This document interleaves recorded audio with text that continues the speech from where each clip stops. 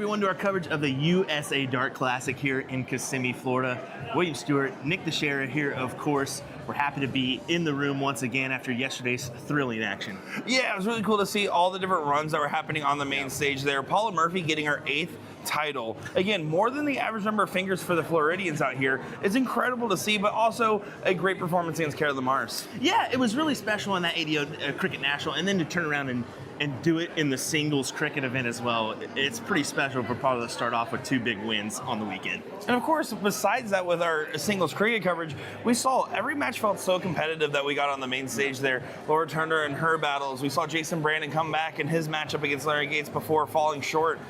Everything felt achievable yesterday, and that's what made everything so engaging. Well, then you mentioned the men's side here. Joey Lanal only losing 1 single leg in the final of all places to win the event. I mean, he was on a roll yesterday, too. Well, he might have lost 1 leg. Kobe Chrisman lost only 0 legs in his 16 straight leg win for his youth win. Definitely. Well, today we've got some good action coming your way with a WDF silver event, some big ranking points up for grabs on that WDF ranking system.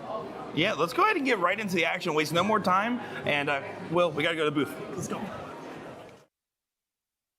I'm still hurting from that push. My goodness. William Stewart, Nick Teixeira. Here we go, folks, with our start of our coverage here at the USA Dart Classic. And we're going to start with a good one in Tom Curtin taking on Aaron Jalbert. 2 Suicide 9 former teammates here in action. It should be a good one. What do you say, Nick? I would say if we're on TikTok, it's unalive 9s now. But no, here we go. It's looking forward to seeing a great matchup. Tom Curtin, Aaron Jalbert, in what should be a good affair. And Tom Curtin coming into some pretty good form as of late. Expect that to continue on into this matchup. Aaron's going to have his hands full if Tom's been doing what he has been doing. We saw it over at Cherry Bomb, where he put on a 90-plus performance against Jim Wood to go to the finals, where he ended up winning. Yeah, he put on really a thrilling performance there, didn't he? And he's been on one late. I mean, he had a good run at the Music City Classic. So if Tom's going to cue in a good run, I mean, he could potentially put himself further on that WDF ranking side, and you never know what can happen on that front. Well, and you look at the rest of our field right now of competitors, and while many of them have a right to claim a stake, Leonard Gates, of course, going to be a number 1 favorite considering the seeding. But you look at a few others. Tom Sawyer, absolute threat. Dustin Holt showing good signs of his form for Music City. Of course, Gary Mawson out there, you can't count out. Alex Spellman coming at the number 2 seed, but again, up and down lately, so it's hard to say how much that seeding will help him. We're getting a full Suicide 9 treatment. Actually, Kevin Collins, a member of the 9, is chalking here, Wow. So that's kind of cool. And we're getting that perspective. The band's back together. Looks like it. As we'll get into coverage here, I'm going to have to just realize I did a boo-boo. I'm going to have to make a little change here real quick before we get into full switch mode.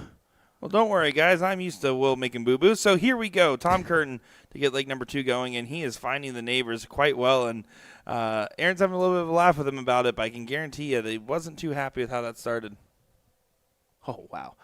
So the 9 did just win their 23rd Premier Division title in the Minuteman Dart League. That is absolutely absurd. I mean, they're definitely a team that, if you're around the Boston area, you know about them. Even some people nationwide know about the 9 just because of how successful they've been in the largest steel tip dart association in the country and in the Minuteman Dart League. You can see Aaron taking a step off. Tom and Aaron not throwing the same fireworks that we just saw in that very first leg. Going to have to get a little bit resettled and get right back into the mix. But it's a case of the neighbors here, as, again, these guys have already started their run, as this is a 128 size bracket here. And most of them had a first round bye, but these gentlemen had to fight through. Yeah, I will say a little bit lighter on the numbers than we anticipated here for this weekend. But at the same time, opportunities is how you circle that, because you're thinking, if I can just get a run here, you never know what can happen, as we get a big 180 from Tom Curtin. Yeah, against the darts after a slow start, great position to find himself in, and putting pressure on Aaron early here in this matchup, but just a first to 4, so getting a 2-0 jump puts you in a golden position, according to my friend John Park. I say my friend. He's never met me, but I'm sure he would love me. And then follows up with a 123 there for Tom. So sitting at 82, will more than likely have 6 at it, and yeah, he is going to have 6 at it. Case of the neighbors doesn't produce the good results desired. 82 is the swing. He chose the bull route here, so still on for the shot, but misses the big 17, so not so much. What do you think about that one, David? Right route, wrong execution. Oh, well, there you go. Couldn't have said it better myself. How you doing? I am doing well, Nick. Happy to join you. David Garfinkel here, folks. Filling in for Will as he does his production duties. First time for everything, huh? For him. Always, always. Now, it's a pleasure to be back on with David Garfinkel from last year, as Tom Curran is 2-0 up in this matchup and now has the darts here. And, I mean, he started this off great with that big 167 checkout in leg number 1. You have to imagine he's feeling pretty good right now. Oh, absolutely. Tom has been getting more and more in form as the years have been progressing. Had a big health scare back in 2020. I don't know if you were familiar but yeah, it was big health scare. So it's awesome to see him back. Awesome to see him kicking. Definitely a foundation of New England darts. Yeah, and so to ask you here, I'm not as familiar. I mean, I've heard the name Suicide Nine. I know who they are, but maybe to those that don't know as much around, can you explain a little bit about Suicide Nine and the Minuteman Dart League? Yeah, so they were formed. AJ, Tom Curtin, Tom Sawyer, Bruce Robbins. I mean, all the big Boston area players kind of all formed through the Nine, and then they became like that Mount Rushmore of a team that other teams started combining to try to take them off of that pedestal. But I mean, like I said, their 23rd championship they won this year, which is just an insane number for any league. But yeah, that's more than Phil Taylor with World Championships in a local Dominion. I love every bit about that. And we say local Dominion. I mean, Minuteman Dart League's like, what, 3,000 plus players currently? I believe it's still the biggest league I think it's definitely the biggest league in the U.S. still, and possibly still the biggest league in the world. That's awesome. It's amazing to see such a strong community because it makes iron sharpen iron, right? Yes. Oh, 100%. And the amount that these guys travel, I mean, the Premier Division for the state championships will travel 4 or 5 hours for their matches. Well, here is an opening as Aaron does get to the finish first. Not a great one at the 151, but if you already seen a 167, anything feels possible. Now Tom will correct after his 36 from the previous turn and gets himself all the way down to a double. Yeah, you almost feel this 151 has to go. And that's a tall ask? It felt tall, and then it felt a little less tall, and then now it's into Everest level tall. Yes. Now he needs to fly to the moon. Well, here Tom Curran for a 3-0 advantage, averaging just under that 90 threshold. We're seeing more and more on the consistent levels of 90-plus players here stateside. It felt like it was more or less, if you were in that mid-80s range, you were going to get a lot of conversions. I feel like the expectations continuing to raise in the average match. Oh, 100%. The level of darts in North America continues to rise, which is amazing to see. I mean, you're looking... 70s used to be able to get you deep into tournaments and win a bunch of tournaments. And now if you're not low mid 80s and being able to touch a high 90s average, you're not competing. Yeah, well, and exactly right. As when I was getting into the game, and I was like probably 19 years old, finishing up, I was done with all my youth events and started playing more and more adult. I was averaging a season average of right around a 68.5, and I felt like I was something. And now I look back 7, 8 years ago now, and I'm like, oh wow, yeah, no, this doesn't hold a candle to what needs to be done now. My 1 or 2 CDC Q school wins do not compare. Yeah, that's me and my one buddy. We constantly talk about that fact of kind of the people that we remember from years and years ago that were top players of, were they better than they are now, or has the game just risen that much above them and kind of just left them behind? Well, and I've talked about it with a few others when they talk about how Phil Taylor would fare in today's darting world and a couple of those arguments. I always tell people part of the reason is we're also just way better at documenting these performances on the average level from the average tournament across the board. So the comparison data just makes it look tougher, but I think people are just getting more efficient at darts. The routes are getting better and the practice routines are getting refined. Oh, 100%. And there's more darts to be played. You're looking, Phil Taylor in his heyday coming up had 6, 7 tournaments to play. Now on the PDC, they have 30, 40. An exhausting amount. Correct. In the U.S., there was 6 or 7 ADO weekends. Now you can find a dart tournament every single weekend to go play in. Well, here 164. We already seen the 167. Even though Aaron's not on a finish, do it for the fans. I think Just it's low. just on the other side of the wire. I guess it wasn't. It was not low. All right. Well, you know what? I respect that he did it for the fans. That was for you guys back at home. 3-0 up. You might as well take a fun swing at it here. I think you were able. You could catch him barely on the mic. Say, "Well, I had to go for the bull." Well, man of the people he is now sitting at 25. Does need to clean this up with Aaron now at 86 in range to clear for a 4-0 win in this last 32.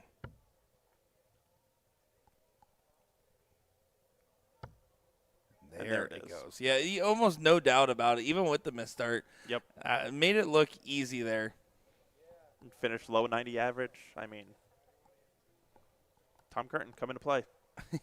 Absolutely. And fortunate exit for Aaron Jobber, who, again, at 82 coming in unseeded, should get you a little bit deeper, you would think, in this field, but just goes into his friend first. And the Suicide 9 trio now exiting the board. And we got another good couple matches coming up here. It will be nonstop flow for this WDF Silver event. I'm looking forward to seeing how this one continues to transpire. And we'll be back in just a moment with more action here for the USA Dart Classic in Kissimmee, Florida.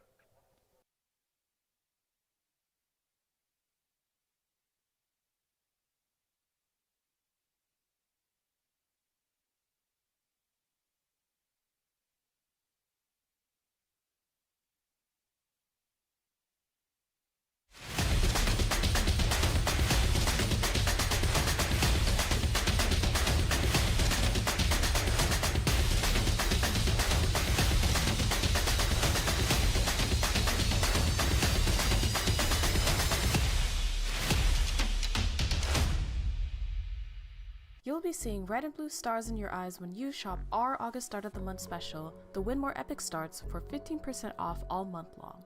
These 90% tungsten darts will catch your eye instantly with the striking blue hexagon pattern sinking into the natural silver barrel. Not too sharp for mid to rear grippers that prefer a smoother touch on their hand. Choose between 2 steel tip weights, 22 gram and 24 gram, or the 20 gram soft tip model featuring unique blue soft tip points to take home to your collection today. You can also get a chance to win a Win More jersey in the size large with our monthly raffle. How do you enter? Just purchase our August Start of the Month special and you'll automatically get entered. The giveaway ends September 1st, so don't miss out on your chance for free stuff. Tap the banner on our homepage at a2zdarts.com to shop the Dart of the Month. And don't forget, we ship internationally. Best of luck to everyone.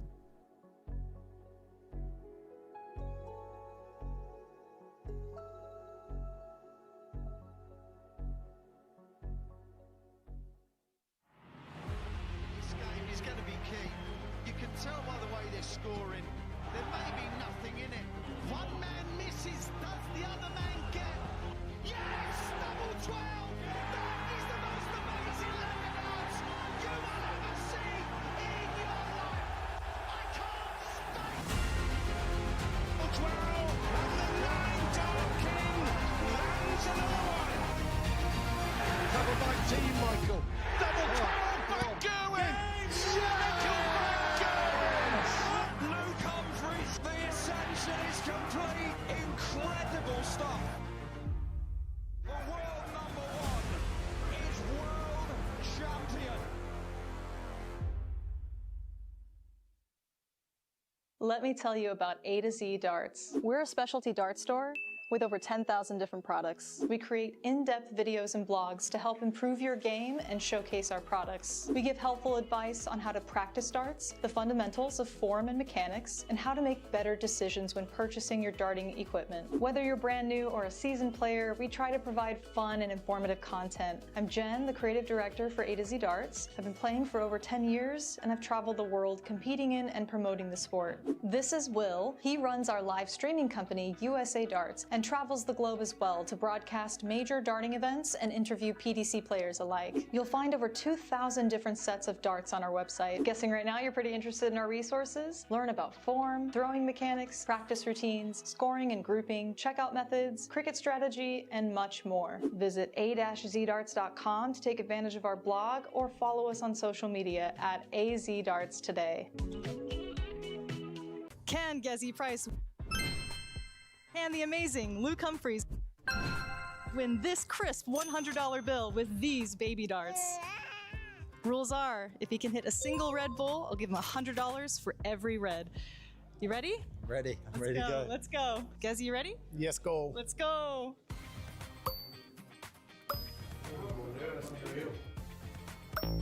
I'm not nervous at all. I came with the receipts. I've got 500 of these. Good effort. A good effort. Not bad. Now we're dialing it in. 6 more darts. Are you panicking a little bit or not? Oh no, I've got the receipts. I'm good. So that's 3 darts. 6 more. Oh! It's green. It's green. Sorry. So close. Oh. That was a great line. Well, yeah, that first one. Yeah. Here's our last 3 darts. Can Gezi get this? Wow. Oh! Maybe 3 more and he would have gotten it, but a great effort by Mr. Gerwin Price. Thank you. Next time. Last 3 darts. Can he do it? I want him to win, at least one. Oh, unfortunately not, but I'll have to come up with another challenge for you. Number quits. Double the quid next time, no problem. All right, Luke's mad at me for fooling him with the baby darts, so we're gonna go with some American woody darts made in Allentown, Pennsylvania. I don't think you guys have these, do you? No, I've never ever thrown with one of these before. They're kind of slippery, so. We're gonna go for 9 darts as well, 200 points or more, and the 100's yours, and then we'll try for the red bull. Yeah, I think when in the olden days they used to play with them, but I've never thrown one. The olden days, yeah. Well, they're pretty slick. It's just wood here, and they're kind of light. So let's change up the rules a little bit. We're gonna do a 9 dart challenge, but if Luke can hit 200 points or more, I'll give him a fresh $100 bill. How about that? Lovely. 85. Yeah, I need to be straight now, don't I? Not bad, not bad. Oh, 31. Oh, 43. Yes, good. 100. No. Oh, he's not able to do it. That trouble would have took us over the line, but. 1 point, Mr. Gerwin Price has won it. 20s as well. As promised, $100, sir. Come on. If you can hit a red bull with 9 darts, I'll give you the 100. Where'd you give me a $100 bill? Yeah. I want him to win. Let's go. Hey, first dart, like it was nothing. As promised, a crisp $100 bill, sir. Get in there. I'm happy now. I'm off home. See you later. Good job. Thanks for playing. Thank you. Good job.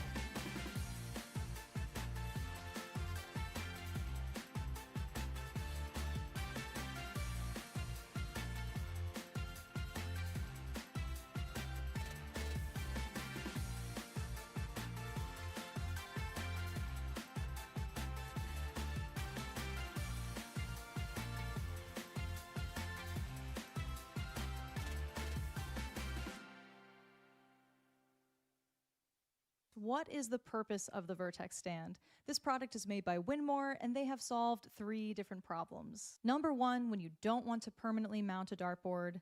Number 2, when you can't drill into your walls. And number 3, when you want to travel with a dartboard. Not everyone wants a dartboard permanently mounted into a wall. Perhaps you just want to bust out the dartboard occasionally to entertain friends or family. The Vertex stand is perfect because you don't drill into the wall, you simply lean it against a flat surface. This is easily the most convenient product I've ever seen that you can set up or tear down super fast for portability.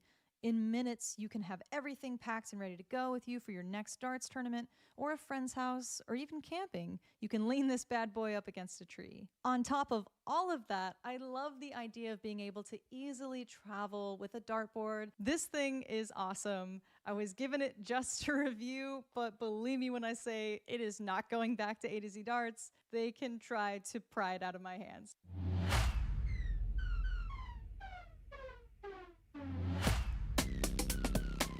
Dart weights generally vary from 20 to 30 grams. From sort of 20 to 23 grams is the more professional and advanced route, and that is generally because it's a smaller dart, there's less surface area, so it gives you that option to be a lot more accurate.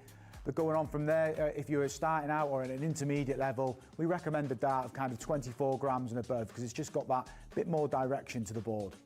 We're going to talk about grips on darts now, and there are lots of different options for players out there. Particularly when you're starting out, I think it's key an aggressive grip just to help you get settled with your style as you're beginning in the sport. We're going to look at the different styles of grip. I've used this dart as an example here. I think this is a very common dart for a lot of players. It was one that sort of suited my style, not too aggressive and at quite a slim barrel, but it is personal preference. You've got to feel really comfortable where you hold it. If you're just starting out and you maybe feel like you need a bit more grip, there are these aggressive style darts out there. There's plenty of grip in the middle, but like I said, it's where you place your hands on the barrel and you've got to feel comfortable.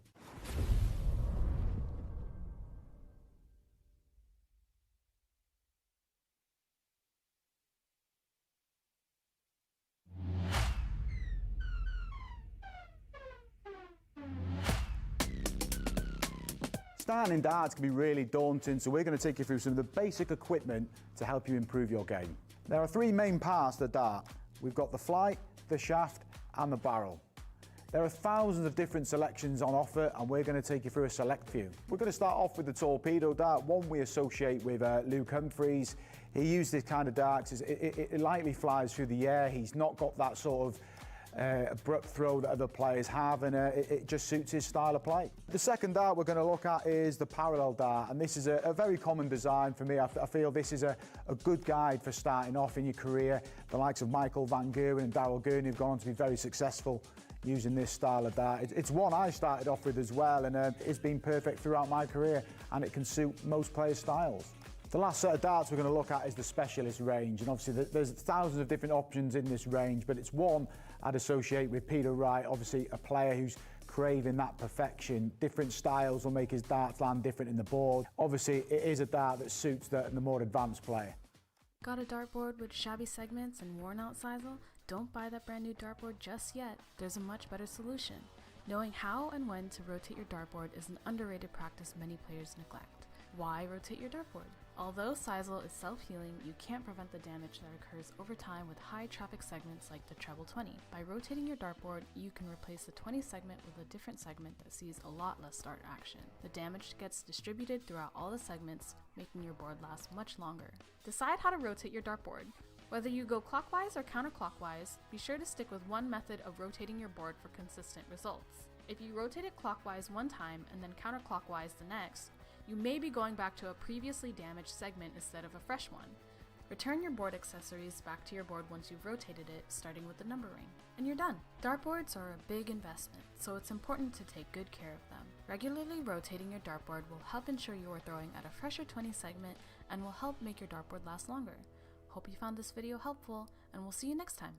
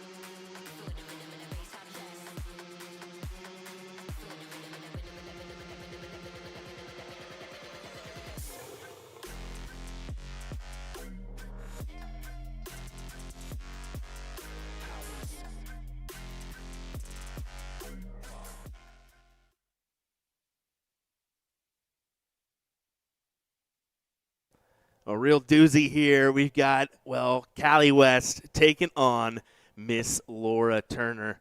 Doesn't get any closer than that on the old bullseyes. We may just redo it here. No, we will not. I guess we're going to get underway. So it'll be Callie West to throw first. William Stewart and alongside me, Mr. Nick Teixeira. Let's get into it, folks. This is a quarterfinal here in our WDF event at the USA Dart Classic. Yeah, an absolute battle of the darts educators. Laura Turner on the microphone, Callie West in the garage, right? It's true. It really is. Both great people on and off the Aki. I enjoyed going out there for a second and just speaking with Laura about, the current status of her commentary and whatnot. And it's just interesting to hear, from the person behind the mic, but in real life, in person, So, yeah, pretty cool getting to discuss those things with her. But, yeah, this one is an appetizing affair just because both players, we know what Callie West is capable of. I mean, she's always in the top 10 in the ADO rankings. I think it's like 12, 13 years consecutive that she's been in those rankings. And, of course, Laura, I mean, she's done her fair share of runs in the PDC women's event and numerous others. So, yeah, looking forward to seeing this one.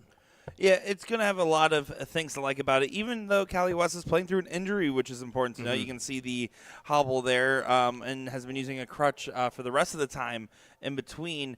Thankfully, hasn't been affecting her darts too much, as you can see off to the races pretty early here in this quarterfinal matchup. Yeah, she's actually got a giant brace on underneath her dress pants there. It goes from hip all the way down to, calf, past the calf. So, kind of crazy, but she's making it work. Even making a run through the round robin into the knockout stages, getting bested by Paula Murphy in yesterday's action in that ADO Cricket National. Now, of course, yeah, Laura in that national event doing quite well, though, and doing quite well just in everything that she was touching yesterday. There's some impressive stuff in the cricket singles. Loved watching her find the success on the dartboard and practice what she preaches. Callie at least makes it even Stevens here, but trying to get to a checkout number. Yeah, not going to be happy with that position. You wanted to leave a little bit better because now Laura, if she hits the ton, will be in a position to at least set up a break. Ideal she can go ton plus here, but difficult task now. Got to find 2 and will not. So no matter what, it's 6 from 136 for Callie West to try to get our first leg on the board. And as you can see, it's a first to 4 leg battle here. I believe we take the jump up to best of 9 or first to 5 in our final. Callie finding some success early on, should be able to tee this up quite well, and she does bring it all the way down. Yeah, good 48 there to leave. 8 when she returns, and she will come back, as we said, 6 at that 136, and she may get a couple more here, depending on what Laura gets. Yeah, Laura just coming in a little bit cold to this first leg, and Callie coming in hot at 82 average, looking for the double 4. Now moving down to the double 2. You don't want to chase all the way down the board, and don't worry about it. Callie West is on it. Not bad. 20 dart leg, even hobbling to her darts to retrieve them. Laura going to have to pick up the pace here. Not the best of legs for her. She would admit that. And again, we saw great standard from her yesterday. We expect to find similar stuff. It's interesting, right? Because half of a playing mindset, half of I'm on vacation mindset a little bit too. And you see that when players have to go on these traveling trips, and it's Florida in the summer. It's hot out, but it's nice out. Yeah, exactly. I mean, you got to find the mix, right? So they're obviously here for vacation. They don't want to spend all their time in the dart hall. I mean, although the kids are playing and what have you. You want to try to venture out, enjoy those other things. So it could be potentially nice here to have an earlier day, go enjoy a meal, and maybe a little spot or 2 afterwards. Yeah, absolutely. I know that's what we've been doing with our free time in between, and having a good time doing so. What are you talking about? I've been hitting the pool every morning. I'm just kidding. Nope. Nah, I'm just kidding. Well, Callie tries to chase the 100 with an 83, but this is a little bit better from Laura taking control of her own throw. You can already see a 30-point separation. It's all about just continuing to find those turns in between the turns, right? Those little moments where you can dictate that gap separating a bit further and easing the comfort level. That's exactly it. Staying up top, trying to grab that triple bed. And again, in the game of tug of war, it's a little bit more ground gained, as that was only the 41 compared to right now, where Laura's on an ability to set up. Would need another one, the red bit, and doesn't quite get there, but now a mile ahead from Callie West in leg number 2, the inverse of leg number 1. Yeah, that's exactly what Laura was hoping to obtain here. A nice runaway leg. And now it's all about setup duty. Your opponent's at 245. Make sure you do yourself some favors here. Good recovery on the second. Should just stay up, and does do so. Pulls it to the right, but 68 on the score. Still helps the campaign. Gets it well within range at a 128. Callie giving herself a pep talk at the line. Yeah, just a little pep talk every now and then. Can help you out. Just put you in that right mindset as we go 128 here for Laura. No pressure to attack this here. So, yeah, just probably keep it straight. Try to go for the ton. Leave yourself that double 14 potential. Yeah, it's smart board management. It's all about taking in consideration where your opponent's at and saying, okay, you know what? I don't need to go anything crazy. 68's a lot cleaner of an approach here with 3 darts in hand.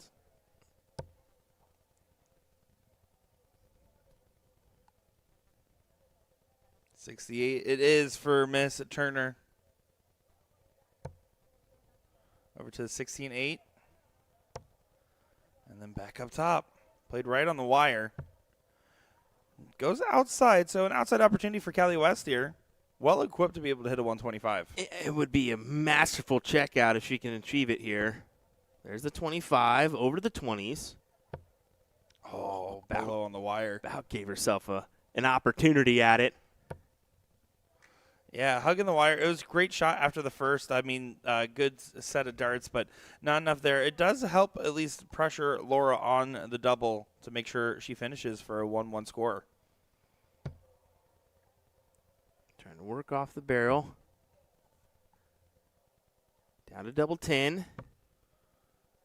Not quite. And Callie has an opportunity here to steal this leg away for a 2-0 advantage. It sounds simple to say, but you got to hit the big number.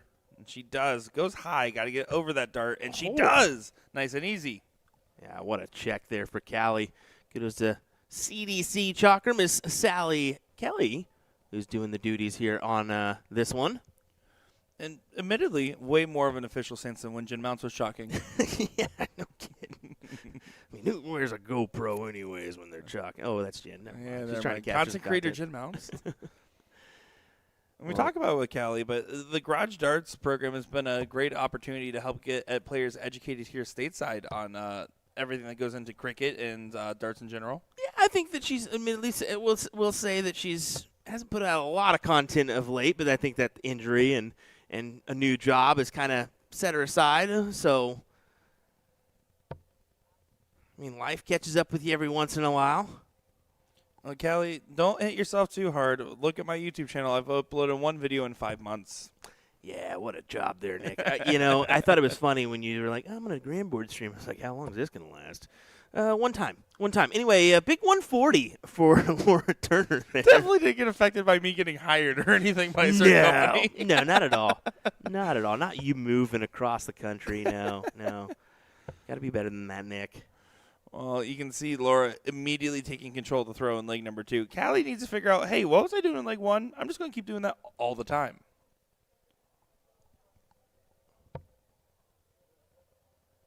We talked about Laura's drawback there, but the angle of the dart tip and it shifting on the drawback is so interesting because that's why you see some of those darts when they go in that vertical miss, it looks nice, clean, consistent, even if it's high. And then some of those darts are still well thrown, but you can see that the tip wasn't fully angled right and goes over to the left side or right side. You see that? I actually spoke to Laura a little bit. I was like, man, I didn't realize your throw was so unique. And she's like, I actually get that a lot. I'd never realized it either. And I like her to explain, yeah, you kind of go in with your flight. And she's like, yeah, I guess I never realized how actually unique it is. It's funny the habits you develop, especially if you don't often record yourself playing. We tell players time and time again, just record yourself playing, get that footage, and be able to critique your own throw because you don't realize what you're doing a majority of the time. I always tell soft tip players, how often are your eyes fluttering to the screen and back to look at the updated score rather than just knowing what you're going to hit?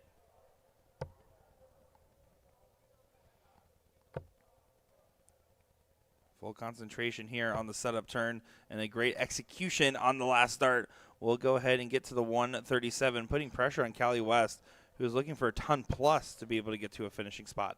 Yeah, I mean, Lord. Doing her best effort here to right the wrongs of the last leg where she, let's be honest, should have achieved the 1-1 tie-up, but not quite.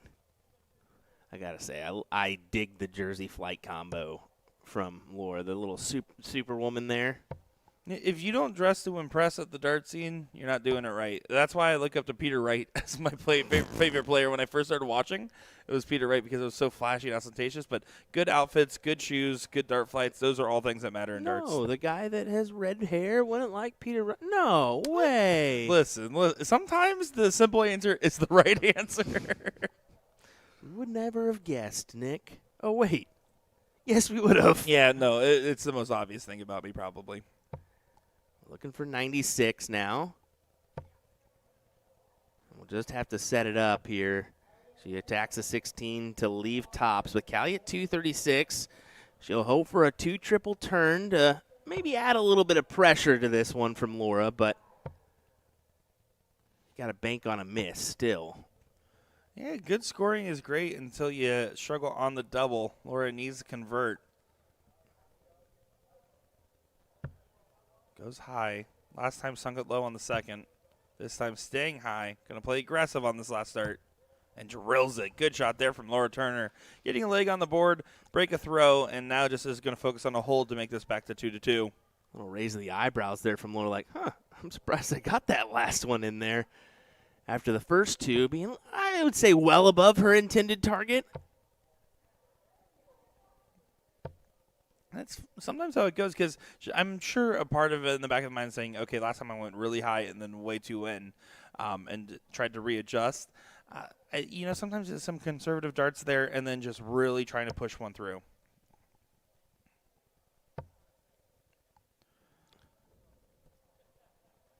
Callie's been struggling to find the 2 treble turns that Laura seems to be finding consistently in each leg. That seems to be the difference making in their scoring so far.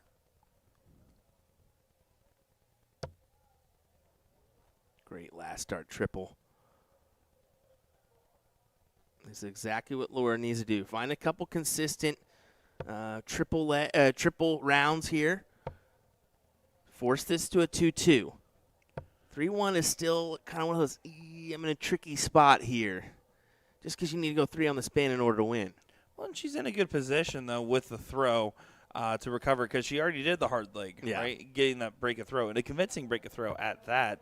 And the very first leg, Callie kept full control. There's no argument there. But the second leg, Laura gave up. Not gave up, but gave away, I should say. Yeah, going downstairs with her option here. Every once in a while, Callie will do this.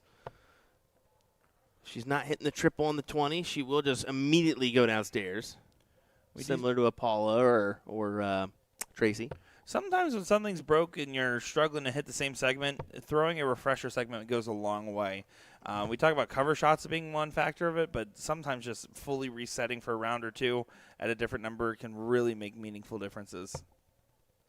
We do have Tracy Firetag being at Laura Dinch in a 4-0 victory to go into the semifinals there, where the winner will be playing Tracy, so either Callie West or Laura Turner in that next round. Paula Murphy still taking on Carolyn Mars, and Liz Tynan still taking on Tamara Dauber. Tamara. Oh, Tammy, why'd you do this to me? Tammy's the one that told us to say it. Yeah, that's why I'm saying, why'd you do this to me? Because you know Nick is going to do it every single time now. Rah, Tamara.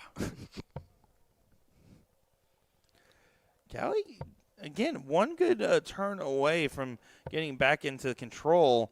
Just so far not able to challenge the throw of Laura Turner. Average has dipped below from that first leg standard. Laura looking keen to follow that dart. Pushes high, needs to try to re-find the same zip code, and does do so, knocking on the door for an 85 score.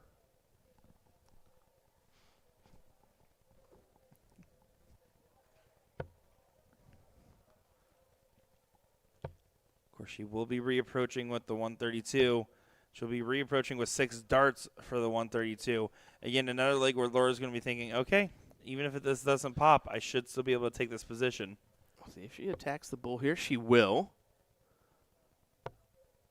She did play for the 19s as well. I was thinking maybe she'll just play for the straight ton to leave 32 rather than forcing that hand. But, hey, however you want to fancy it. It's the coolest out in the game. You have to go for it. I think a 132 is cooler than a big fish. Controversial take here. It's a pretty good one, isn't it? It's really fun. It's my favorite. I practice it. I practice 132, 122, 126, 130. Those are all in my practice routine. I don't hit them, but I practice them. Second look at 168 here for Laura.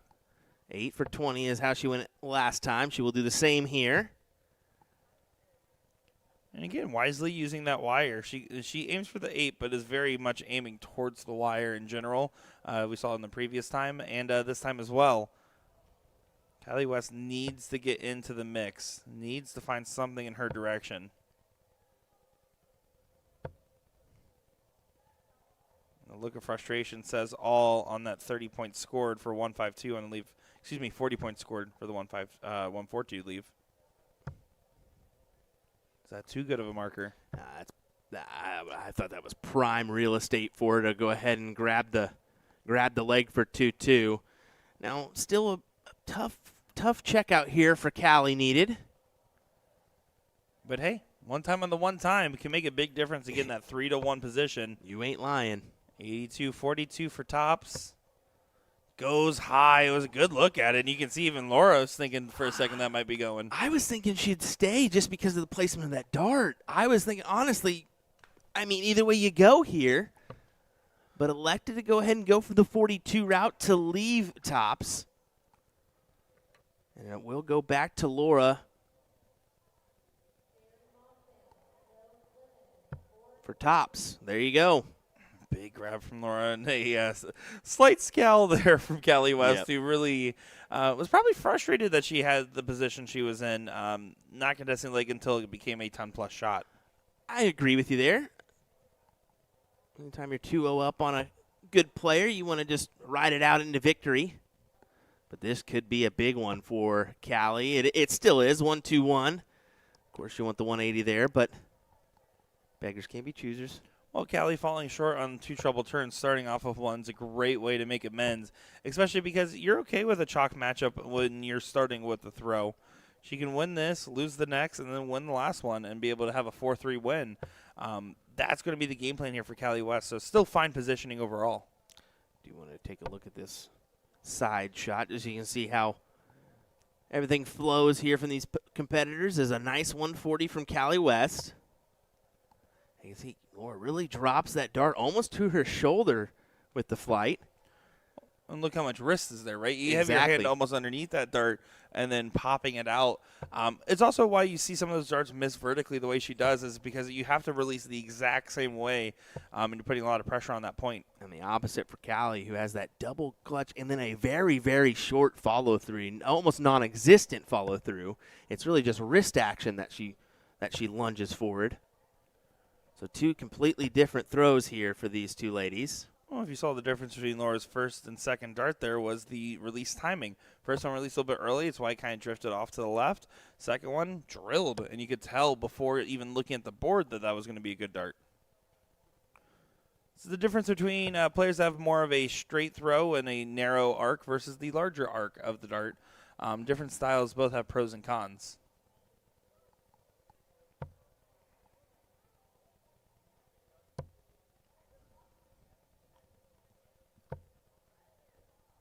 Much better leg here from Callie West with the darts.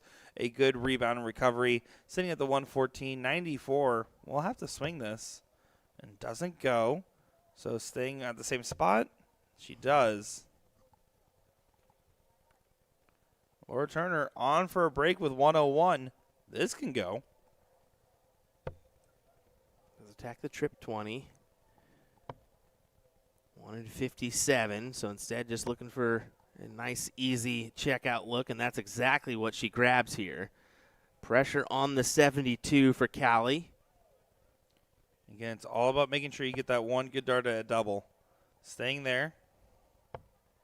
For double top, Callie West drops a little bit south. And Laura, for her first lead after a 2-0 deficit, starts with a double 16, over to the double 8. And does happen. And Laura Turner now will have the darts going into a match point leg. Yeah, 3 on the spin for Turner. Not exactly how she planned it, but she'll take it. As long as she can grab the victory here for a semi-final berth in the USA Dart Classic silver event here in Kissimmee, Florida. And again, Callie West started off much better in the leg and got a dart at a double. It's about collecting on some more 2 treble turns and converting trebleless turns into 1 treble turns. Yeah. It sounds simple, but it really is key because right now Laura is winning in the scoring phase of the game. And other than that second leg struggles, she hasn't had much trouble with the doubling either. Yeah, you're not right. She's been finding the triple bed more often than not here in these last 3. Continues to find it here in potentially our last leg. Of course, thank you to all our viewers that are tuning in here on a Saturday of coverage here in Florida. Not done yet. We have some doubles action still to come this evening with doubles cricket. And then tomorrow we have some another silver event followed by some doubles 501. So looking forward to that. Callie, that's a good inviting first start. Callie's so good about finding, when she does get one, to keep the groupings real tight in her dart throw. It's just unfortunate that it's been evading her. But so far, gaining ground against Laura against the darts. Laura fishing for a 140. Might be able to convert on it, too. Almost. Big ton.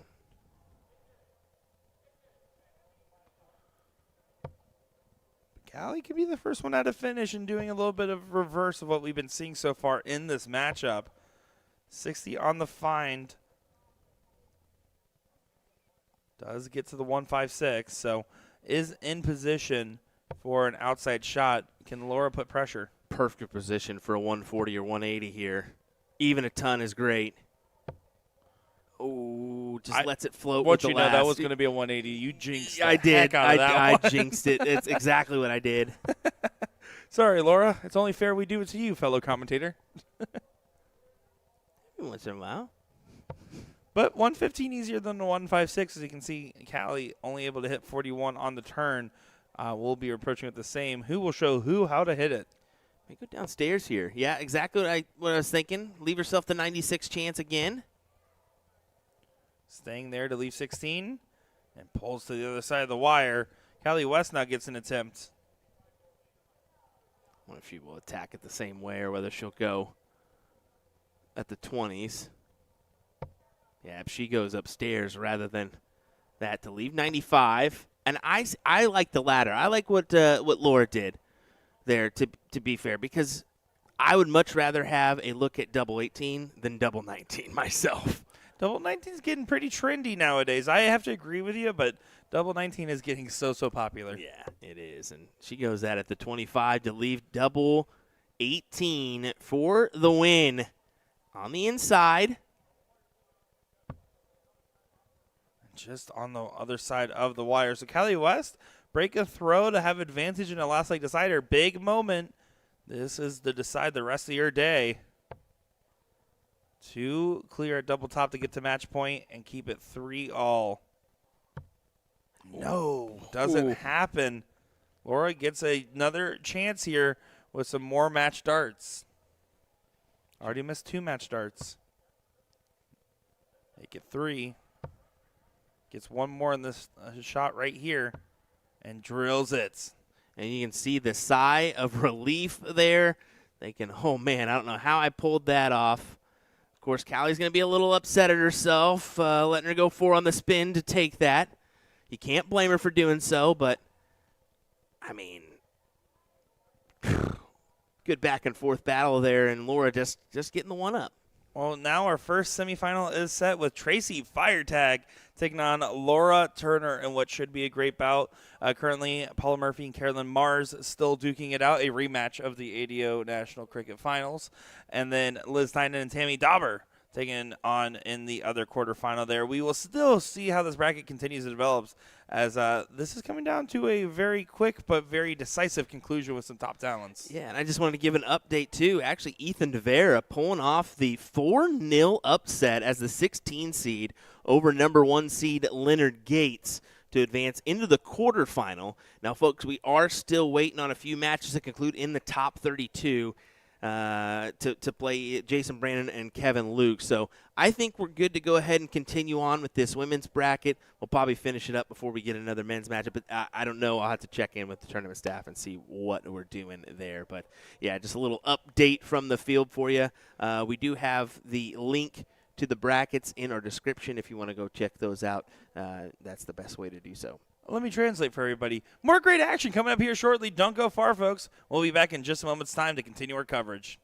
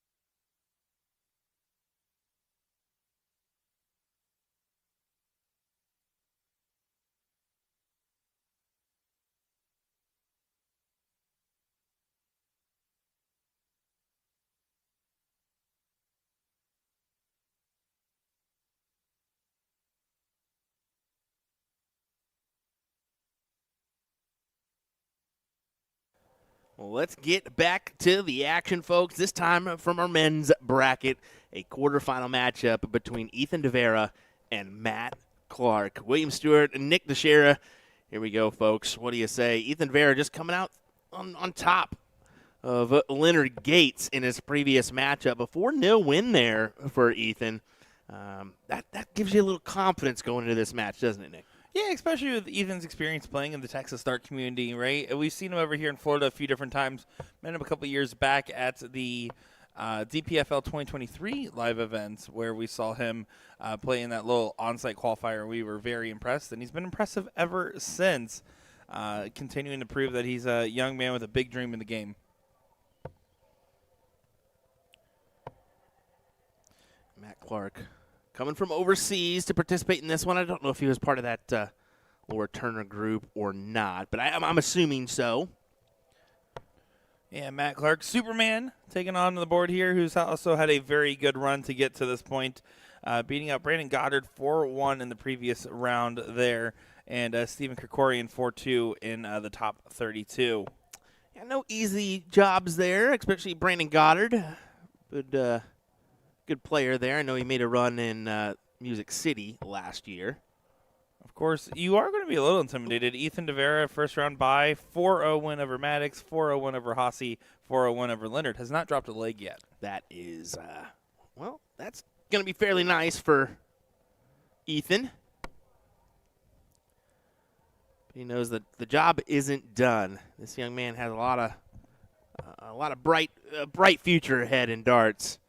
I mean, he's still pretty young still. I think he's only his 20 maybe. Yeah, he's on the younger side, but he just nailed a big 136 to leave 40, averaging a 92 and on for a 16-dart hold of throw. Some good stuff from Ethan DeVera early on. Matt Clark doing what he needed to do on the response, but it's too late for leg number one. Ethan DeVera holds a throw.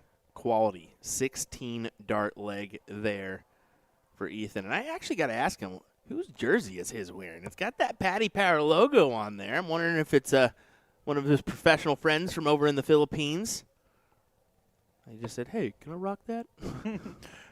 Is that how he said it too? I'm probably sure. I mean, he's got that vibe to him. Ethan DeVera, as we call him. Yeah, top tier nickname for a top tier talent. Looking good so far. Matt Clark going to want to try to make sure he does what Ethan just did to him with a strong hold to throw. Trying to play for that 15-dart range should be the expectation right now between these two. And does hit the cover shot on the last there for Clark Kent, Matt Clark, Superman. You almost got it there, brother. You can see both these guys really working their way around the board, utilizing the 19s as much as they can. You can see over to the left, Edgar there. That is an uncle to Ethan DeVera watching along. I think that's a double bonus for Ethan coming down here and seeing some family members. Maybe staying at his house, actually. Edgar, his uncle, and I at my going away tournament finished 4th place. Had a fun time throwing with him. I can tell you, Ethan's better. Random facts brought to you by Nick Teixeira. I have more. But not for this time, as now Matt Clark going to be frustrated with that last start. Leaves a bogey, and Ethan can go ahead and jump on this opportunity. Needs to find something more valuable and doesn't grab it. Only 45 on the turn, so not a checkout for himself either. As it'll go right back to Matt, trying to whittle down this 163. Yeah, the kind of shot that frustrates Ethan, knowing that he could have been poised for an easier break. Yeah. Instead, he has to do a lot more work. Granted, Matt, again, troublous turn, doesn't do himself many favors. Yeah, triple, maybe even 2 here would be really nice for Ethan. And you can see grabs the 1-3-4. Fantastic setup shot to leave tops. Second time he's hit a ton plus to leave tops. It's impressive. On for a second 16-dart leg here, Nick. I said 15 should be the expectation. Matt Clark's wishing it was at 15. Not going to be happy here. Yeah, just a unfortunate second dart there. Falling to the trip 1 rather than the triple 20. Does set up the remaining, but you sense this is going to go for Ethan. Yeah, he took it in 1 last time. He's going to want to try to follow the same suit. And does do so. He is feeling good. That is now 2 for 2 on checkouts. Yeah, well, and he's also 14 straight legs in this event. Nasty. You can see Ethan, when he brings that dart, it's not much drawback. That's almost all follow through and arm strength. Getting through his dart to the dartboard, giving him a lot of consistency, but sometimes you'll see if he doesn't put full power on that dart, it'll wing to the side. You can see Matt, definitely a relaxed thrower. Not a ton of effort being put into that throw compared to Ethan, who really just gives it a heave to get it to the board.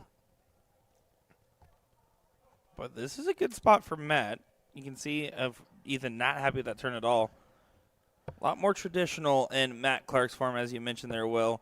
Does raise his elbow as he pulls back his dart. That is probably one of the harder parts of his form to manage, but otherwise, it's nice, clean, consistent. Yep.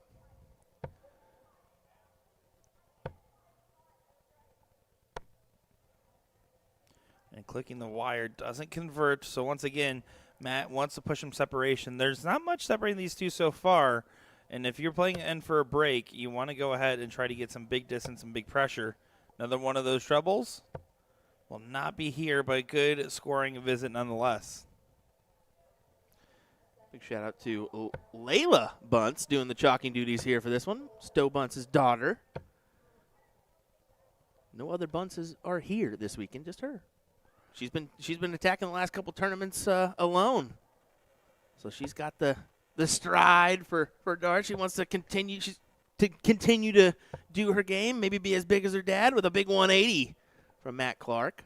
Yeah, you see that with familial dart families, right? You see these players eventually graduate and say, okay, now I'm going to hit the road. Now I'm going to hit the tour and see what they can do. We've seen it in Florida, particularly with the Mears in the past, with the Lizaks as well, and a few others. 13 now going to the 10 for double top. Get one on the board, and he cannot do it here, but time is on his side. Ethan well back into the 200s. It's very well maybe Ethan's first leg loss of the day. That's insane to say at this point in the day.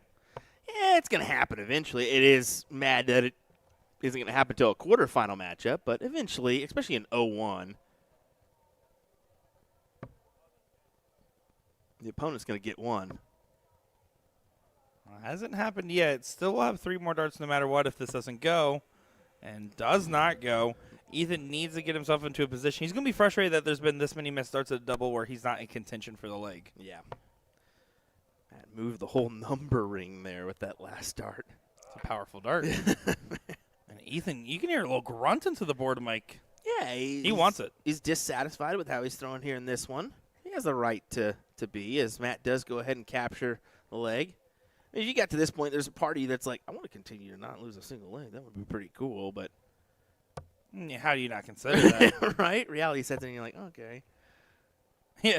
Then okay, but if you 4-0 the number 1 seed, Yeah. you start to think maybe it is possible. The WDF number 1 at Leonard Gates. And again, Ethan and Leonard very familiar with each other. They just played doubles at Cherry Bomb together. Yeah. We're just talking about how you go to Cherry Bomb and you go against that duo, you're annoyed. Yeah, right. I do believe that, I think Ethan and Leonard have played a few times now. A, because they're both from Texas now, or currently reside in Texas, but I think Ethan, or Leonard also sees the talent that is right in front of his eyes in Ethan. I mean, he's been one to watch out for even a few years back at DPFO, and we really started watching him for the first time. We're like, who the heck is this kid, and what is he doing? And that's when the vibe was born. Debatable. The problem with Matt Clark right now is he's not doing much wrong, but he's not doing much right. He's sitting at that 76 average. He's pretty consistently finding one trouble conversions and then the occasional misses, which is keeping him in this average range. But he has not done much other than that last leg to dictate what's happening in this matchup so far. That was a fantastic setup job from Ethan in that last round. Starting on the 19s at 266, allows him to miss one and then go up for more. And, it produced this 1-3-2 opportunity. Well, not anymore. And he is smiling about that one, knowing how frustrating that opportunity was, because 135 does have a chance with Ethan sitting at 50. It's under pressure, but absolutely doable. And now up to the 20. Not going to be able to go back to the bull. Going for tops. No, goes to the 18s. Ethan probably going to go 10s here. Ooh. Makes a mess of it. Kind of. I mean, I don't think he anticipated missing the first dart, to be fair. Not at all. As I go back to Matt with 72 in hand. 48 for 24.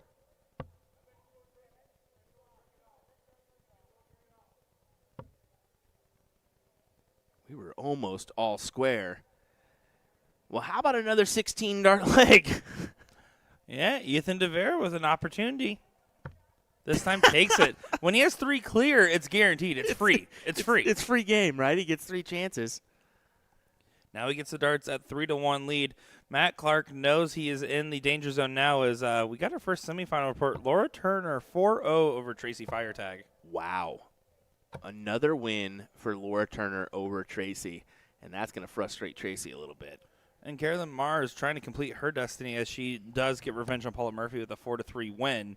And Liz Tynan a 4-0 win over Tammy Dauber. And they're actually already playing it out on 54. So unfortunately, we won't get any of the women's semifinals. We do apologize for that. But the way the bracket's working, we can't fault the tournament directors for charging ahead. We'll get the final guaranteed, as it will be Laura Turner and either Carolyn Mars or Liz Tynan in an exciting one, no doubt.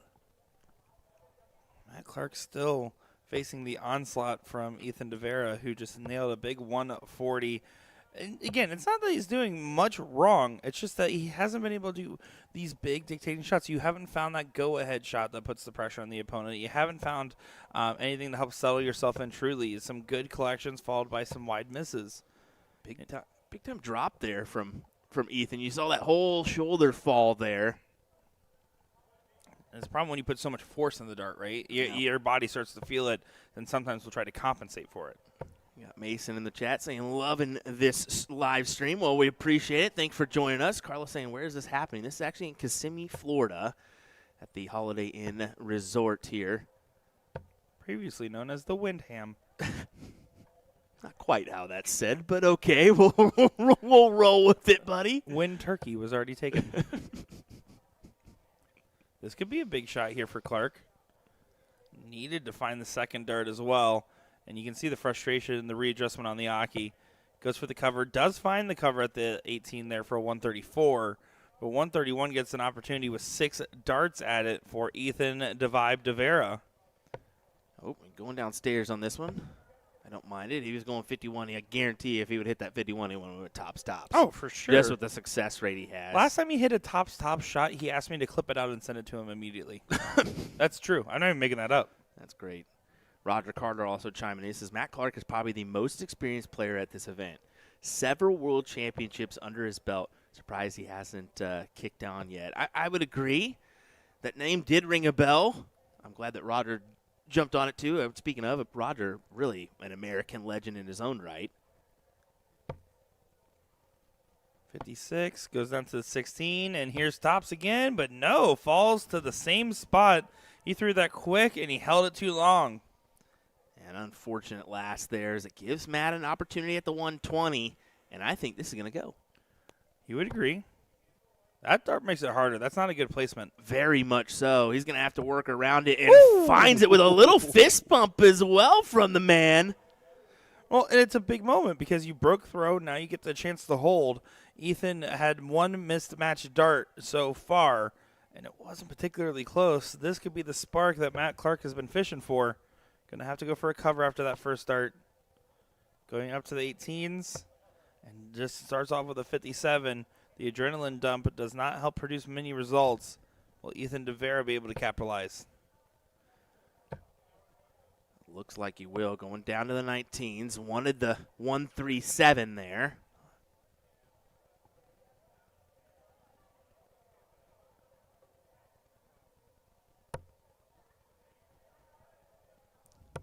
Needs to find the trouble. That was just his friend on the 120 Shanghai.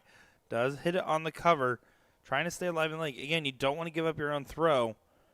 I say staying alive. It just Ethan's so explosive at the board right now.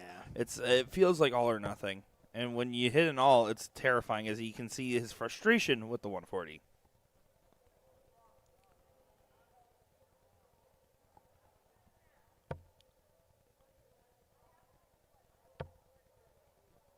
This will be a good rebuttal.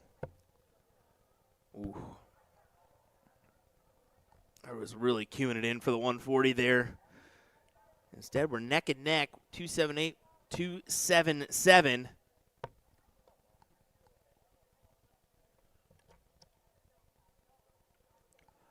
Yeah, and you can see, though, Ethan has the throw taken away. Matt Clark now has to try to find a finish by hitting a ton plus. This would be able to do it here. And a good shot from Matt Clark finds the 177 in a time of need to leave 100. Excellent play there. What a shot from Clark. It's massive, especially because Ethan doesn't convert, only 61 on the turn. Now Matt Clark has 100. If he doesn't take it, 118's far from a gimme. To force a decider here in this one. Tops for a 14-dart leg.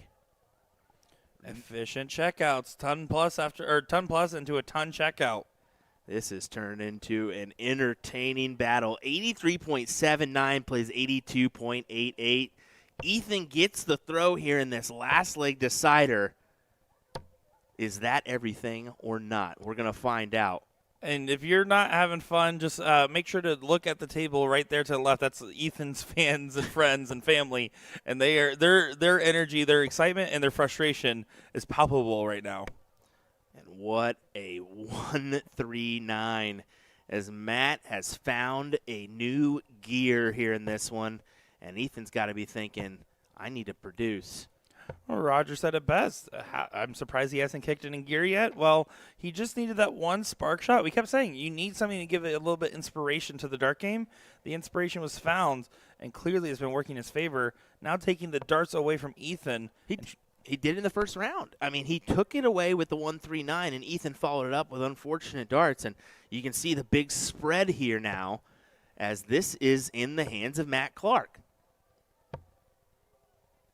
You can see Ethan getting frustrated with the 100, and nothing feels like enough. It's starting to get suffocating, but you're not out of contention yet. What does Matt Clark do here on the setup turn? How good will this setup turn be? He's going to be on a finish after 9. Tees up over to the 18, making sure it's going to be a decent attempt with the little fish. Yeah, going the right way on this one. Really needed that triple to go 25 to leave the 170, and you can see unfortunately didn't tag it. So 6 at 130 for Matt Clark to birth a semifinal here at the USA Dart Classic. 67 left. Yeah, solid 51 here to set up double 8. Oh, that's a little bit of a favor. Doesn't get all the way down. It's still favoring Matt Clark from this position. No doubt. No doubt.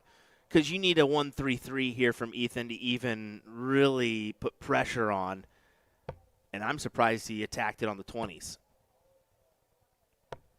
I'm a little bit surprised in that one. Needing the 133, I figured, downstairs all day. I am as well, but at this point, I think it was playing for max comfort, trying to get an opportunity. But it will be one dart at a double for Matt Clark, and it's going to be double 16 for the match. A breath being taken and a dart being thrown. Doesn't go in. Sinks inside 74 to save the skin and the hide for Ethan de Vera. 42-32. Simply has to have it here. Will he go that route or will he go a 54? He went the 42. It's 27 instead. 47 left. Yes. So you got to go 15 or 7 here. You would assume 7. Ethan's missed one match dart. Oh no! Oh, it's fine. Still got an opportunity, but it's not the one he wanted. He's going to get one more match dart. Ethan de Vera. Oh, doesn't get it. Is that the last darts Ethan will throw here in this one? Clark, double 8. He's missed one match dart. Now 2. Ooh, that's a tough workaround here. Has to find the angle. And does get the shot. Matt Clark's reaction tells all. He knew he kind of got away with one. Ethan let off the gas, and, Matt Clark was able to find the inspiration on the dartboard there. That 2-7-7 and 5 was really what got that confidence going and what sparked something here. I mean, what a back-and-forth duel. at the beginning you're thinking Ethan's going to win this handily, and then all of a sudden Matt just springs right back into the match, and Ethan can't do nothing but take a couple practice starts and say, what happened there? Imagine winning 14 straight legs, and then all of a sudden it gets swept underneath you, and your opponent wins 4 of the next 5. Yep. Well, folks, we're going to continue on. I believe it'll be a final next up here as Laura Turner will grace the stage once again, either taking on our number 7 seed, Carolyn Mars, or our number 14 seed, Liz Tynan. We'll be right back with that action here in just a moment, folks. William Stewart, Nick Teixeira, don't go anywhere. Don't do it. Drop that Devera. beat.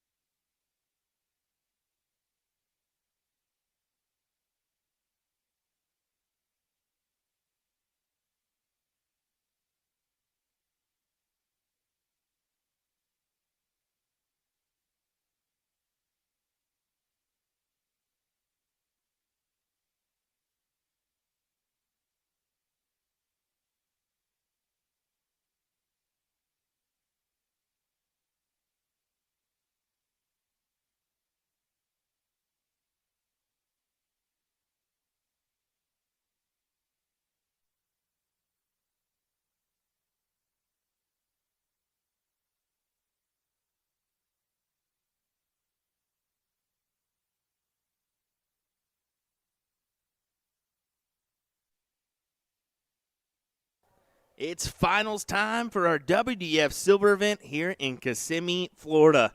Liz Tynan taking on Laura Turner right here, right now on USA Darts. Liz looking to, well, I would say she's trying to make the performance that she thought she would have the last couple weeks. She's kind of a little bit upset with her recent performance, thinking she should have a little bit further down the road. So trying to put one on the board here in this WDF Silver event would be massive, wouldn't it, Nick? Yeah, certainly the case for Liz. A lot to earn, a lot to win here for her. Especially considering, again, one of those top-tier competitors that wasn't probably getting pegged as high, considering Paula, Trish, Asia, Carolyn, and now Laura all being on the list. I think Liz was kind of one of the forgotten finalists that is clearly proven to be up for the task. Although Laura Turner so far today is number one in average at a 67.08. Staying out front where Liz Tynan sitting right at that 60.6. It's going to be an absolute dogfight here as they both had walkthroughs for the semifinal with a 4-0 win for Laura Turner over Tracy Firetag and a 4-1 win over Carolyn Mars for Liz Tynan. It's going to be hard to give a favorite one way or the other, but of course, playing with the averages, you're going to have a slight edge towards Laura.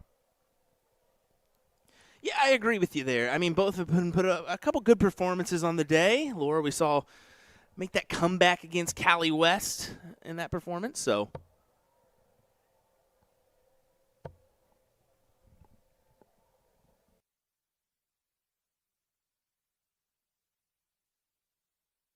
Finals, I don't know.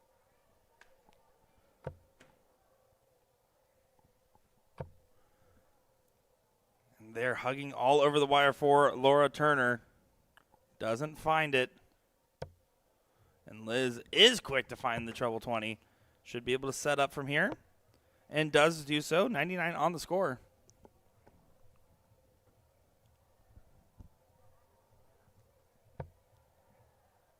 Yeah, sets up the 1-2-2. Gives herself an opportunity at the bowl. Well, she's got to hit the triple, but looking probably like a pretty decent look here, especially with Laura not being able to leave a checkout look. Liz still choosing to go the 18 route, and will get a dart here. Does she go ahead and attack here? Does she split? Attack. Attack for the fans. Does attack, doesn't collect. Laura is going to be the one to try to punish not splitting there, but I don't blame Liz whatsoever. That's the way to do it.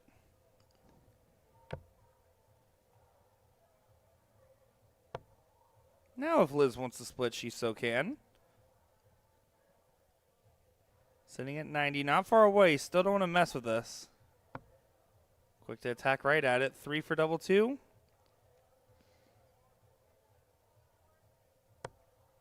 And does bust. So there's the opening, and maybe, just maybe, she was right in her assumption to not to consider the split there earlier. Yeah, I don't know. I would have been tempted. I don't like a double 7. And she gave herself an opportunity at tops. About took it too. And Liz, I mean, you've gone with the strategy. Now you got to keep with it. And it's just not working out for her. Hits the neighboring double 16. And once again, Laura's getting the opportunity at tops. Yeah, she does well when she has 3 clear, and there finds it immediately after 1 missed start at the double so far. And Liz finishing exactly where her average has been all day with leg number 1. 60.6 all day, 60.88 there, averaging right around that 24 dart range. A big steal for Laura right off the bat in this first to 5 leg final. There's still a lot to like from Liz in that first leg, though, so while it is a big steal, I don't think it's going to dissuade her from getting a good fight in for leg number 2.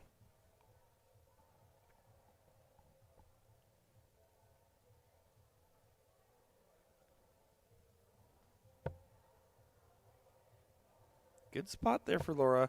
Again, she has that big arc to her dart, so when they go low, it's easier to place on top of.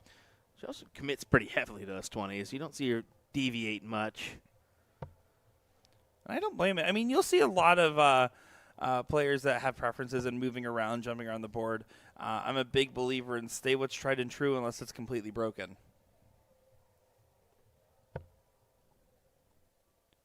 Once again, finding a good marking spot, this time going high. It has to get between the two, and does do so, but unfortunately it does not quite collect. See Patrick McGleavy on the chalk for this one. Liz now changing to the 19s for an aggressive switch up. And it started off well, got errant at the end, and Laura still in control with her own throw, just by 2 points, but she's going to be fine with that so far.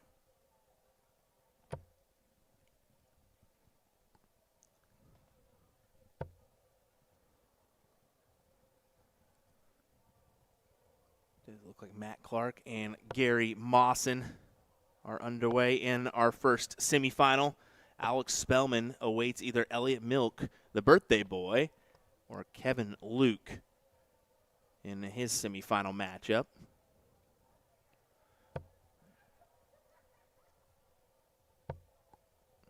Yeah, And these matches have been flowing quick and fun and fast for all these different dart players. I would say so. I mean, yeah, I mentioned it earlier. The attendance a little bit lighter than we anticipated this weekend, to be fair. But, yeah, I mean, things are cruising along. And I think that's just because, hey, Florida, I mean, you're in Florida for a little vacation here. It's not just a dart tournament, right?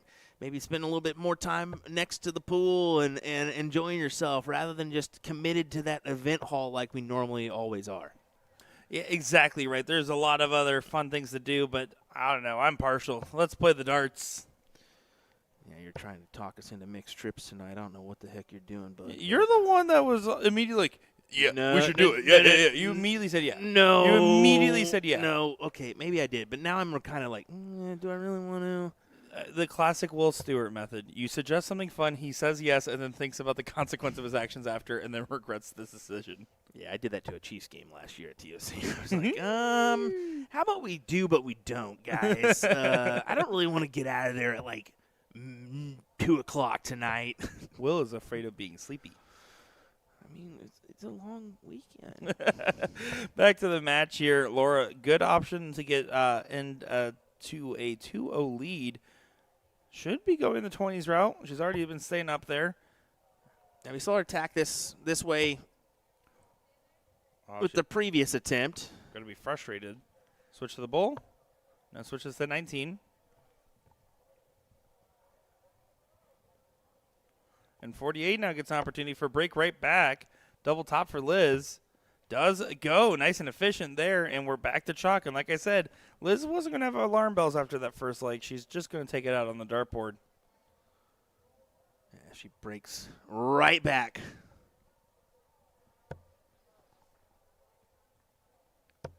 Yeah, Liz has definitely been hitting the board a lot more lately. We saw her over at Las Vegas Open. Yep. Seen her at a couple of other events as well. Really taking the grind on the traveling part of the game this year. Yeah, just the past 3 weekends alone. I mean, she was at Music City, went down to Bullshoot Orlando, playing here. Will she participate next week at DPFL? I'm sure. If you're already here. You might as well. Double commit. Great shot. 140 from Laura Turner as Liz decommits from the 20s down to the 19s. Yeah, she's pretty quick to say, you know what, I'm going to stay down here for a little bit unless she starts really feeling those 20s again. A characteristic that we see commonplace and seems to be working out fairly well for her considering the results of the day so far, as this is a good shot coming up here. And that's going to be Laura's second 180 of the day, this time coming in a final. Big shot there for Laura Turner.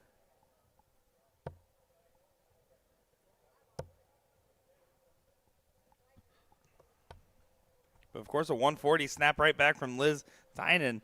But the throw has been taken away, and Laura is going to be trying to sprint through.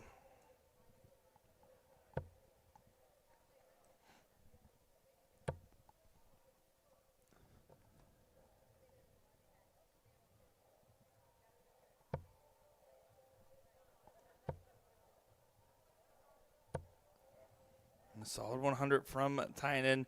Does continue to keep the dream alive, but not on a finish. Laura Turner should be able to set up. Doesn't even have to take the 136. How well will she set it up? How much pressure will Liz be to chase behind? At this point, you would still say a lot. You don't want to play break after break after break. No, you really don't.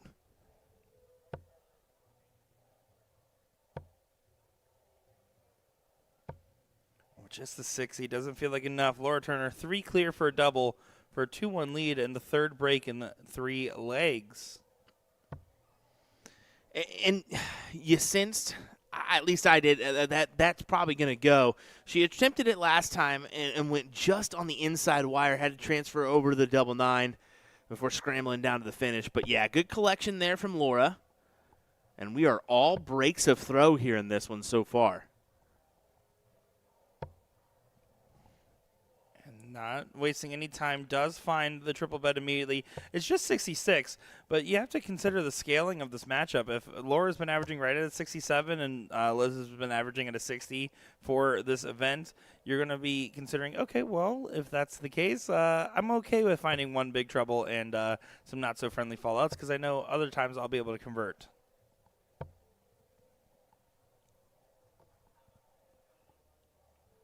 Look of frustration as that last start did not stay true to the segment. I think Laura's feeling pretty good overall. You can tell she's definitely getting into the match. Yesterday she was having fun playing. She's into the match today. Oh, for sure. For sure. She knows that a WDF title is up for grabs here. I mean, go ahead and take your best chances at the prize.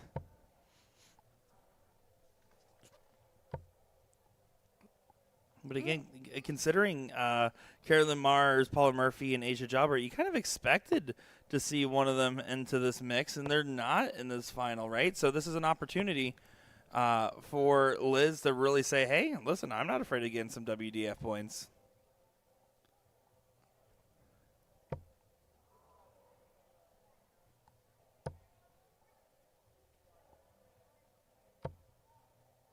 Solid ton.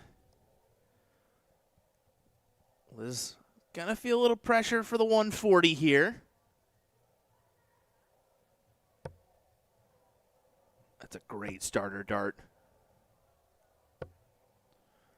Got further away as the turn progressed, but it's still enough of a recovery to keep her in the leg, looking for another ton to take out 170 to try to do 370 and 9. Laura might not be able to leave a finish. She is not. So 44 in the turn. Liz Tynan at 270. Can she just go ahead and follow with another ton to get the darts away? Not quite. So Laura Turner on setup duty, averaging a 72 right now in this matchup. You can see the daughter watching in the backgrounds. Pretty solid average there. What's her average on the day? About a 67? 67. There, does not choose to stay to leave for her third 180 of the day. Naturally should switch on that last start. Gets down to 52. I'm not going to lie. I couldn't tell if that was an agreeance or like a 67.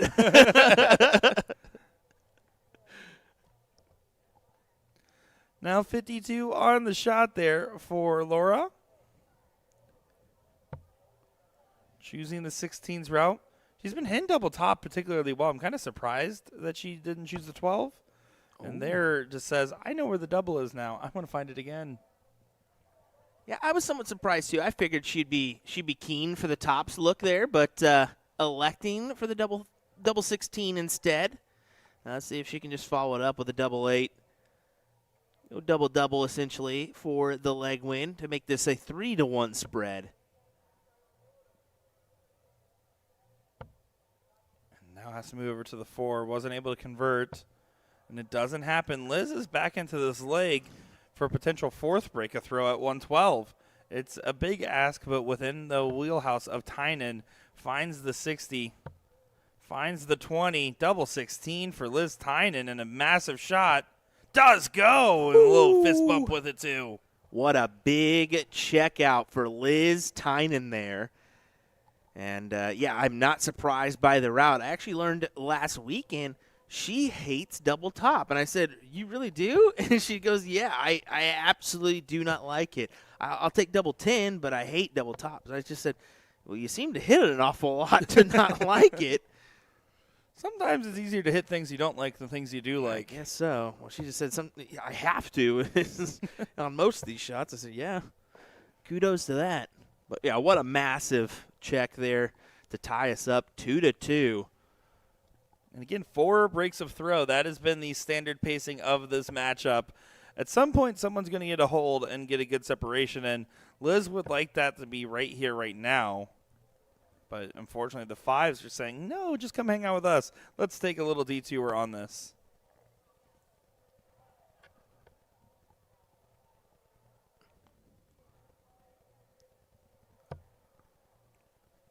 And Laura, when her darts go on top of the wire, it's a lot trickier. You can see the flights are crossed. She should go for a cover. And again, that discipline you talk about, she really does stay at the 20 as much as she can, but it's not going to do her any favors when you don't have a good angle into the bed. You're right. She really relies on the 20 rather than making the transition. That old school hang and bang mentality, as I call it. You love it. I know you do. Well, you know, between hanging and banging the neighbors, and all the other things, including finding the pee hole of the dartboard, there's a lot of different terms in darts that just why don't we throw a diddle in there too? Yep. We have our fun terms, don't we? We certainly do. Three in a There's a bed. few good ones overseas too. Don't get me wrong there. They've got a few that I'm like, wait, what did you just say? The good old Amish triple. Yep, we'll go with that. Well, Laura now in a position where she needs to find 2 triples to get to a finish and will not be here. And Liz Tynan has a chance to set up for the first look at a finish, especially with Laura only finding 11 on the turn. Going to be a disappointing visit to the board. And Liz, after that big 10-plus checkout, has the momentum in her direction currently. But see, this is the problem. She just why? And that's the problem of reliance on certain comfort segments rather than doing the math. I mean, 520s does get you there. 519s does not. I mean, she really should have transferred over to the 18s with that last dart. She pegged the triple. I mean, first dart. You've got to do the math there.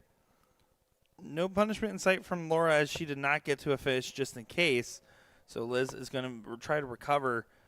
I'm going to say on the 19 was looking for 76 to make it 96 on the turn. Instead, 58 is the number it lies on. So 108, still not as low as she would have preferred considering the position of the leg.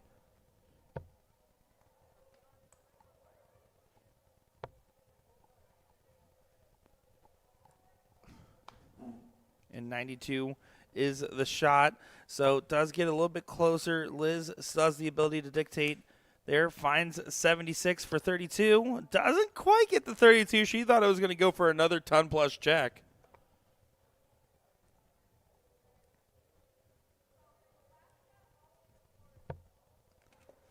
And here, a response right back over to the 18s. Does find the big single. Double top it is.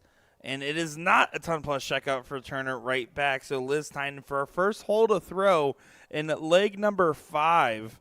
Looking for the green bit of the 16. Needs to recover. And does do so. And now that's a 3-2 lead.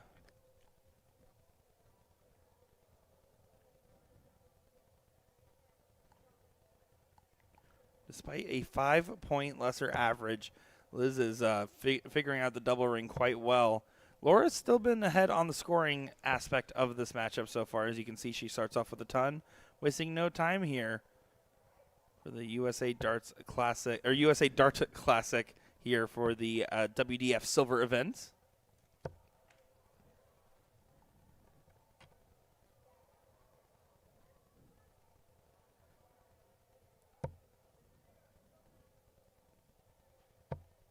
And continuing to ride those 20s true. She does find another 60 to back it up. But if you're in the scaling of saying, okay, my opponent's averaging in the mid 60s, I'm averaging right at 70, you're okay with staying true and finding good middle rounds. It's the problem is you can hit a great 100 or a 140 plus shot, and then all of a sudden follow it up with a 26 or a 45. And those are the rounds where you're letting your opponents gain ground back. Consistency in scoring at this scaling of average means if you find 3 single 20s after finding a ton-plus shot, you're going to be happy because it's harder to break that position. They are a slight opening as Liz now looks for 100 to try to close the gap back down. And finding the 20 early.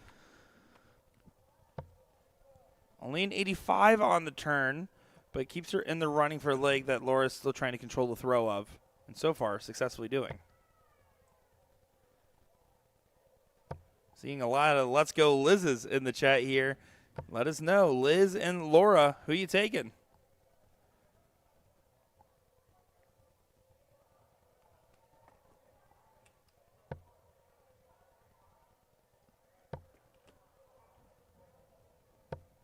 And what a find on the last start there. Tynan needed that triple to go ahead and push out in front, gain some ground back. Laura's throws under attack. Now, this is a dangerous position. Laura Turner needs to hold this throw. She wants it to be 3-3. What you don't want is Liz to break right here, get to match point, and have the darts in the next leg. That's a lot of different factors at play. Liz Tynan trying to control the destiny of her own run here in this WDF Silver event. This would be a massive leg to capture here. Put her up 4-2.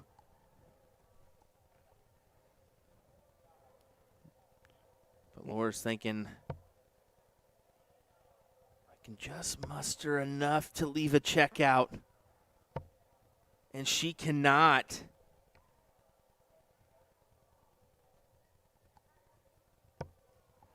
And Liz finds the first dart, 90 left. Finds the 18, double 18 for a break. Doesn't get it. Goes a little bit high on that dart, but Liz on these big two treble turns to get in setup range is amazing. What an absolutely magnificent look at the 150. Laura's going to go ahead and get herself set up, but Liz Tynan will get 3 clear now for a 4-2 advantage in this final. Inside. Goes inside again. Ooh. You either bust or you set it up with a single one. No, you can't afford that. Now that's an error. Because then you've got to come back and hit the fat one to leave yourself something. If Laura doesn't get this opportunity here, going to be 96 now. Still on. 76, going to stay on the 20 for 16. This is a little dicey here. There's the one. Drilled it, too. And drills that one. Liz is feeling it right now. Yeah, but that was scary right there. You need to hit that fat one and leave yourself as many opportunities at the double as possible. But she breaks through there, and now she's got a hold for the title. Liz Tynan, can you grab a WDF title right here, right now? And she'll get 2 holds in the next 3 legs here. So you just got to win one of your 2 holds. It's nice to have the first opportunity now. It helps settle yourself. If you do get it, great. If not, you'll get another opportunity as well as a chance to break. So good position to find yourself. But again, Laura in the scoring phase has been doing very well. It's just about those setup turns right around those 200s where we're starting to see the brakes get pumped. Yeah.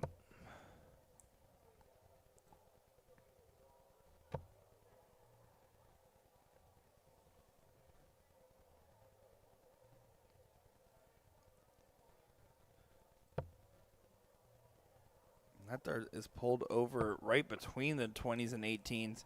A course correction is needed and is relatively found, but it's not the punishing shot that Laura was hoping for with Liz sitting at 415 after 6.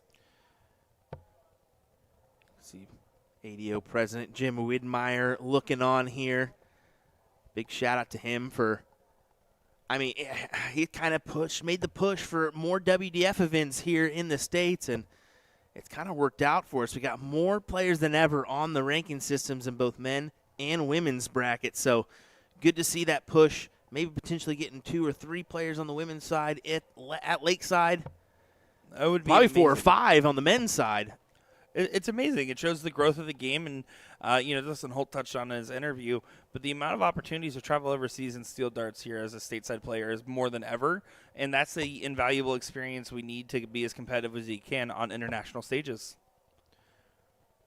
Laura just giving it a thank here on that last dart. Went over the 18s to leave herself at a 1-6-7. I figured she'd go 19s there, but as you can see, the reliance on the 20s from her is unreal. She just hangs there the whole time and will not deviate unless she's setting herself up for a check. Yeah, no, it's tried and true, but you know what? If you're going to do it, she does, in fact, not deviate on her plan, sticking true to her strategy. And in times of pressure, that's one of the best things you can do is stay true to yourself and your own game.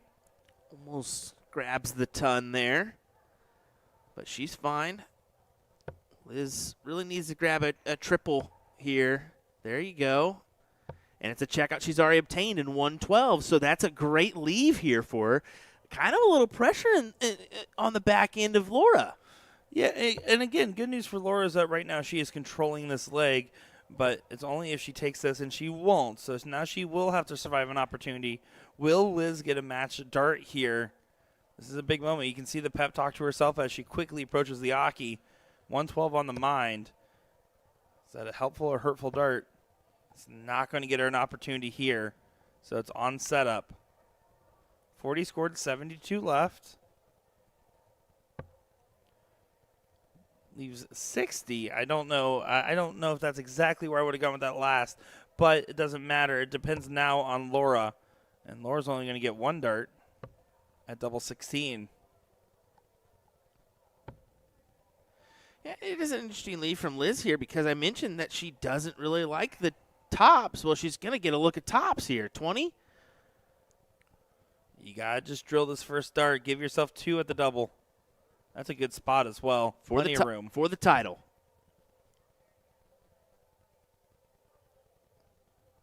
Tynan trying to find the angle. Tynan does find it. And a 5-2 win over Laura Turner, besting her besides being a lower average. You could see that double fist pump from her, finally getting one on the board here in the WDF rankings. And you can hear a big roar in the crowd for Liz Tynan. What a sigh of relief from her there. And kudos on the big win. Well, in a match that started with 4 breaks of throats and then end 5-2, dramatic as it can be. And Liz Tynan, that 112 electrifying and controlling this matchup. Good stuff for Tynan the Tyrant. Paula was one of the first ones there to give her a big old hug, and she's actually going to take a picture as well. That just shows you the camaraderie, the friendship between all our ladies, competitors, and whatnot. So big stuff for Liz Tynan, and congrats on the great run from Laura Turner. We got more coverage coming your way, though.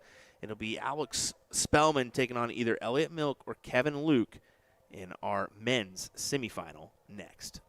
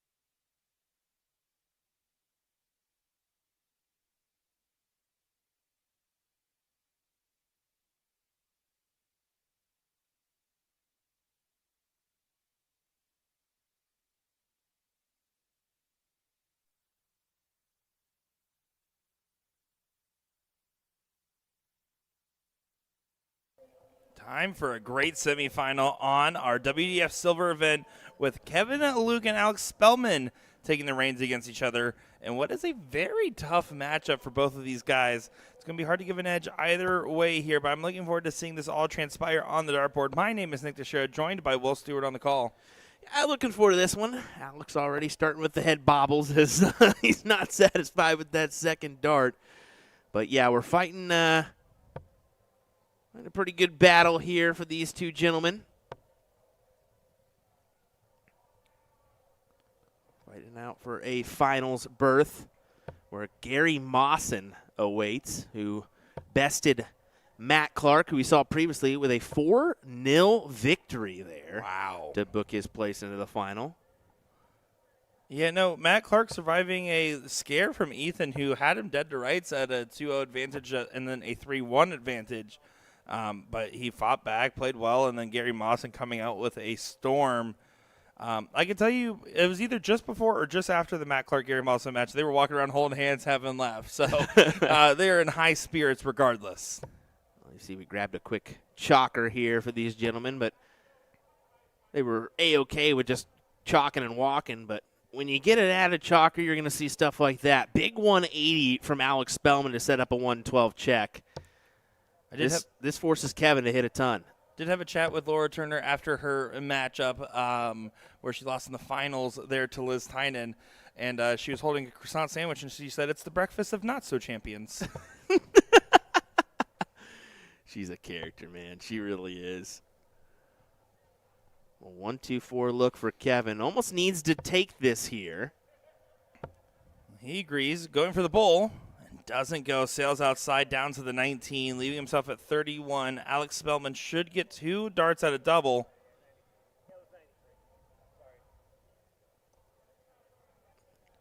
There's a little confusion there on the scoring, making sure they got it 93, not 83. But here we go, 2 at double top for Spellman. Does go on the first dart at a double.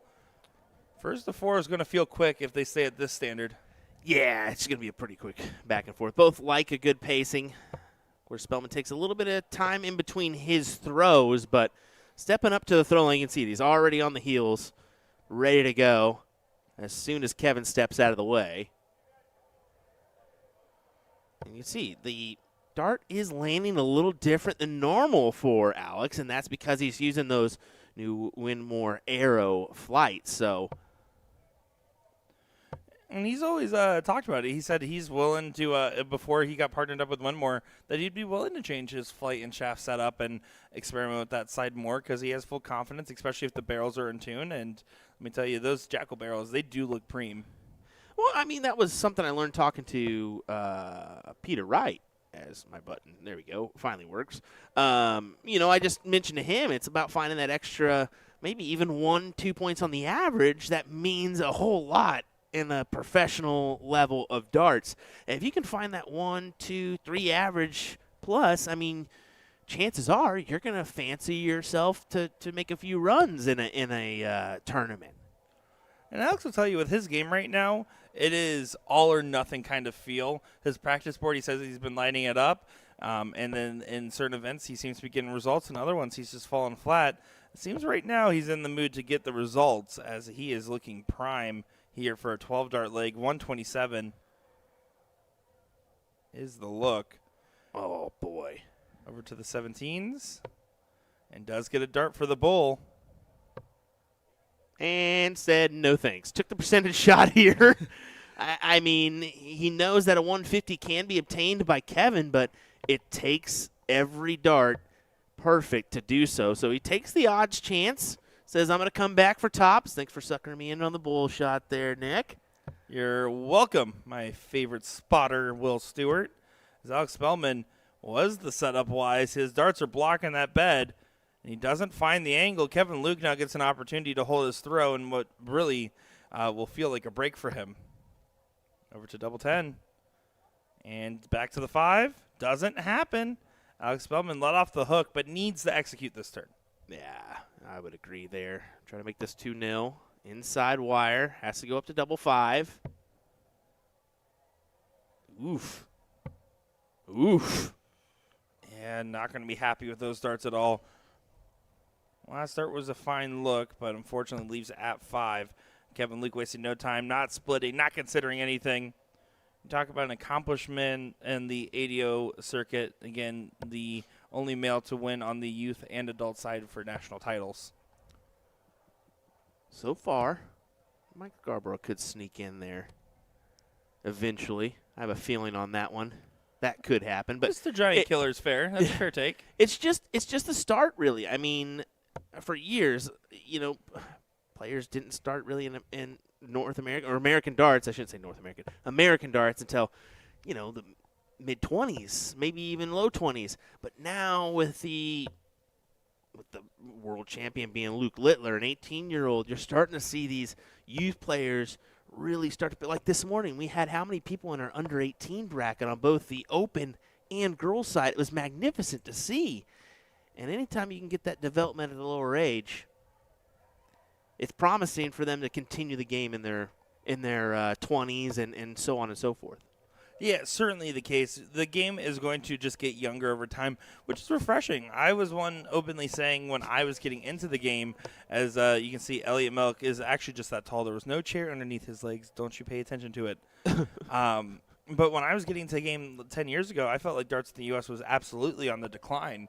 And ever since COVID, it seems to be the complete opposite direction. It's been going upwards for darts. I'll be the one that says it. Compared to like the days of old, we still somewhat are in that development stage. I mean, for a while, we were like top 10 in the sports for people to try in the 70s, 80s, 90s.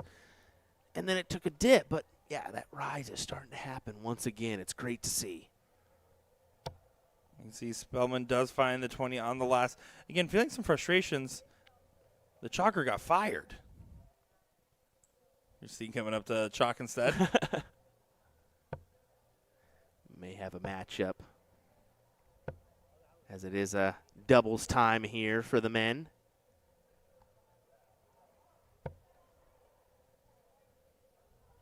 Oh, fooled me there.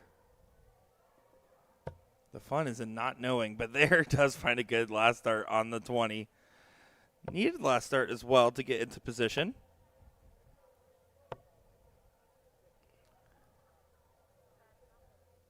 But Alex at 98 should be able to get a clean look here. Again, feeling like he should have been 2-0 up. Instead, the opportunity to hand back to Kevin. And Kevin will have an outside shot for a 2-1 advantage for himself now, after these guys have definitely slowed it down and standard this leg. An attempt at 2-trip-17s there for Kevin. Instead, Alex 20 for tops here to take our third leg.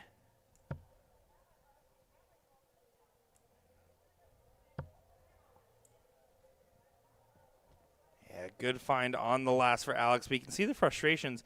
He's not happy with his execution so far, and he's not one to hide that emotion from his own game. He's very self-reflective in that sense. Well, we started off, after the first leg, we were still in the 100 average apiece. 110 for Alex, 101 for Kevin, and now all of a sudden we've diminished into the 80 and 78 range. So I think that's where you're starting to see a little frustration mount, where they start off so well and kind of fizzling out here just a bit. But lots to play here in this matchup. Kevin with the 133 will be happy with that shot to get himself resettled back into the mix. We'll be reapproaching with the 18s in mind for his next visit. Hit the cover on the last for Spellman. The problem with those tricky cover shots is you keep having to hit them time and time again. You're not really controlling your own throw. Got to say, though, I do respect our chalker's hair color. Of course you do. Considering yours is a reddish pinkish color as well. Don't even start. It's definitely pink. It's not. You started it. Just for the record. Kevin, can you set up here? Needs to find a trip. Looking for the angle to get underneath those darts, and does find the spot. It's a tricky throw and a good execution. Alex can be at a way better finish, and that's what he's going to be trying to do. Again, piling on pressure to Mr. Friendly Kevin Luke. 110's easier than 156, but not as much as he would have liked. Great 140 to leave a double 8 finish. Pressure right back on Alex Spellman. Okay, going the 19 routes. Can't blame him. I should have anticipated that one coming. That is a route that seems to be the go-to on the 110 nowadays. 91, 51 bull, or 51 top, sorry. We're just 53 on the turn. Kevin Luke should be able to capitalize and waste no time after a dramatic pause, making sure it was in. It is 2-2 in this matchup. Both these players, again, finding themselves closer to their B game than their A game currently, sitting at the 82 averages. Normally, these are the kinds of players, Alex and Kevin, who really like to suffocate in style. They like to have those big wins. They like to have those dominant performances.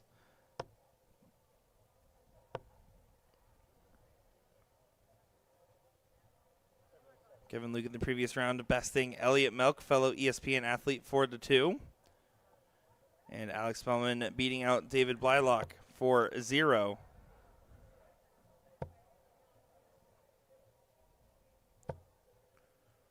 But how about a 180 there for Alex Spellman? Big shot, big time plays.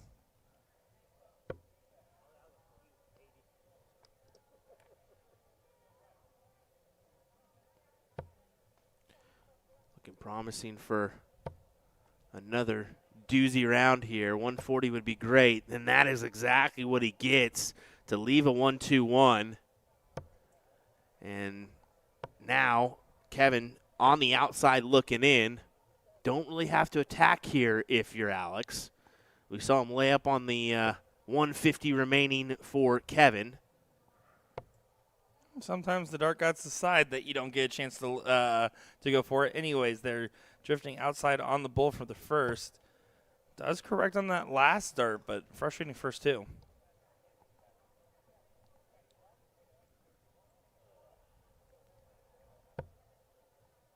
I tried to tell Kevin that's the same tape from Tapegate. It's not going to hold. The same tape from Tapegate. Too soon. It's too soon. Alex Spellman, double 16 now to the 8. And does hug the wire, but gets the 3-2 advantage and is now on match point. Kevin Luke just has to focus on holding the throw to send to a last leg decider. But we talk about this. Yes, your main goal is to just hold throw. But really, if you're Kevin, you want to have a dominant hold of throw and have the momentum going into that last leg as well. That's the key. A little momentum push your way. But Alex is going to make this a difficult task. He'll looked away with that last one. Just not pleased. Almost cued in a 140, but instead an 81. That is a fantastic round at the board for Kevin. Not really by any means. I mean, 9, come on now. Well, the opportunity was handed to Alex to try to get right back into the mix. With the 85 on the score, it doesn't really give him as much ground as he would have anticipated. But Kevin, another errant turn, and now Alex Spellman can set up for a break here. Looking for a ton plus. Back up to the 18s. Great shot as he's kind of managed to gather the advantage here, at least somewhat. I think he should leave a checkout from this number. You would expect it, and so would he. Are those expectations matching reality? It seems so, and does find the 142 leave. Kevin Luke can only set up and hope it doesn't go for the ton-plus look. You got to do yourself a favor and make sure it's something you can obtain, because you're going to have to take this in 6. Great first start to that shot for Kevin Luke, but 142 is a shot for Alex. It won't be the shot today, though. Utilizing the bull with dart number 2 just to get down to that 97 and pins the 57 to leave tops. What a shot, a setup job from Alex Spellman. But does it matter? It does. Kevin can't take out the 74. Now Alex Spellman gets a couple match darts here at 3-2. He's all smiles, but he has to follow through. Right on that wire. Not a bad dart. But that's a better one. Gets the double 10 for a 4-2 win and a visit with Gary Mawson in the finals here for the WDF Silver event. And that should be a good one at that. Your 2008 UK Open finalist in Gary Mawson taking on, well, Alex Spellman, and we all know what he's capable of. Kevin Luke would like to remind Al Style that he is sorry that his patch was not sticky enough. It was his fault. At this point, just get it on your jersey, my guy. Come on. Make it easier on everybody because that patch is your worst enemy at times. All righty, folks. We'll be right back with that final coming your way here in just a moment. Don't go anywhere. Your USA Dart Classic Silver event final coming up next. What he said.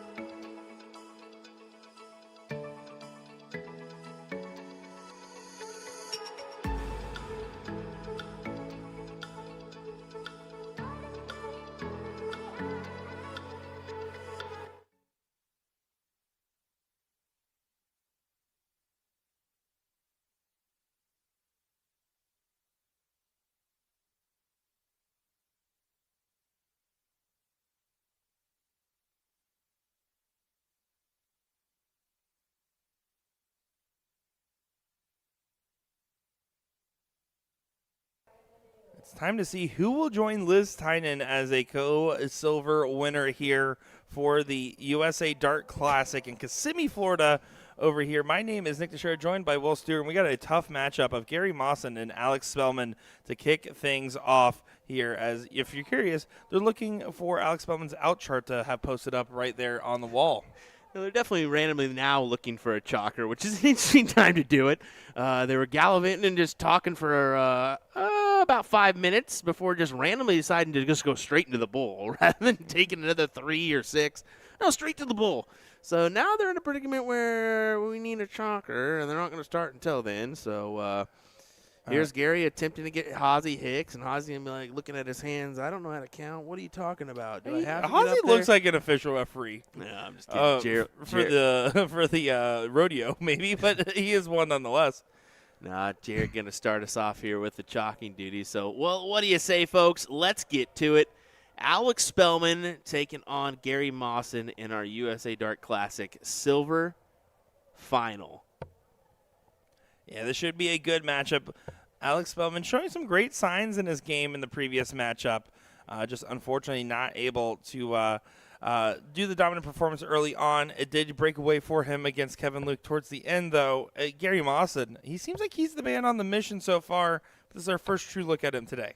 Yeah, it is. And honestly, I didn't see him yesterday playing. I know a few weeks ago he was at the Modus Super Series. It was nice to see that Tungsten Talk episode come up and just kind of get a little background information on how Gary got involved in darts and the current state of darts and the run that he made in 2008 and just being in those consistent match play events, which is pretty cool. But different story here in this one, as both competitors know that the person across the Aki is pretty solid. You're going to have to bring your best effort in order to try to best each other.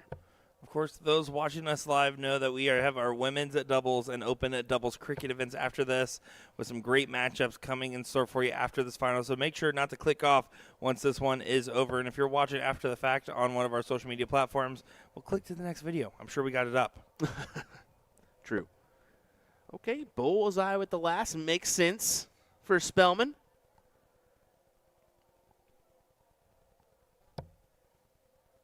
Gary's going to look to bring down this 256 with the last dart triple and does so to leave the 156. Yeah, it's a great shot there from Mawson to set up a potential break if the 135 doesn't go. It will have an opportunity back up to the 20. And does he play the bull? He's going to lay it up. Or he goes right at it. But a 150 for Kevin Luke, did. He laid it up, but not on 156 for Gary Mawson. It's interesting, isn't it? I mean, maybe he just has a little bit more, this guy can hit this for Gary. I don't even think it's necessarily that. Maybe it's just because it's the first leg of the final and you're trying to get an early statement piece. I don't know. A bull there does establish a little confidence for yourself, kind of get you going for this final. So either way, he does manage to go ahead and take out the leg with a 17 darter. I am excited to see the eventual video of Alex Spellman explaining his shot selection there on YouTube. He is going down the content creator rabbit hole. My favorite thing that Alex Spellman does as a content creator is saying, I'm going to make a quick video here, and the video is always over 10 minutes long if he says that at the beginning. Yeah, it is kind of funny, isn't it? He's a guy that even if you catch him in person, you better have some time on your hands because he will get going on a spiel, and then you got to remember, oh, buddy, I'm watching the board too because I got to stream. I'll see you later. I one time called him for a 5-minute phone call. That phone call was an hour and a half. It was a good hour and a half. You'll never catch me on that one. No way. That is true. You don't like chatting on the phone too much. I'm a big never. chatter. Gary Mawson, 2008 finalist in the UK Open. You talk about clean players. That's a big accomplishment on your resume. Certainly is. Big 180 for Alex there.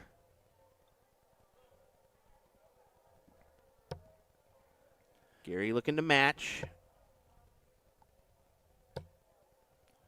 First there was promising, but the last ones were disappointing.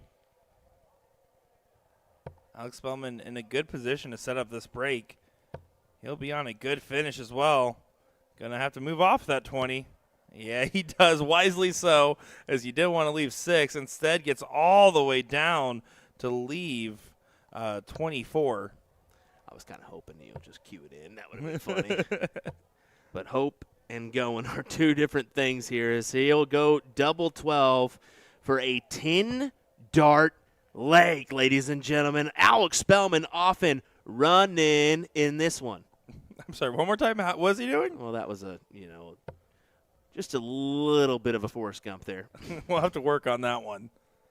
At least it was a reference I understood. Rare when it comes to movies. And Alex Spellman with the darts. This is a prime position to find a 3-0 advantage. Just consistently finding one treble a turn. This is where you don't need anything fancy unless Gary starts pulling some tricks out of his pocket. Get that 3-0 jump, and then the matchup becomes a treading water scenario for Mr. Mawson. He's got to find something and find it fast. A 109 to a 70 average is quite the discrepancy here. Averaging 30 points better than your opponent is mad. That's the kink of the armor that Gary Mawson needs. It's not only a bad turn, but it's a bad turn where you saw Alex show the frustrations a little bit. Those are the type of things that can ignite a performance, but it won't happen yet as he's still hugging the neighbors.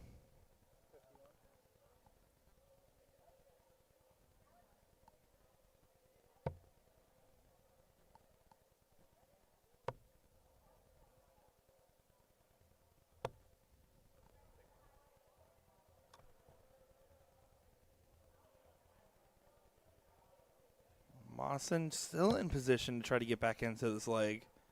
And again, a debatably must-win leg in a matchup like this. Well, you can see he's scrambling a little bit. He's not having any success with the 20s, trying to find it on the 19s. Hasn't really gathered it quite yet. And this is a massive round from Spellman. Yeah, kind of struggle on the start for himself, but yeah, that round right there is a doozy. And yeah, you can see Mawson going at the 19s right away here. He really is trying to grab anything of value at this point. Yeah, well, because he knows his darts have to listen to him. You already got a inform Alex starting it off, and the moments where he's had breaks and slowed down hasn't worked in his favor. Now trying to load it up and does find a big fish to leave 32. Wow. Alex Spellman is absolutely throwing some heat right now. And what a counter. After the strugglesome start, just what a display to leave the 32. Is it a 16-dart leg? Not quite. But it is a 17, another 17, as he takes a 3-0 advantage here in this final. Yeah, this is all one-way traffic and a wake-up call and need for Gary Mawson, who is probably screaming inside his head, just hit what you're aiming at, you know where it is, and needs his darts to start listening. It all starts with a hold to throw. It's the last real chance to make sure you can get an opportunity in this match is hold your throw here, play for the break. You can't afford a 4-0 deficit in this matchup with Alex throwing like this. He just keeps going here. Triple after triple after triple. 140 followed by a 140.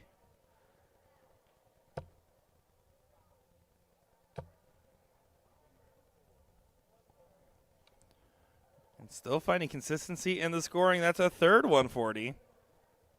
Not going to see a fourth. Yeah, immediately looking off to the 19s. And it's close enough. This is a good one here. This is a good leg. The leg that Gary needs to find, but he's not. He would hope that Alex would have fell off a little bit. Give him a prime opportunity to guarantee a leg, and you can see it here. That round could cost him only 30 there, so it gives Spellman an opportunity to get the first look. What an opportunity this could be. It's not going to be a big shot. It's just going to be an average one. He does get to the 167, but that was the bare minimum of the expectations. Gary Mawson gets let off the hook a little bit. We've already seen a 170 on the setup, though, so 167 is not out of the realm. Not at all. And another troublous visit for Gary Mawson. Look at it. It looks like he wants to strangle the dartboard.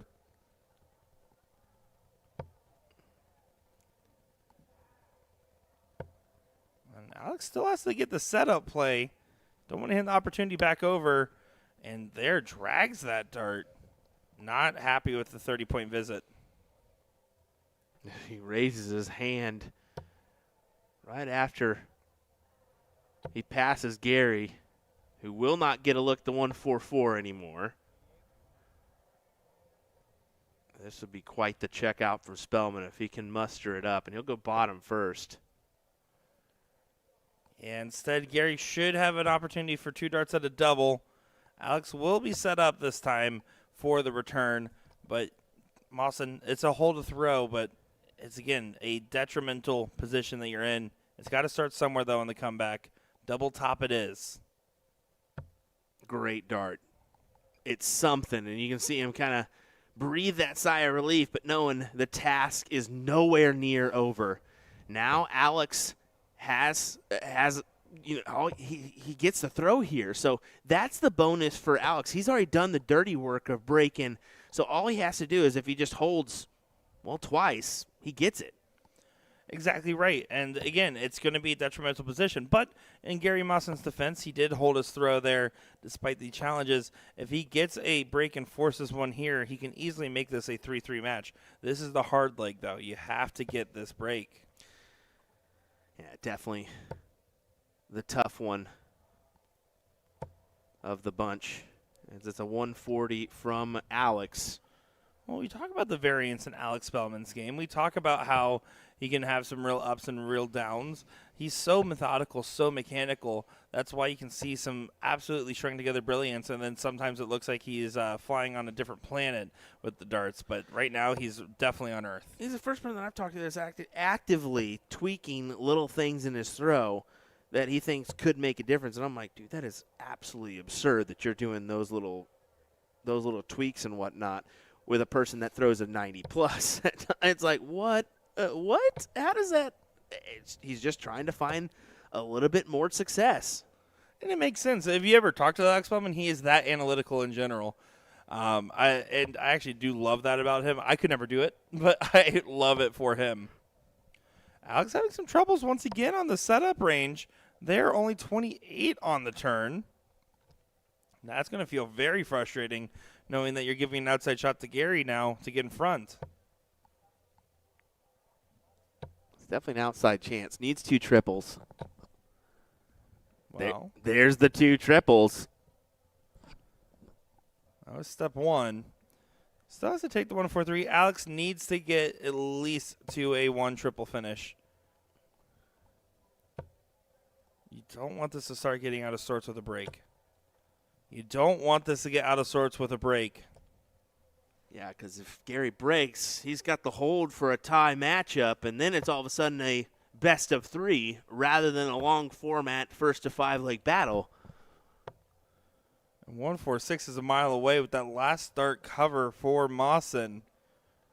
This needs to be a big collect, and it's not going to be. You can look at that total frustration there from Spellman, who started off in Fuego and is now getting Ace Frio.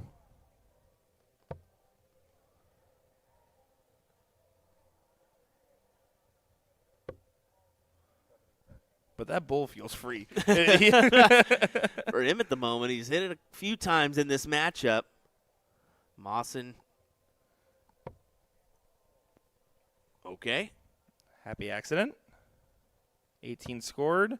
Double 14 found. You'll take it. Yeah, definitely so. I mean,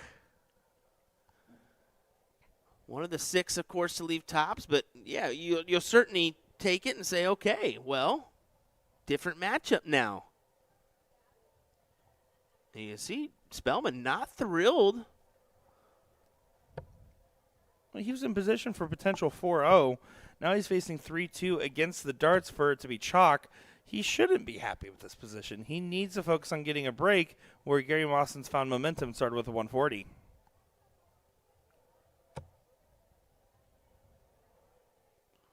Again, Mawson was sub 70 in average.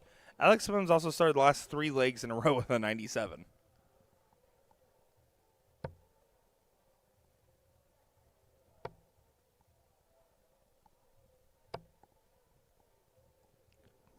Begging for a trip 19 there. That's a perfect marker dart for Spellman to work off of. You can usually almost cue in a 140 from that point. He went at the 17s with his last just to escape. And again, you can still see the fight continue on with some interesting positions in this. Not a bad turn from Gary. Does recover it quite well to a 95. Alex still not in position. Would be needing a 140 to leave a check. Still possible. Needs the red bit. And does find it. So gets in front of Gary, who now has to pressure the 167. This match is starting to become very interesting. Again, a sub 70 at one point for Gary, while Alex is hanging at a mid 100. Incredible to see the disparity shrink so quickly.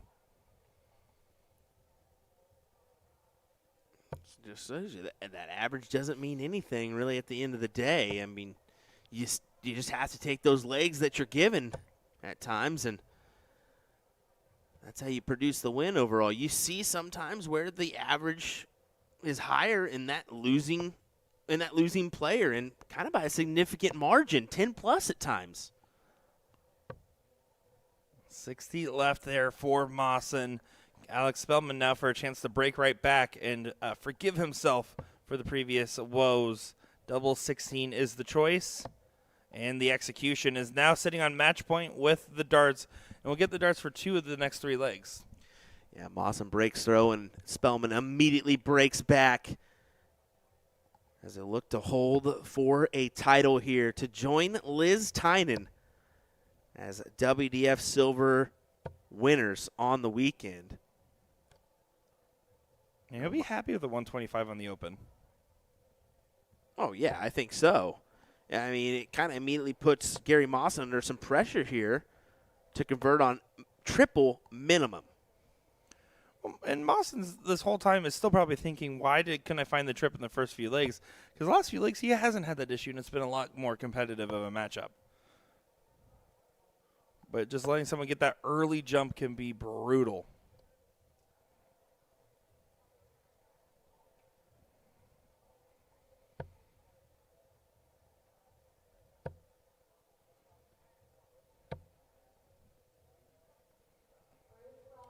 So is this the leg for Alex Spellman?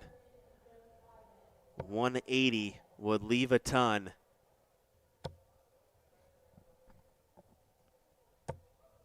That 140 is just fine. Yeah, you're going to be all right with that because now, again, Gary Mawson fishing for a 140 to leave 170.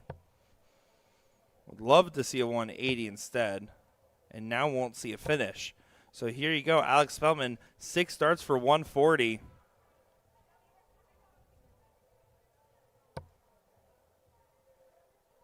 Not here in this one, but time is on his side.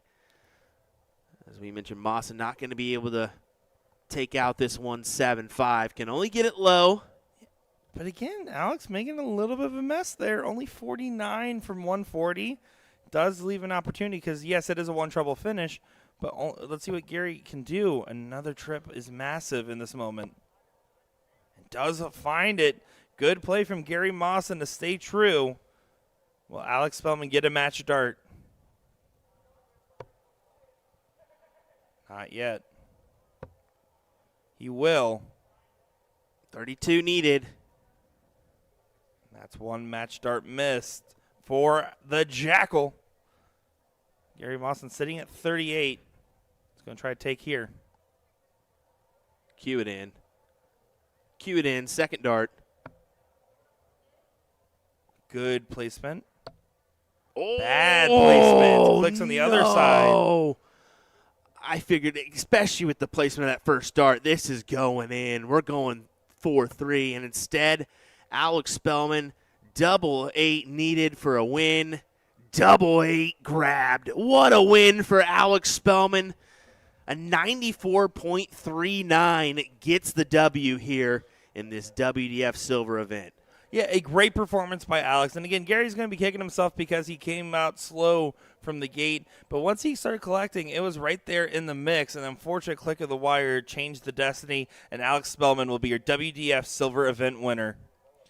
Love it. And we're not done here yet, folks. We've got some matches going on in the hall. I'm actually going to see if I can potentially grab a few from the over overview. Steve McDowell says marker dart. Yes, those are things, Steve, whether you believe it or not. You know, believe it or not, Steve, you're not always right, except for next week when we're working for you. And just a heads up, we should be getting some more of the ladies bracket because right now we're about to get our first semifinal matches up as right now Chris Gribble taking on Laura Turner and Jen Mounts, Cam Pantai, Paula Murphy taking on Brittany Trumper and Layla Bunce, Tracy Firetag and Liz Tynan taking on Jamie Haver and Caitlin Schuler, and Janelle, Hannah, and Emily Koffer does go ahead and get that first win in the quarters. And I'm trying to find a matchup of one of those women's matchups, and it looks like everything is on the outside. I think we got Liz and Tracy there is what I was seeing. Maybe, yeah, that's going to be awfully tough to view, though. But we'll go ahead and throw that on our overhead here, at least give you somewhat of a view. I know it's awfully difficult, but I'll try to cue in that match if we can. Yeah, like I said, it'll be a little bit more difficult to grab our averages hopefully before it ends, but I'll do that right now. So at least we have it, and once a match comes up on our main stream, we'll have it for you. Thanks for watching, folks. We appreciate it. William Stewart, Nick Teixeira. We'll be right back.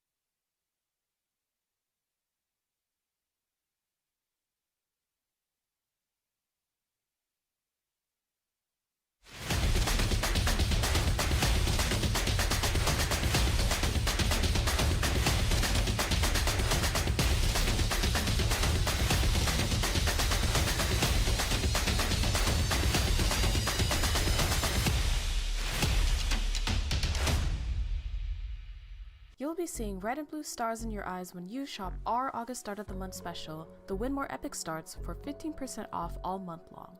These 90% tungsten darts will catch your eye instantly with a striking blue hexagon pattern sinking into the natural silver barrel. Not too sharp for mid to rear grippers that prefer a smoother touch on their hand.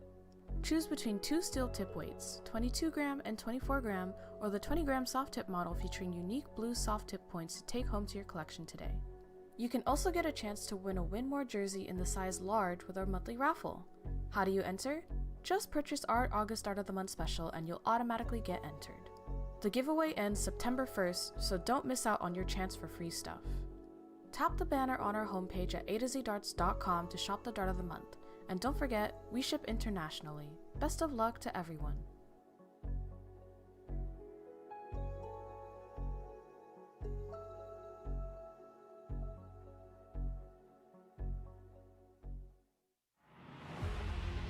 Is going to be key. You can tell by the way they're scoring. There may be nothing in it. One man misses, does the other man get? Yes! Double 12! That is the most amazing leather darts you will ever see in your life. I can't stay. Double 12, and the 9 Dart King lands another one. Covered by Team Michael. Double 12, back going! Luke Humphries, the ascension is complete. Incredible stuff. The world number one is world champion. Well, you guys all know her, Miss Jennifer Mounts. I think this is the first time I've ever interviewed. I'm a little bit Is that true? skeptical on this one. I think so. Yeah, maybe in an official capacity. You bother me a whole lot casually. Well, I mean, we do work together, so I get that benefit of bothering you every single day. But what are you here for at the USA Dart Classic, anyways? A few things. I'm here to play for the first time in forever, and also to take photos of the winners. We're running a Magicware booth, and I guess I try to help you guys with the live stream, but you kind of have it covered, so I haven't been back there much. It's kind of hard to get through there. A little more difficult to find us this time, Yep. but we like it that way, that we're No one can bothers sneak us. in, yeah. Exactly. But no, it's good to see you back in playing form. You enjoying playing again? I am enjoying just getting back on the horse, just getting the exposure therapy really Yeah. is what I would call it. I'm underperforming for sure, but it's just one of those things. You can't really prepare for it.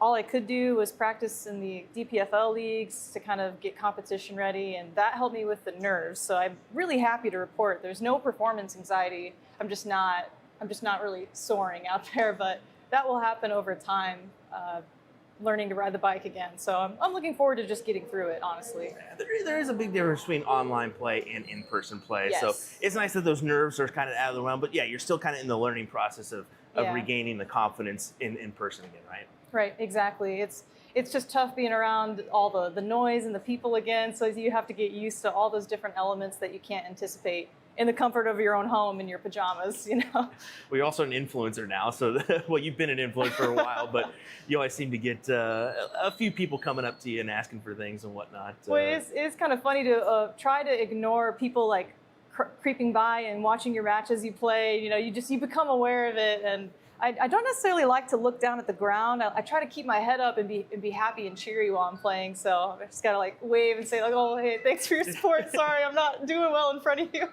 It's all right though. I mean, they can understand you're getting back into form too. But yeah, I totally understand the random viewers that you get behind you. Like, Yeah. what's going on over here? Yeah, You know, so- exactly. But anyway, from the Magicware side, of course, been around a company that's been around for quite some time now. A great jersey supplier. What does this tournament mean to you guys as a company being here and whatnot? Well, it's been fun because we're coast to coast, so we have to fly in from California to Florida. This is our first time in this state, so that's been interesting.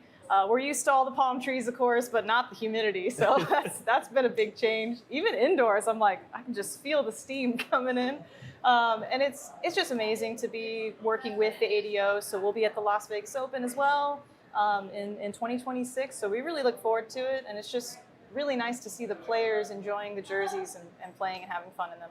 You mentioned the California, Florida. Just how far or how long was that travel day for you? Buddy, I woke up at 3 a.m. and then my connection flight was delayed 4 hours, so I didn't get to the East Coast until like 11 p.m. So it was just a truly full day of travel. Were you at least delayed somewhere decent, or was it like some podunk? No, it was in Minnesota, so I mean, not the worst, not the best, but there were some lounges in there. I'll take Denver over Minnesota any day. Denver's a beautiful airport. Yeah, it was okay. I didn't mind it. Well, Jennifer, thanks for talking with us here at the USA Dart Classic. Good luck to you this weekend from a playing side and also on the Magicware side. Thank you. Appreciate it.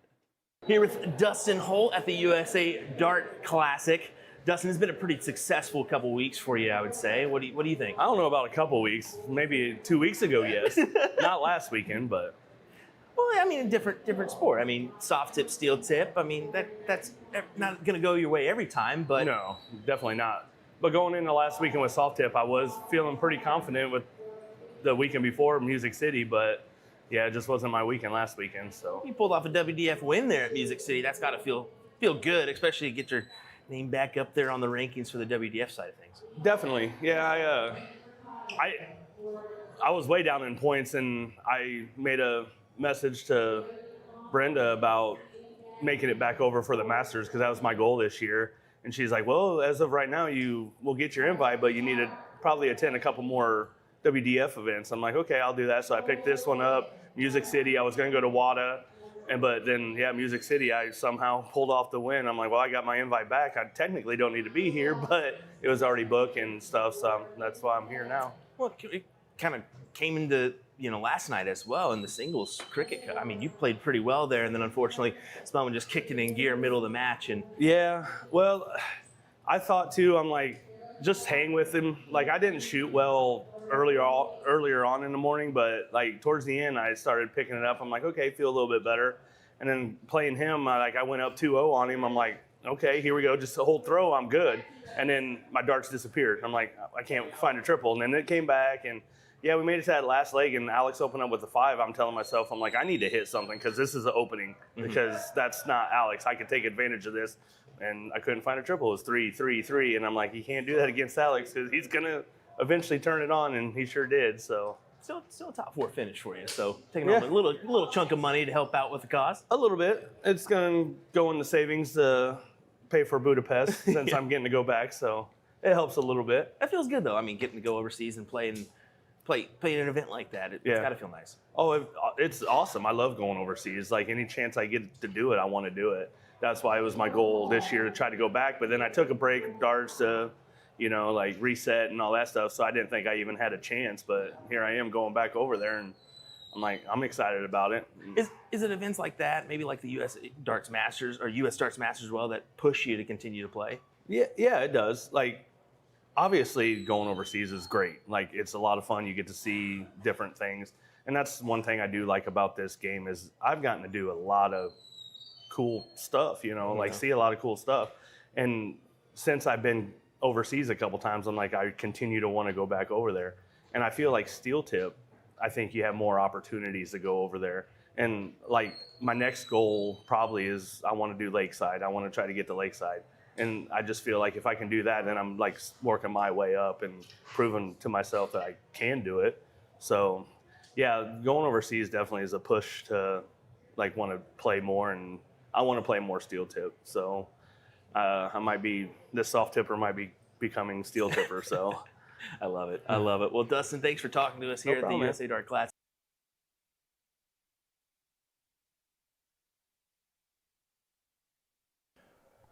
Welcome back, everybody, to our coverage here. Now on to women's doubles cricket, and we got a intense diddle underway. This is Tracy Feiertag and Liz Tynan taking on Janelle Hanna and Emily Koffold, and what should be a good one.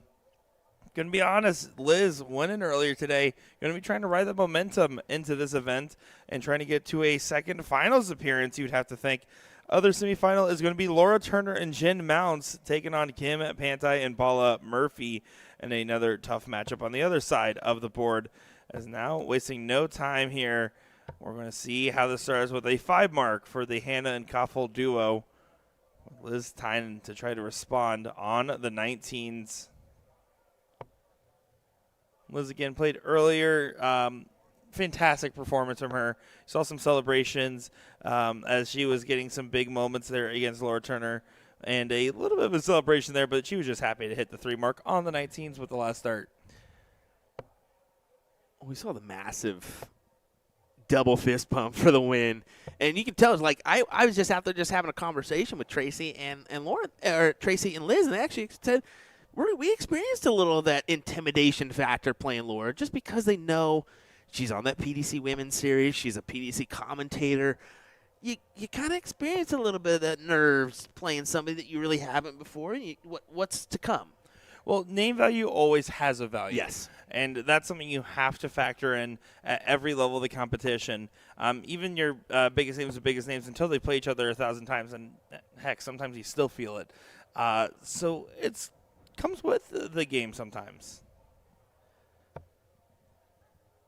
Liz now forced to go to the 18s to try to get settled back in, and will find some success with the 5 on the 18s. Again, just race to 2 format.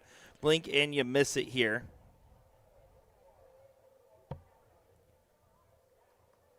Janelle Hanna does not get the turn she wanted, only getting 40 points, but it's 2 marks well spent, as now puts more pressure on Feiertag to perform with the 18s to get that lead recovered.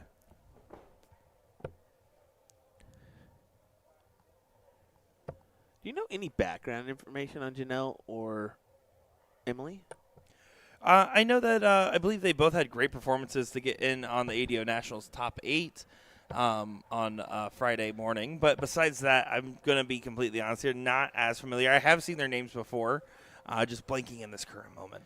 I think that if anybody in the chat has any information, please throw it in there so we do know. We don't know everybody, of course, in the darts scene. There's so many people, a couple newer faces for us, but impressive performance so far from these two young ladies. They're just really putting on a good display, like you said, in that ADO Cricket National, as well as here in this one, teaming up and putting up a dominant force against Tracy and Liz. And we get Heather Fuller saying Janelle Hannah is an AZ girl, so an Arizona girl. Oh, there you go. Or a big fan of A to Z darts. Either one's possible. That's fine, too. If you're a big fan of A to Z, that's A-OK. Appreciate you doing it. So are we. Well, here we go. Another good opportunity for Emily. Should just go for these 318s. Misses the number on the first. Decides to stay. And you know what I do like about Emily and Janelle here is the fact that they're not afraid to match dart jerseys, unlike Will is with me. Yeah, no thanks. No thanks on that front. You see how their teamwork's working way better than ours is? I think it's the shirts, personally. Well, I'm going to personally say don't care. And this is the type of environment I have to work in, folks. The best. The best. Either way, over on the other side, Laura Turner and Jennifer Mounts taking on Kim Pantai and Paula Murphy. And it could be that we get that semifinal as well. We'll find out. Just with how quick the bracket's going, why not? We definitely have the time for it.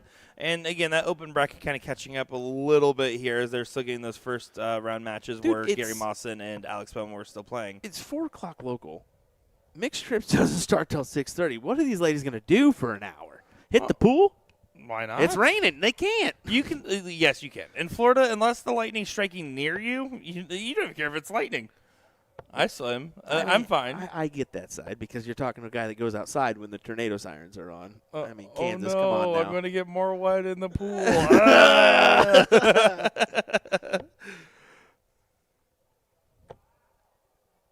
I will say, this is a growing up in Florida story.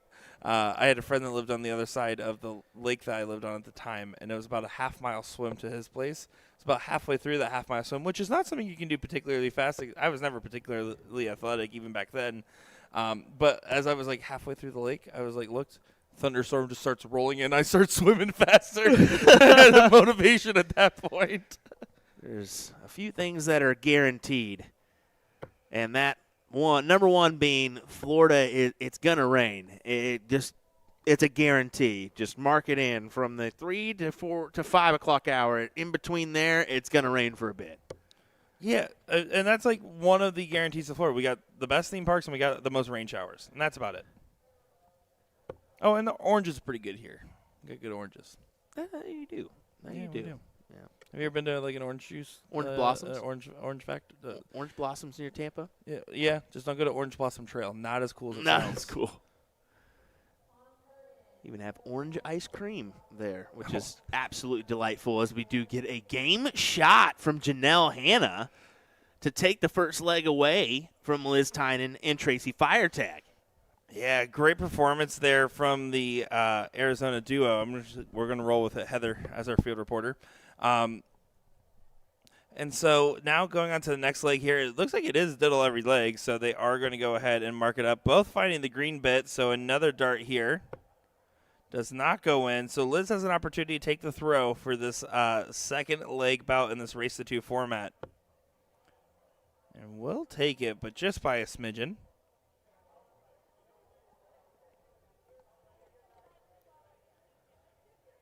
And so here we go in this matchup.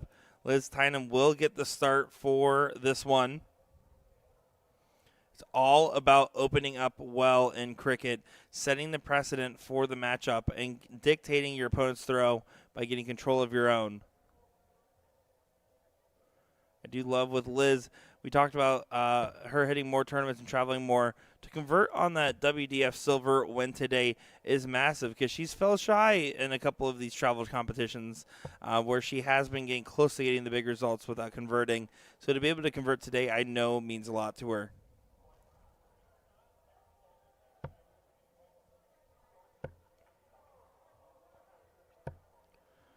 Emily looks like she converted on the last dart on the 20. Good find on the 4. Getting some momentum in this matchup. And Tracy Firetag, when I saw her in Cleveland, was playing well, and she, in fact, was playing well in the events leading up and a couple of the events after. Has just not been able to find her form yet this weekend, and it's something that you just have to deal with sometimes is the darts may not listen the way you want them to, and that's what she's going with as now Miss Hannah finds a big last start trip for a 2-number and 39-point advantage. Now you have to consider it's about 3-mark closes here if you're the team with the advantage. Focus on getting those big number closes. Focus on just making sure you're not leaving a lot of 1s and 2s. Yes, flashy shots are great, but closes in this situation is even better. So their sails high and doesn't confirm the close. So now Tracy can return with his axe. First third trip gets you to 36 points, 3 points down, but can get you a couple different shots on the dartboard there. Now going to be forced to stay. This Firetag needs to find the trip. I think that last start, was just a single. So single 18 on the cleanup, and then might be a push off on the points. Definitely should be now, because there's the close to the 20s or 19s. I don't like the 17 shot there. Your deficit just got reduced. It's a 21-point difference, and you have an X and a slash on the 20 and 19. You want to make sure you're defending them, and you're leaving a chance for Liz to hit a big shot and sweep the table right back. It's a good 5-mark there from tying in the Tyrant.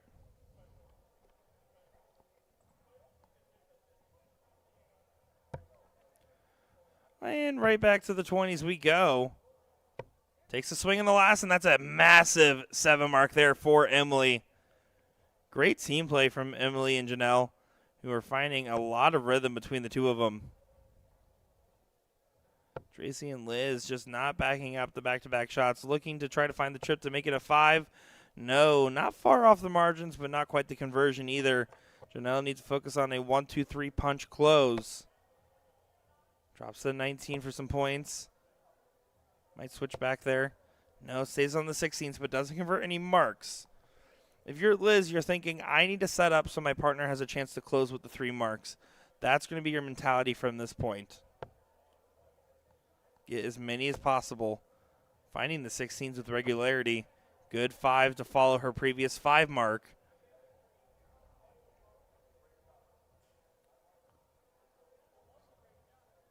Seems like there might have been some confusion there. A little bit of a rhythm break, just adjusting. So again, down 6 points. I wouldn't mind, up 6 points for Emily. I wouldn't mind a little bit more conservative on the play. That's what she is doing, staying on those 20s, finds 40. So 46 means trip 16 leaves you single 19 for double 20 to have advantage. There's a trip 16. Do you swing or do you stay? There's a single 19. One more swing left. It goes back to the 16s. And you can see Janelle and Emily, they're playing with some adrenaline. They're playing with their heart on it. Gets the point lead. Adding on to it, should stay. And does stay for a conservative 60. But Liz, who's been the most consistent so far, has a good opportunity in front of her at 42. Was fishing for a 5 mark. First start trip 16 for 220s. Goes high, needs to adjust. Is all over the 8s. And there, doesn't find any. You can see that reaction because she knows that Emily now has an opportunity for 3 clear at the 16s. There's 1. And misses the big number. Has to go up. And hits a single 20. It's smart shot selection. You can tell, I think that dart wasn't even intended towards the single. Just doesn't quite convert.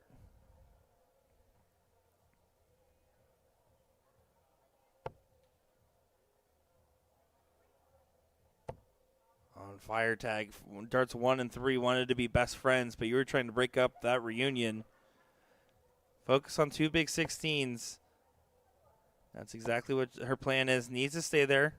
Readjust for the big single, and does find it on the last start. That's just some troubles, but it looks likely that now Liz needs to find a 5 or more on these 15. She's been clutch in this leg so far, but they haven't been able to take advantage and take control at any point here for Liz or Tracy. Unfortunate round there for Liz. She looks to the sky knowing that things are not going their way here in this one. Emily and Janelle are just doing enough to get the job done. There's a big trip 15 onto the Bulls. Yeah, again, good play from them. They've been playing quite well. They're at 46 points of difference, but you can see Tracy and Liz feel like they're in a defeated position. They just couldn't get it going in this matchup.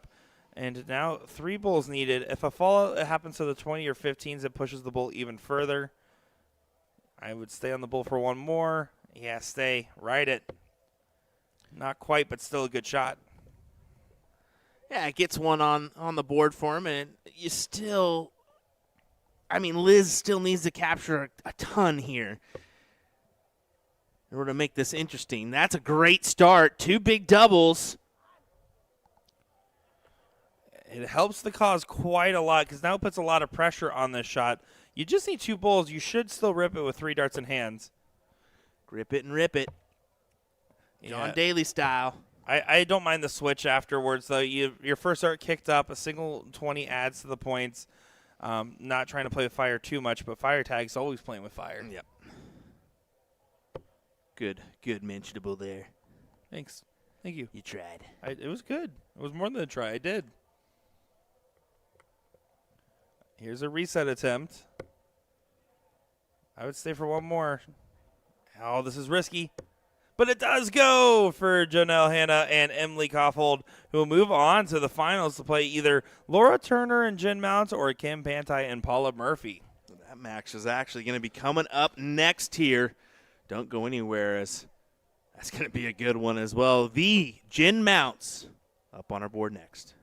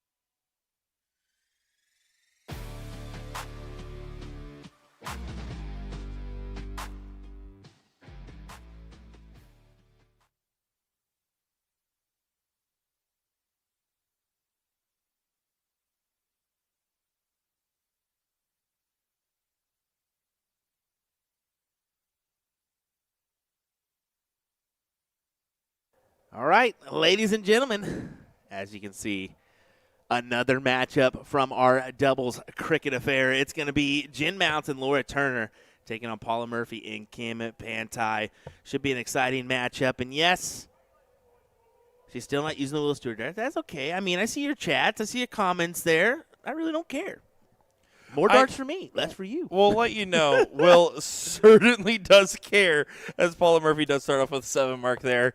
And Laura Turner, who lost in the finals of the WDF Silver event, is finding herself overall in good form today, especially after that croissant. Well, first started at trip 19, and what does she do? She pins it. You should have went at that earlier. No, I'm just kidding. I'm just kidding. It's still a second-place finish for her, so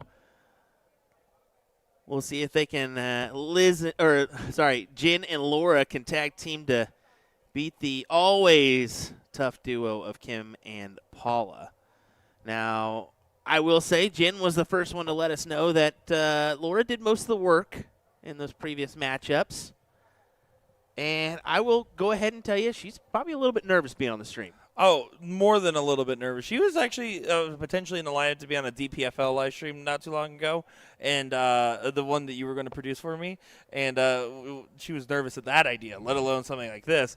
But this is what happens when you're doing well. And Laura absolutely hitting some clutch darts. But Jen knows her game, and she said she wasn't feeling nervous at this floor level. It just wasn't producing results.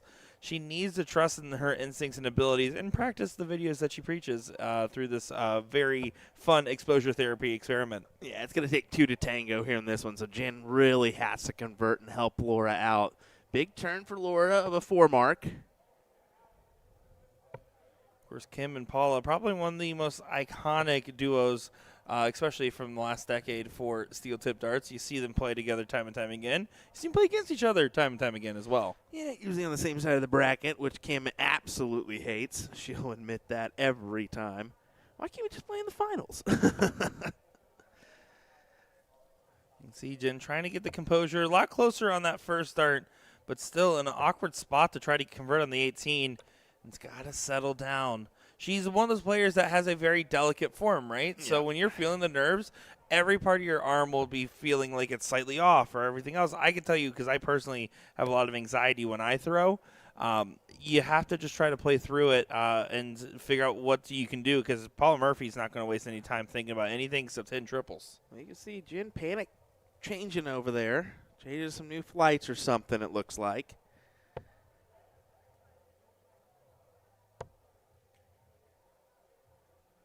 Believe it or not, these are the Will Stewart Alpha Barrels. Don't ever Will say Stewart that. No, I hope Jen knows that it's nothing on her, but I am definitely taking footage from this for a good cause. Yeah, no, I'm sure it's only fair after all the time she's boomed you on the internet. I mean, maybe if she had Colonial Alphas. Looks like Laura's helping her out with the equipment change as well. I think she's going to move to Fit Flight here is what it looks like to me. Maybe an Air. Yeah. It's a set of Laura's, it looks like, for sure. And that's all she needed. A set of Laura's Fit Flights, and now she's finding the bull. Oh, look at what the heck? So it's not the darts, it's the flights. Yeah. Fun fact, it was never Jen's fault. I blame the flights. No, it's still, I mean, apparently something clicked there that was correct, and worked out quite well. Jen's able to settle in and find some bowls. Still feels like too much to do in this given leg, but, you know, mess around with it too much here and anything can still happen. We've seen crazier things with this duo just watching on Dart Connect. See Laura now messing around. What is she doing? I think she's grabbing her darts, but she's got that ritual of a double lick, too. Have you seen that? Or she'll lick her thumb and then her 4 fingers before going up there.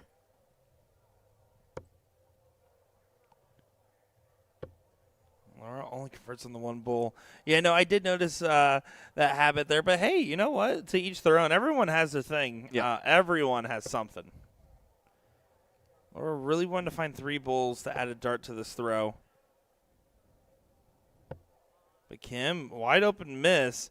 This is where opportunities start to crop up. Jen needs to set up Laura to be able to throw those other numbers. First bowl is a success. Needs to find at least one more. Does do so. Can she pull out a hat trick here? She can. Finds 3 bowls for Jen Mounts. Now Paula has to at least add in 40 points here. So 2 20s. There's one. So she's going to be staying up there. That's a big find for Paula. She should stay for another one. And converts on 100 points. Good grab. Laura and Jen will have to keep fishing for an opportunity.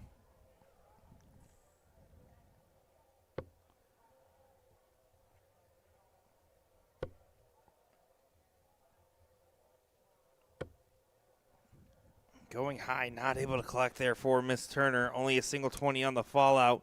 Kim now gets a shot at the bull for a redemption turn.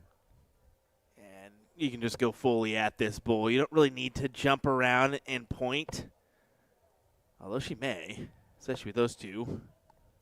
And you see her just looking at it like, what was that? Well, Jen once again asked to hit 3 bowls to try to set up for a potential Laura shot.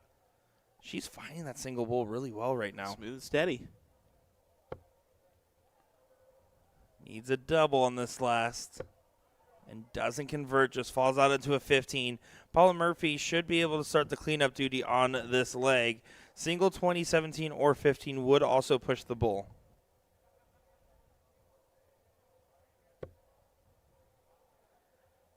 Paula with a perfect dart to start her off on the bulls.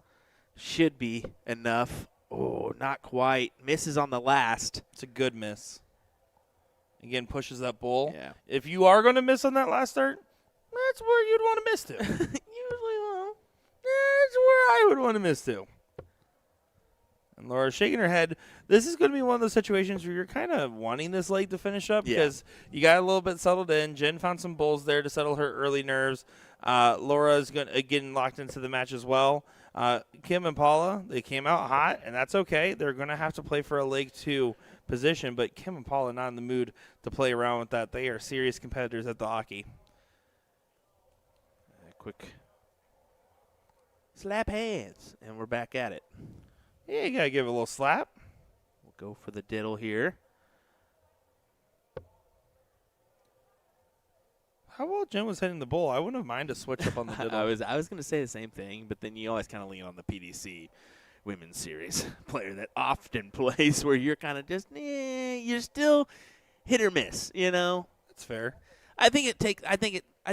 Although Jen has been playing a lot in the last 6 months, I still wouldn't consider her a dart player per se. I would consider her more influencer than dart player, if that makes sense. She would say the same. I agree. Here's the recork. So Laura has an opportunity to find the green bit.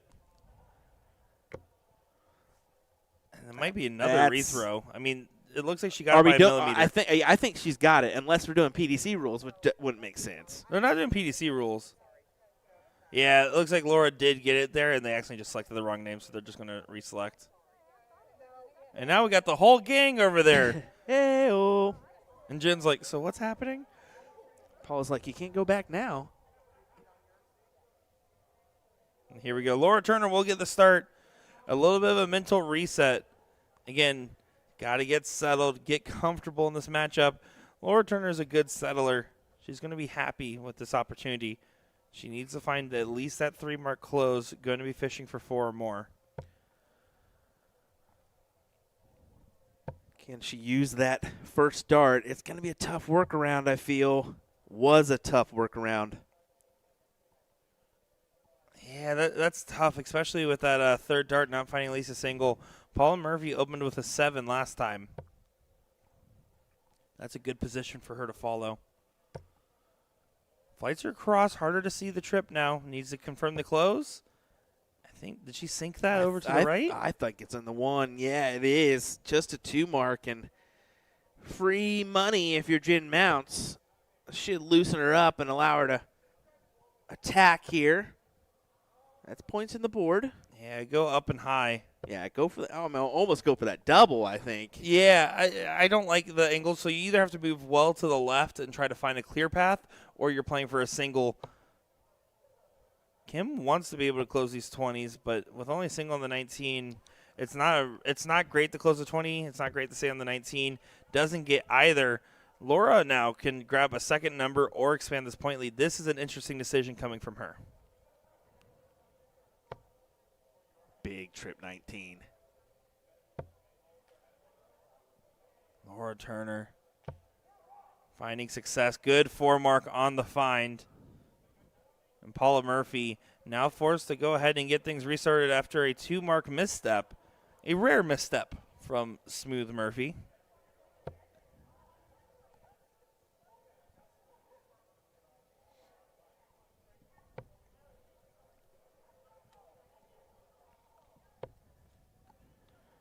Only a 2 mark find on the 17s. Now, if I'm Jen, I'm more interested in contesting the X on the 17s than grabbing the 2 mark on the 18s. We'll see how she approaches. She agrees. After not finding the first, there is a big argument to switch up to the 18s, though, for the 2 marks. And she does on the last dart. Yeah, I don't love the shot selection. If you're going to miss on the first dart 17, you can move 18s, but third dart does not really change anything with just a single grab. Kim has to grab something of value. She chooses the 17s. I would be keen for a quick close here, and that's exactly what Laura's thinking. Closes the door on the 17s, back up for some more points. Yeah, I love this from Laura. One of the 18s on the last, and then it doesn't go. Paula Murphy has been off to a struggle, and so is Kim. Laura seems to be the only one not struggling in this leg so far.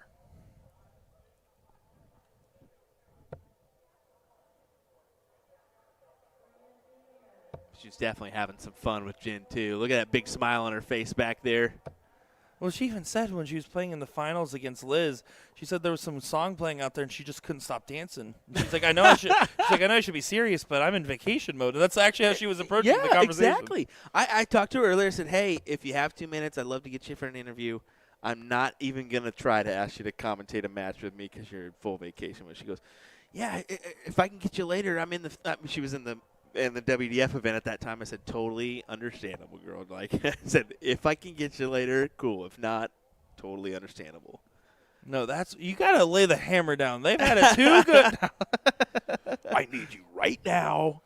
Don't even think about it. Laura needs to make sure to either expand the points or get this close. You don't want to leave Paul Murphy a shot with this X.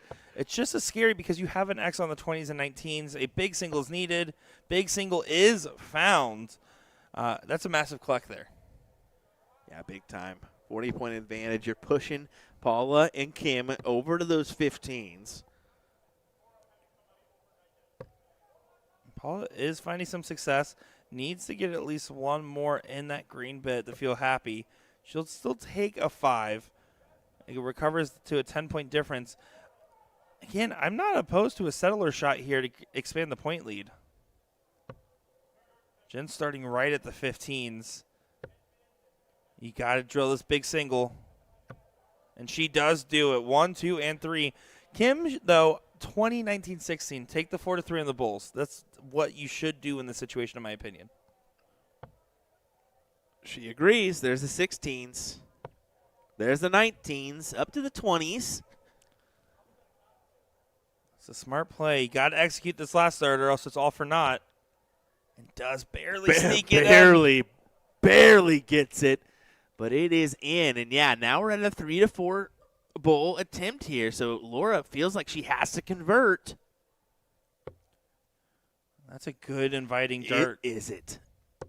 It is. Oh, wow. I was wondering. She's still throwing. She didn't even know it was in the double.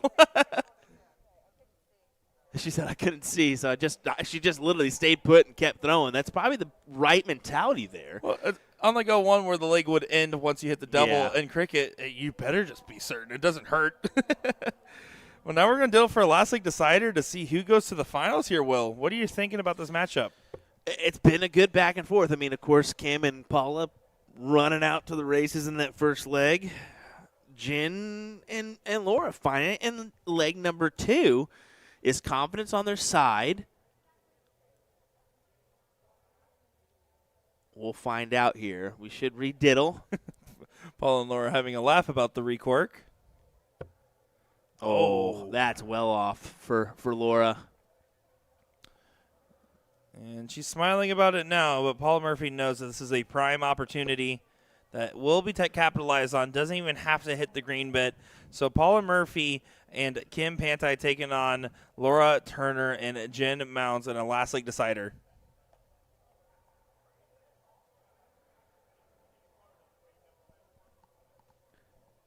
Paula Murphy started off slow in leg 2, was dominant in leg 1. Which version are we getting?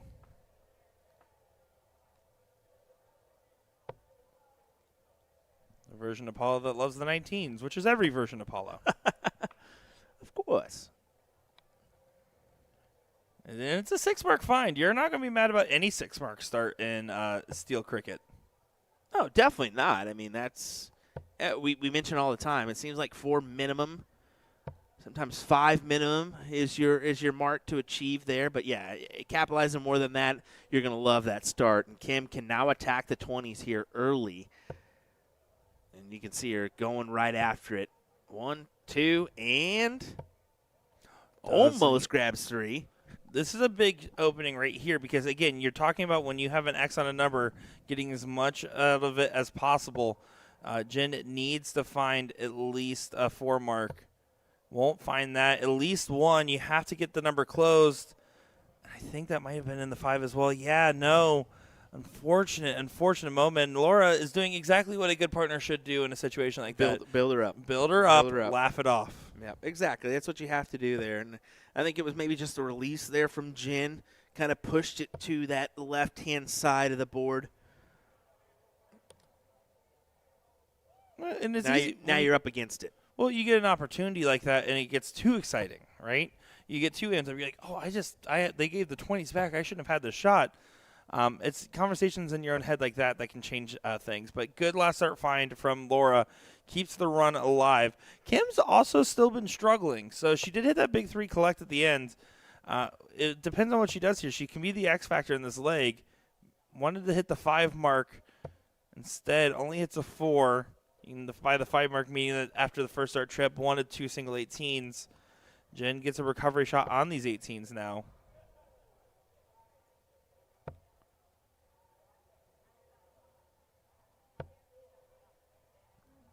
And that seems like by her reaction got away from her, but happy accident on the close. Unfortunately, right now, Paula Murphy pulling it together with Kim in suit. Snags the 18s, gets rid of them. Still not out of reach yet. She may go back for a few more points. We'll find out. Nope, stays on those 17s. But because she didn't get that second number, there's still an outside opportunity. Laura hits a 9 here, and all of a sudden you're back into it. You're not quite out of the running. You need that big shot. And this might be that big shot. Laura needed the 9. She finds 7 right on the wire. You don't give up on a leg, and they're still neck and neck now.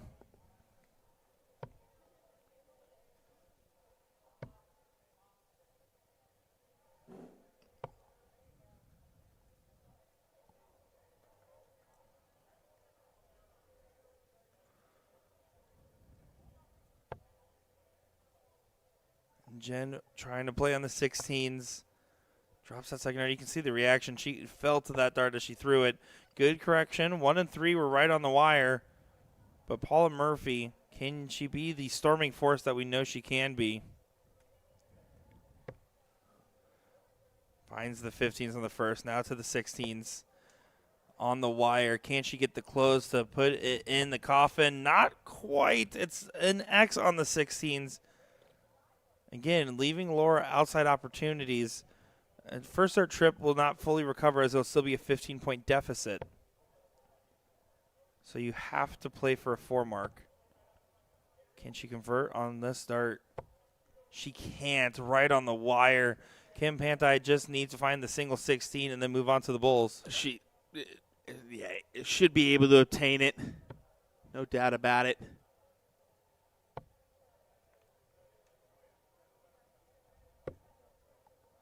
And good shot there from Kim. And Kim recovered quite well. I mean, she was having some serious struggles in that second leg, which opened up the opportunities. Jen knows that she has some pressure on the live stream. Unfortunately, that pressure kind of getting to her just a little bit here, but doesn't take away from the fact that her and Laura played quite well together against this point. But also, will anybody fault anybody losing to a Paula Murphy-Kim Pantai duo? No, you can't. I mean, that's a dangerous duo. It always is. It's always one to circle in the bracket, knowing that they're probably going to be a tough team to beat along the way. And you can see, I mean, of course, Jen's not going to be thrilled with how she performed here in this one on the live, but it's a touch of nerves, knowing that it's the first time really on a live stream in quite some time. So, I mean, yeah, you can't – it's a good effort. I mean, they did a number against a tough team in Trish Grezik and Chrissy Grimmel. I mean, that was a great matchup. No, certainly. And it's one of those moments that you just kind of sit back and you think about saying, you know what happened, and you're just going to have to move on through it going forward. You're going to kind of analyze the situation and say, this is the point where I'm going to improve from here on the live showing performance, and you'll get there through time. And again, what Jen has absolutely called exposure therapy, as Kim there does grab the bull needed. They shook hands thinking it was already over. Now it's actually over. Kim Pantai and Paula Murphy will move on to the finals against Janelle Hanna and Emily Kaufhold.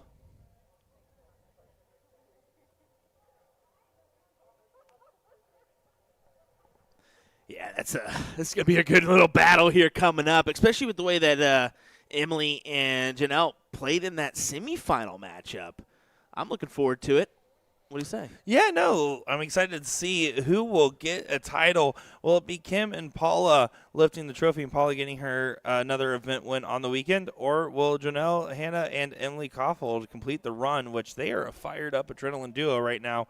Can't count them out. And then afterwards, we will go over to our open doubles cricket, which is currently hitting just shy of the top 8. Yeah. So don't go far, folks. Nick Teixeira and Will Stewart on the call. We'll be back in just a moment's time.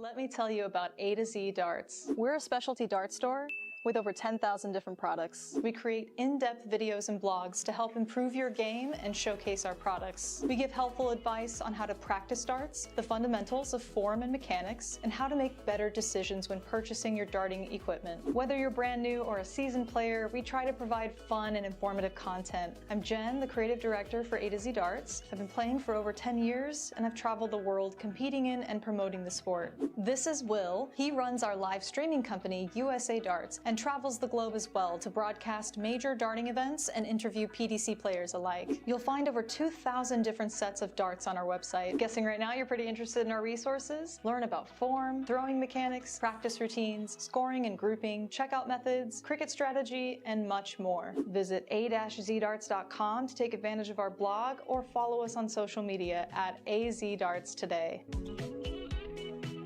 Can Gezi Price and the amazing Luke Humphreys win this crisp $100 bill with these baby darts? Rules are, if he can hit a single red bull, I'll give him $100 for every red. You ready? Ready. I'm ready to go. Let's go. Gezi, you ready? Yes, go. Let's go.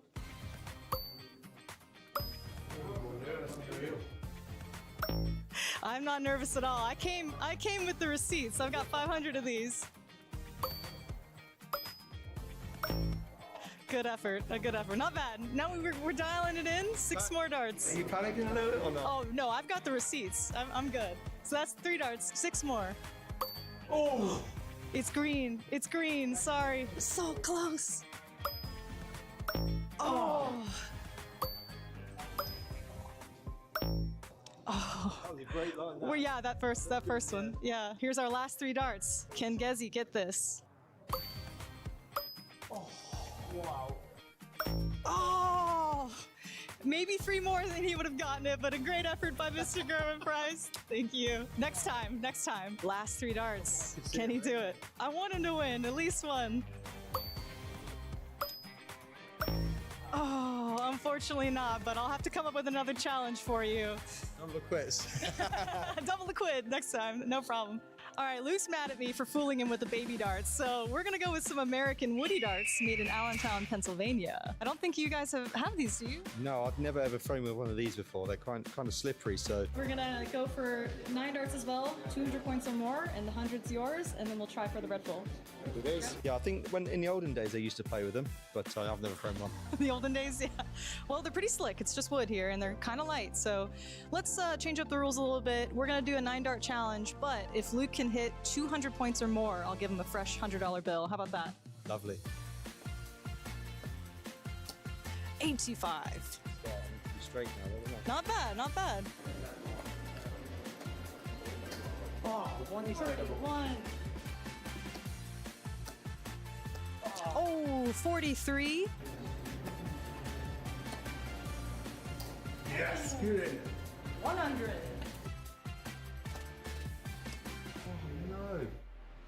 Oh, he's not able to do it. That trouble would have took us over the line, but.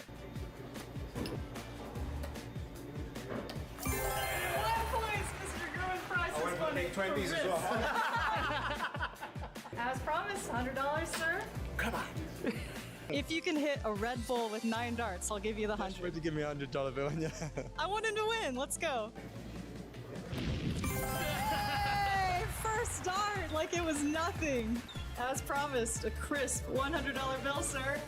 Get in there. I'm happy now. I'm home still.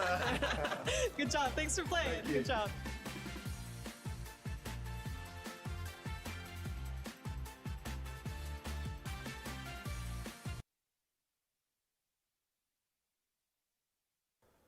Here we go, back and better than ever, and a long, long day of action has come down to this moment here of Paula Murphy and Kim Pantai taking on a good duo that has a lot of energy on the board right now, Janelle Hanna and Emily Koffold. My name is Nick Teixeira, joined by Will Stewart. That was all the names. Here's the action. Here we go with, should be a good one. Hannah and Emily playing pretty impressive in their last matchup. And, of course, we all know what Paula and Kim did in that last battle between Jen Mounts and Laura Turner. Pretty impressive from their own right, but yeah, this is going to be a good back and forth. I did find out a little bit of information here on Emily and Janelle. Of course, we did find out Janelle is from the great state of Arizona. For Emily, she's actually from Colorado Springs, Colorado. So nice to see these two players teaming up together in this event, and kind of some newer faces for us. I just love the way you say the state of Colorado. Colorado. Yeah, you hit it with a red. Colorado. That state next to us, that's what I call it usually. Now, I will say, again, I talked about it earlier with the Tracy Firetag Liz Tynan match, but Janelle and Emily, they're just playing with some fire under themselves right now. It's great to see. I love the energy that they have, but when you ride highs, you also have big crashes, and you have to make sure to keep up that energy this whole time. Paula Murphy, Kim Pantai, they are going to be favorites heading into this, and there's no reason to not say it any other way. But Emily and Janelle showed every ingredient to be able to get this done. Can they just pull off the recipe and the execution of it? Manages the 3 19s there. Grabs that advantage by 13 points. Big time triple there. How about another? Yeah, Kim had some struggles in the semi, but picked it up in that last leg when it was needed most. I don't expect to see her same struggles here. They typically do a really great two-front approach with Kim and Paula together.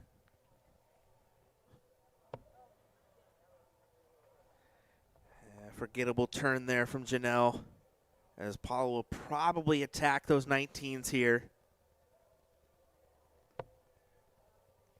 And normally so trusty for her.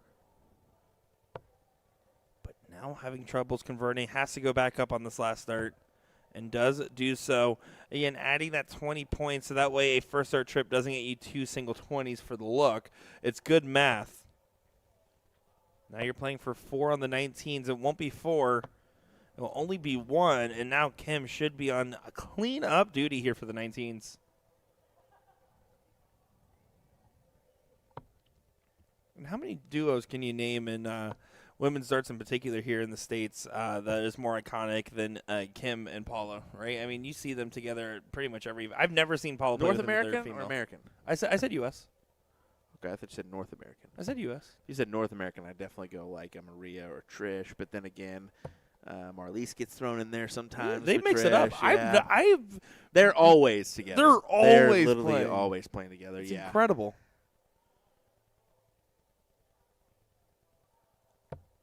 Kevin Luke showing some love by saying Emily played in the World Masters of Budapest last year and shot great. Not one to sleep on. We know better than if you make it to a final at a ADO national event and a WDF sanctioned events. You know, you don't count them out. Yeah, exactly. I mean, it's a person we've heard of, but it's not one that we've had the pleasure of actually streaming. I don't think. Maybe once, you know, in way back when, but unfortunately, our brains don't remember everything. Mine does. I just like to make you look silly. I do have a photographic memory. I will say that. You do not have a photographic memory. Certain things I do for, like faces, I'm pretty good with. I am very good with faces and remembering. You either have a photographic memory or you don't. You don't have a. Sometimes I take the Polaroid and sometimes I draw it on a pen and paper. What are you talking about? Snapped it. We got it. Photographic memory.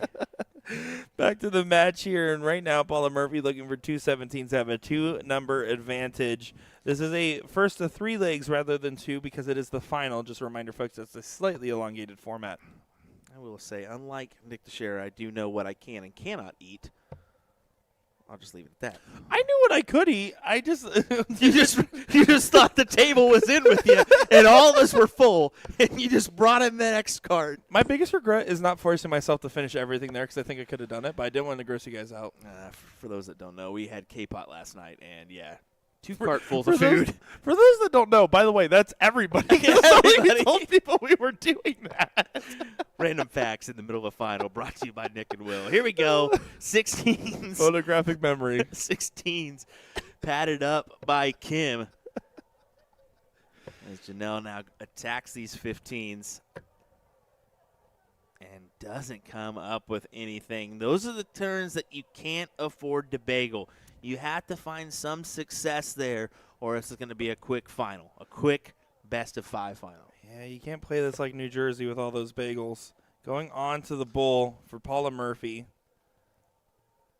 This first leg has definitely been a precedence of what they're trying to set for the statement. Right at that 3-0 mark is the goal. We saw that with the singles cricket championship. Right around that 3-1 to 2-9 was the consistent range of the top 5 averages. You got to stay right around there, and you can see Kim and Paula doing that successfully at a 2.8. And maybe a little bit of the finals pressure getting to Emily and Janelle, who was not quite at the same level that we just saw them at not too long ago.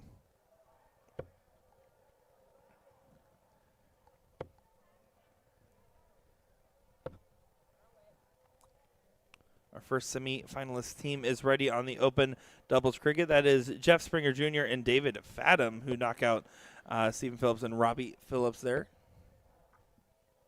I do not like how quick everything's rolling here. Not at all. We thought we would get a quarterfinal. Maybe not. We might just get a semifinal final here of the men's side. It's just going. It's just cruising along here, folks. Speedboat style.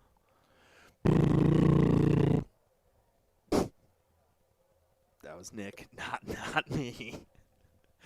What a dynamite speedboat from the guy. Can you do better? Don't try. Give me some water. She looks off to the side, knowing this leg's pretty much done and dusted. Kim should hit the bowl for a 1-0 advantage.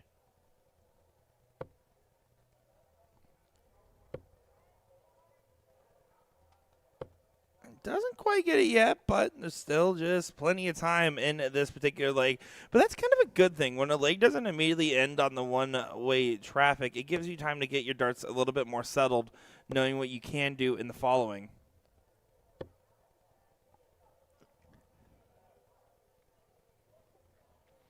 But Paula should be able to go ahead and send this to the next leg. Again, 1-0 advantage in this race to 3, 33% of the way there.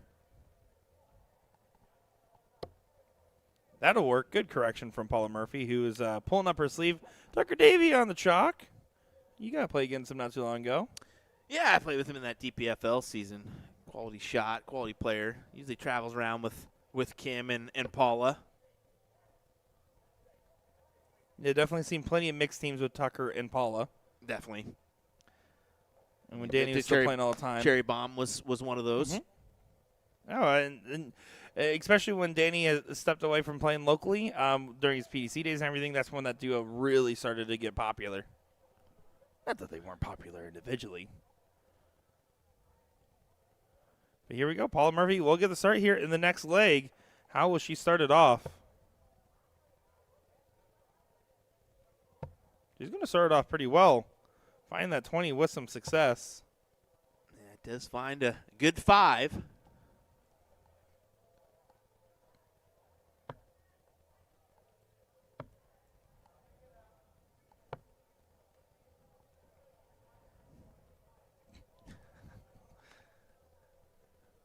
And there doesn't find the close on the 19s. So an opportunity for Kim to get the 1-2-3. Again, drill the big single. You don't even care about the trip on the last start. And there, sails it to the right. I say that because, again, I'd rather have 2 numbers in the point lead rather than what I would, in my mind, feels like a 50-50 of hitting the trip or missing entirely. I like the go-to. When your opponent only hits 2 and you've got a wedge, go ahead and attack there. A 4 mark adds points to the board and takes care of that number. It pretty much nulls that last round from them. It pretty much just, it didn't matter, you know? Well, and Joel and Emily had an opportunity to get some points off a number that they shouldn't have gotten points off of from that situation, you would think. And now, Paula only found a 1 mark. Emily trying to get the comfort of finding a home playground. Does find the trip 18 on the last. A good 4 on the grab. Keeps this leg competitive. Kim now going to be playing defense on the 20s.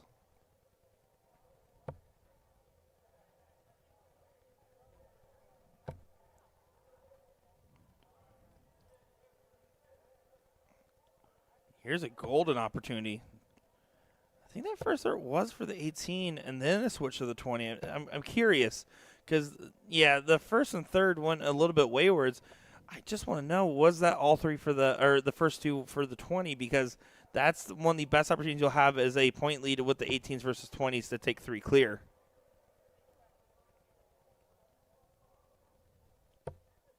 Big triple conversion there for Paula. And she does take the shot at the 18s. I was wondering, will she stay for more just to guarantee that they have that point advantage? Elected to go ahead and attack the wedge of the opponents. Yeah, and Kim now should be able to hit this 2 mark as the ask, right? You're looking for the single 20, single 18 at minimum. Confirming with Paula, I don't have a problem ever confirming with your partner on the shot. Again, it should be the 21st to try to secure that point lead. There misses the 18. One to get the 18 first for 2 shots at the 20. It's not a bad step back there. You got the 20. Now what do? Do you go back to those 18s? Do you go? Yep, exactly what she was thinking. Go ahead and get that circle on those 18s. Cross it out. And only a 2 mark doesn't secure the 17s. Only 10-point difference, though. This is where the math gets interesting. If Paula attacks the 17, she has to make sure to get this close. If she doesn't, it leads an opportunity for the 20s to get taken away. She's going to be stuck there for all 3. Has to stay true. And there does find a good calculated shot. A part of me thinks, man, a single 17 220s, 10 points down, force Kim to have to hit at least 3 on the 16s might not have been a bad play. It's risky. Yes. It's absolutely risky play. But just based off the temperature of the matchup, I think it might have been a potentially fortuitous one. But still, 4 16s, great grab. Well, Emily does go ahead and take care of those 16s. Kim just stays on the 20s rather than or stays on the 17s rather than the 20s, grabbing a little bit more points on that higher number. It shows where her headspace is at, though, with the 20s. Exactly. Just not as confident on that top side of the board. We saw her struggle a little bit on the 18s as well.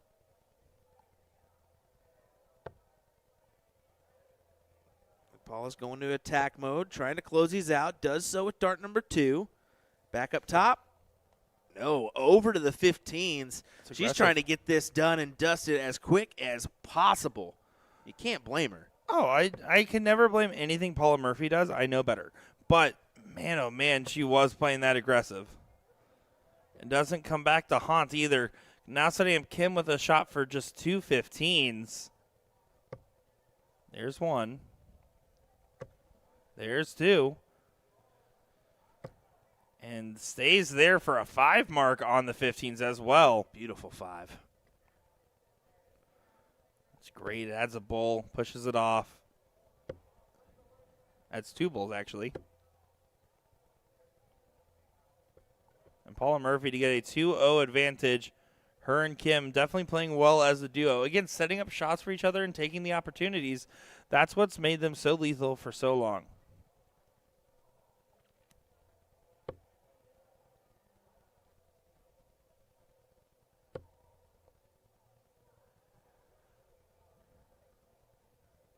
Won't in the leg here. She will grab a bull. Emily, you need to find as many of that center bit as possible. Yeah, unfortunately, again, just not the same fire that we saw from Emily and Janelle in that very first semifinal we looked at. Yeah. Where they, again, they averaged a 3+. And they were impressive the whole time with it, too. Like, never a doubt in their own minds what was happening. Here, it's going to be going now to a 2-0 position, barring some crazy comeback here. I'll go ahead and say it, too. It may be a little shock that they're in the finals because I went out there and just said, hey, ladies, just to tell them for the next time a couple things to look out for. And she said, it's okay. We won't be back up here. And I said, oh, yeah, you will be. You're you're going to be the final right up here next. Oh, so they might not even know their bracket position. Well, Emily may not have, and maybe she's one that doesn't like to look at that. I'm one that doesn't care to look. So it just to each their own. I don't mind. I get just as nervous for every match. That's just how I play, with anxiety. And here we go. Another leg to go in this matchup. 2-0. Yep, and there you go. It's not over. It's not over. You got one more leg here in the final. Yeah, and Paul's saying, hey, this happened to me earlier. Yeah, just to let you know, we're not done. Play it off as we knew that. Yeah, we were testing you. So they could try to disqualify them. To show for the bull, you need to start. It all starts right now. Do yourself a favor and does find the green bit. It's an inviting position. Paula calls for the pull. I actually might have wanted to leave that dart in. Well, that's worked fine. out for her. Goes outside. Here's an opportunity.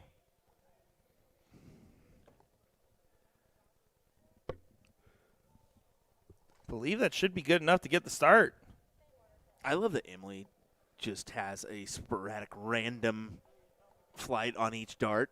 Yeah, that's the best way to do it. She's just, you can tell a lot about a player by their setup, and do they care to change their flights often? Do they like them beat up and battered? Do they care what's on the end? Clearly, Emily does not mind. Whatever flight, whatever shaft she can find, she's going to slap it on there and make it work for her. Well, there's two kinds of players. There's the ones that have everything prim and proper nonstop.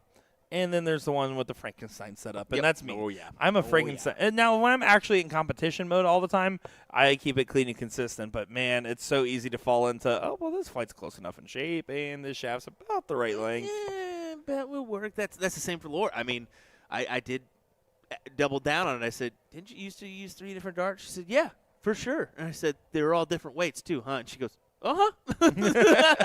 Insane behavior. And That is just mad. well, let's look at this for a second. It looks like the duo who's playing with house money now and that stress of the finals easing off their shoulders. We saw this earlier with it was Laura, right? That Yep. happened with? Yeah, a little relief on thinking you're done and dusted, but all of a sudden you've got a second life. And look at them go. Big trip 19, big trip 17, and a single 16 to cue in the leg for these two great ladies. Yeah, and a massive shot and a massive opportunity. It all starts with one leg back. With a diddle every leg format, there's no such worry of breaking throw or not. It's just about trying to get those starts and taking advantage of them, setting yourselves off on the right foot. It's clearly what they're doing here. Going to contest the 18s. Doesn't find any success, but does find the trip on the last. Stays there for all 3. Miss Hannah happy with that collection. What a leg of darts. 4-5 right now for these two. Really finding it, like you mentioned.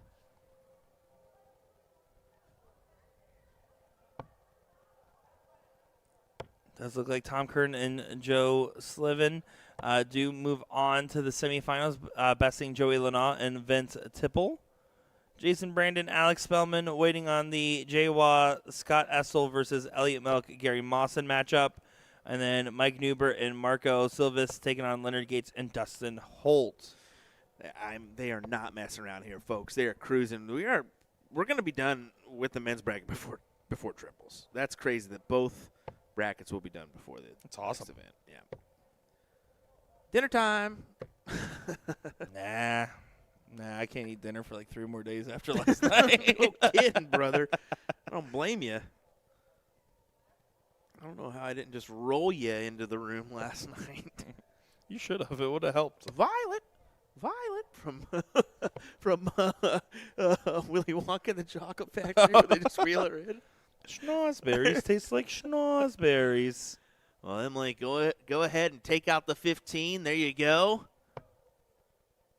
She wants a little bit more on the scoreboard as far as points. Get above that 100 mark.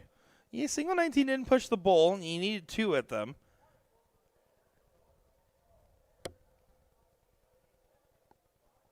But this like should be in the favors of the out-of-town contingent versus the Florida duo.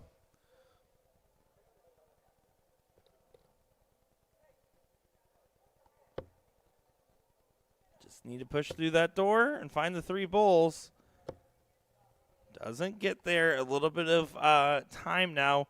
It's not quite over. If Kim gets 2 bowls, it falls out into a 19. This is a very different story. Yeah, you don't want to mess around with the bulls, do you?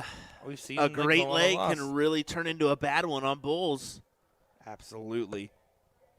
And that's a tough workaround. I think that flight's kind of right in your way, and none on the board again.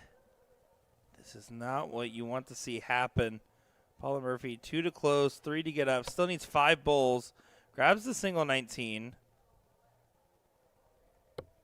Grabs a single bowl. It's now 4 to 3 on the bull race. And stays on there for the last. This is the round right here. Drill this first bowl or start hitting some more 20s. Choose a path. 20s. You got to go up. At least once. Yep. Yeah. You got to take the shot out of range. So now Kim has no match darts available. But any amount of bowls hit was massive right now. You need to find at least 1. Doesn't find it. Leaves the shot open. Emily should have a settler here. Find the middle.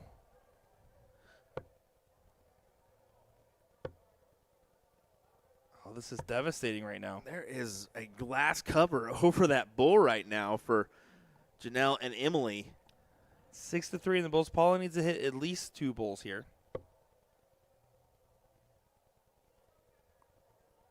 She found the map to the bull and hasn't been given it to anybody else on the board.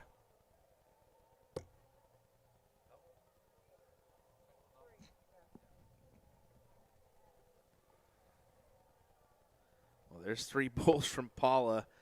There you go, Janelle. Follow it in.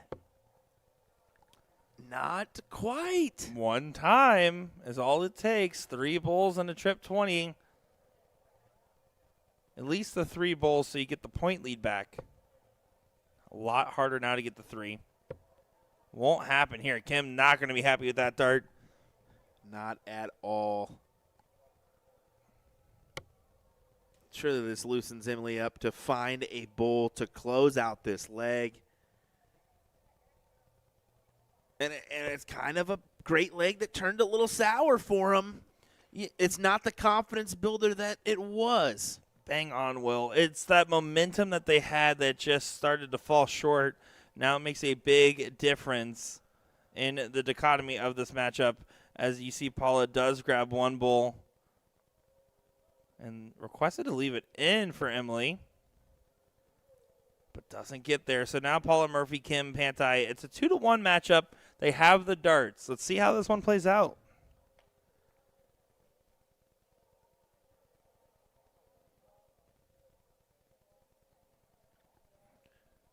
Paula's been well with this 20 so far, and you can see wasting no time finding them here.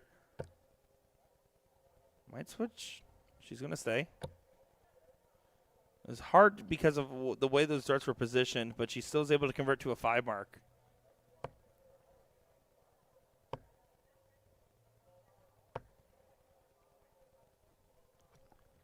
And with a 3 on the click, this is a better start, though, in legs against the throw for the out-of-town duo.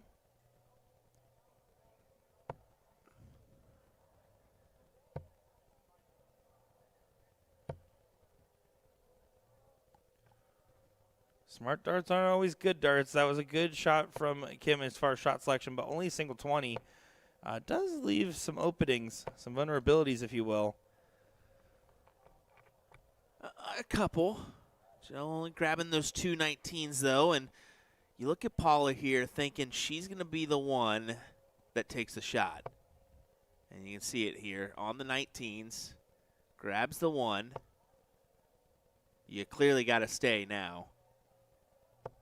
And there you go. 1, 2, 3 punch to grab those 19s and force Emily to the 18s or 17s. She chooses the 18s as the choice target. Knowing that Paula's behind you, I think there's a lot of, Kim's behind you, but Paula on the other side of the team, I should say. I think the 17s are more valuable than the 18s in scenarios like this.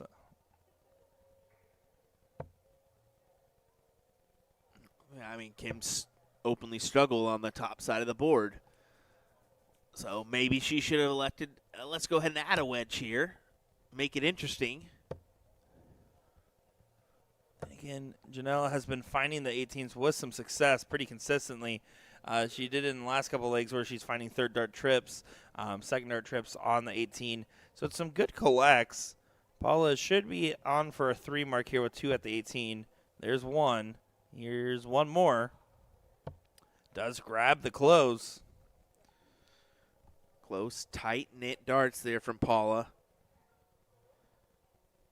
But she's thinking, I want this leg and I want this done as quick as I possibly can get it done. You do not want this going to a deciding leg because anything can happen there. This is either 1, 2, 3 on the 17 or you stay up on the 20 till you find a trip. Kim, she is not the normal locked-in version of herself so far.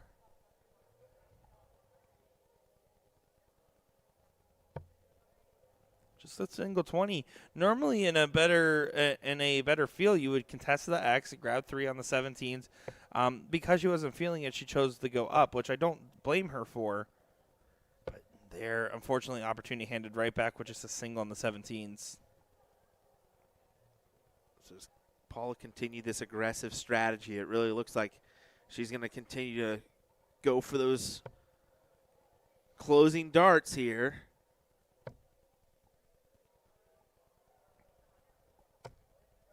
And once again, she shuts the door on another wedge. It's the big difference maker.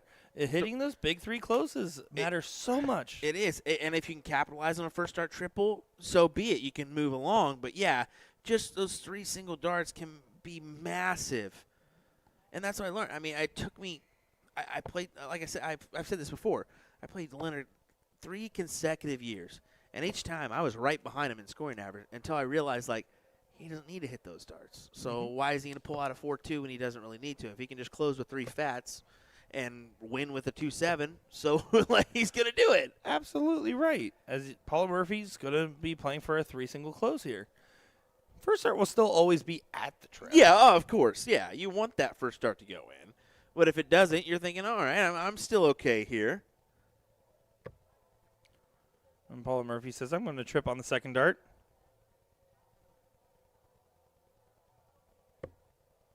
And finds the red bit on the bowl. 1 bowl away for Paula Murphy and Kim Pantai.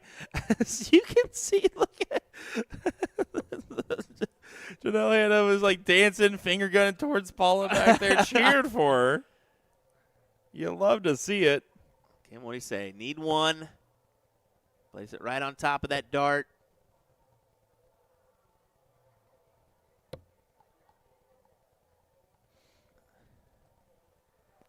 Not meant to be here in this leg yet. The outside opportunity is not going to be found the other direction as well. Finds the double bull, but not enough to dissuade 3 clear. Paula Murphy, 1 bull needed for another title here at the USA Dart Classic in Kissimmee, Florida. And she does grab it. 3 titles on the weekend so far for Paula. That's a great feeling. Oh, certainly fantastic feeling, as currently right now we have 1 of the quarterfinals still playing, 1 yet to play, and then 2 teams sitting in the semifinal. That will be where we're covering next, the Open Doubles Cricket, to round out our coverage. So probably, if I would had to assume, we're going to get the 1 quarter, maybe like 1 quarter, 1 semi, 1 final, maybe 1 semi, 1 final. I believe so. Yeah, we'll probably get 1 quarter, 1 semi, 1 final. But yeah, up to the tournament director's discretion here on that one. But either way, we've got a couple good matches to go before we conclude our coverage here on a Saturday night. We may do some bonus coverage, just preemptive warning there. We'll see. We'll see. All right, Nick. Here we go, folks. We'll be back in just a moment. Keep watching. But it's Strangle Nick. Here we go.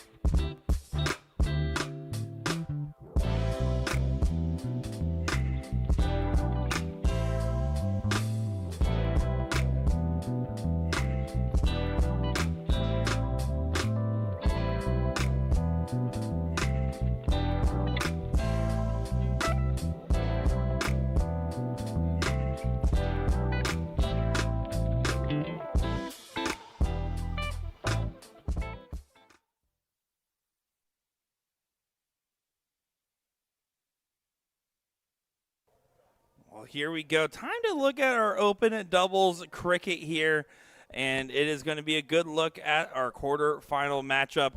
Jay Watt and Scott Essel taking on Jason Brandon and Alex Spellman. How rude of Alex to hold up everybody by playing all the way to the end of the earlier bracket. But no, here we are. This should be a good matchup. Jason Brandon and Alex Spellman, I mean, talk about a lethal duo there just as far as name value, but Jay and Scott seem like they're going to be up to the task based off their demeanor. Yeah, I mean, Scott and Jay coming out of a tough win or a tough battle against Elliott Milk and Gary Mawson to get themselves to this point, and what a collection to start us off from Scott Essel. Yeah, that's called We Don't Care About the Name Value. We're here to play darts, and that's exactly what happens as now pushes Jason Brandon immediately to the 18s, finding a 5 with some success, but now control for Jay. Can attack this aggressive.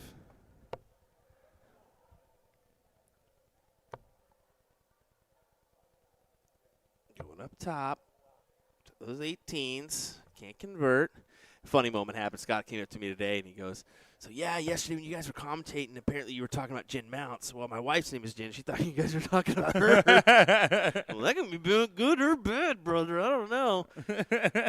But he did ask for a request. We'll give it to him. Big shout-out to Parker, who's watching on. Not the family, apparently. No, I'm just kidding. Well, Alex feeling frustrated all over those 18s. Hit 3 trips, but only one of them in the 18 bed. Means the 18s are going to get closed away. Will the point lead be expanded? It's only a single 19, which feels like Jason Brandon should be able to attack if he gets a go-ahead on the first 2 darts. He's not going to get the go-ahead. He's going to have to stay. And he doesn't even get the close. You can see by the reaction, he knows that that's trouble. Jay should absolutely attack these 17s here.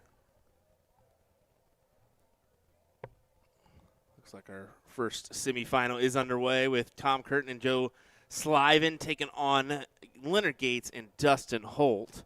So it looks like we'll go quarterfinal, semifinal, final here in this one. Yeah, it's going to be blink in, you miss it type of coverage for the last few matches here. It's been that way the whole day. It's just been a quick going on a Saturday here in Kissimmee, Florida. Well, tournament organizers staying on top of it, plus players not really messing around with it too much. And, you know, not to peek behind the curtain of people that maybe don't travel to a lot of events, the fact that the outside's right there, so if there is a player on a smoke break, it's not a very long one, and the refreshment station not being far away as well definitely helps expedite this process for these players, and there's not many breaks between the matches. Law knows the opportunity is his here. Close out those 15s. Yeah, this is a great performance in leg number 1. A 4.8. It's going to dip a little bit down, but it's a solid 4.5 to 3.5. Alex and Jason below the standard. Again, the expectation is the 4, and then the 4.5 helps lock it in, or just a little bit under goes the other direction.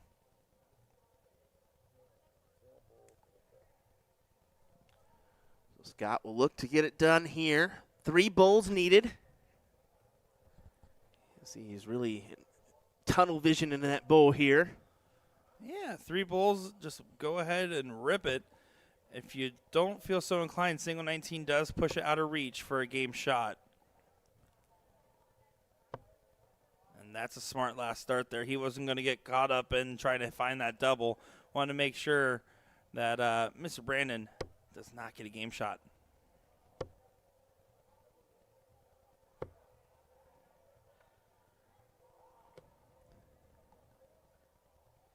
On a 4.1 here in this leg is Jay and Scott. And Jay hammers the red bit to end the leg. That was a beauty. Yeah, there's nothing wrong with that. You start off with a 9, and then that controls the pace of the rest. Alex does find the diddle quite well. They're going to have a pull on the dart. Can Scott find the red bit and keep this going with the same momentum? The start is ever so important in these. Doesn't find it, only a 25. So here you go, Alex Spellman, chance to reset the narrative. would like to start things off on a better footing.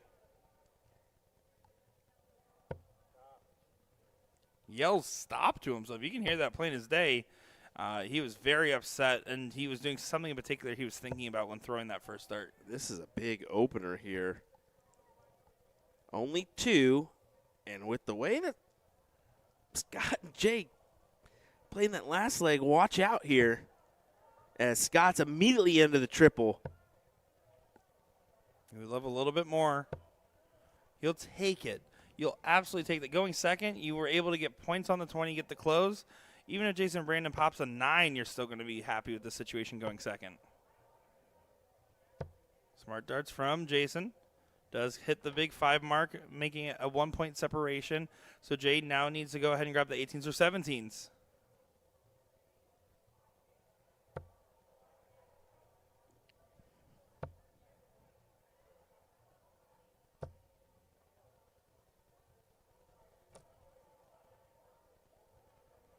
Good 5 in response. Alex Spellman does get the point lead immediately back. Should be staying. And does stay for 7. Snaps right back. And that's what Spellman does with how mechanical and analytical he is he has to sometimes have these big misses to be able to figure out what he's doing, and then finds a big hit right after. That was a big hit indeed. Good 7.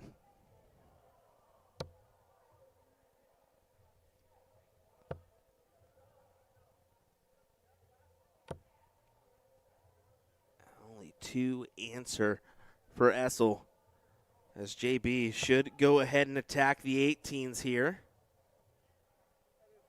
He's got to double check. That is a single. Yes, sir, it is.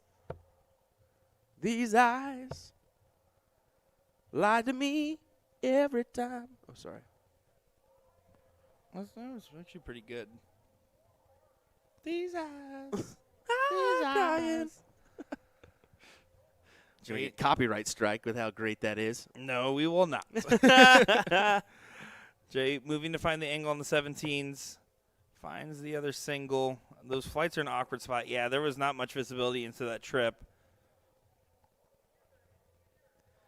And bull hitters saying it best. Some pairs practice for Jason and Alex. Yeah, that was their plan of attack. They are going to go play in that international pairs event over at the Moto Super Series. Granted, it ain't going to be cricket. It's going to be 5-on-1.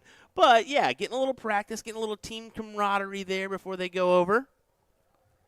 A little practice never hurt. Yeah. Like, when you and I practice together for our big events. What big events? The next Influencer Showdown featuring USA Darts. No, probably not. They're probably not. We have enough connections. They don't want that. That ain't going to happen. Trouble. It ain't going to happen. You can't even beat one of the bull hitters. You think you can handle all influencers? I hate you so much, Nick. I'm just saying. I hate you so much. I don't blame you. They're very good. I hate Ollie worse. Let's be honest. Yeah. Brother. That tracks. Only a 2 there for Brandon. So Waz sensing like this could be a chance here. You got to grab the triple, you feel. I don't love the aggressive switch. He must not like that flight position. position. He hated that flight position, and that's the only reason why he transferred over to the 19s. Yeah, I just got to be. Yeah, but now you're leaving Alex Spellman just 2 big singles. Exactly. It's a dangerous play. But if you feel like you can't go around it, it's probably best to move. I mean, it is, but the better move probably is getting a cover on the 15 or 16. The house, yeah, the extra house. You're probably right there, Nick. I mean, quote that. Will Stewart said it. One time for the one time. And now forced to the 16s. Scott trying to find something to make it work. Doesn't find at least 3. Jason Brandon should attack this X.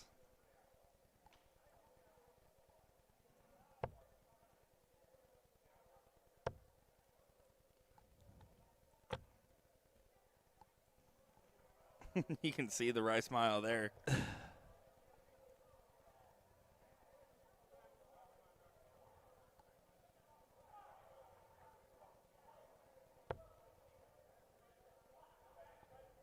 Good grab. Ooh, tough second, though. Still converts to a 6. I don't know how he fit that in between those darts there, but he managed to do it. It's a type of shot that, again, if an error happens, it will make some very interesting possibilities. The baseline's covered, but it's not a full-on sprint. That last start really need to be a trip to make this scary. 30 points of difference. I mean, yes, you're still asking for an 8 mark, but this 8 mark's in range. It is, and it's from a gentleman that's already hit a 9, a big 9 in this matchup.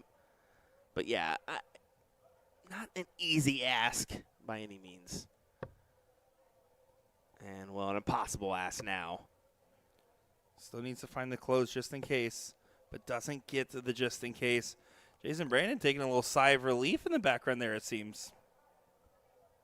Oh, for sure. I mean, look at Spellman. He's real thrilled. He's feeling great. He looks just like the Thinker statue. Like the exact same thing.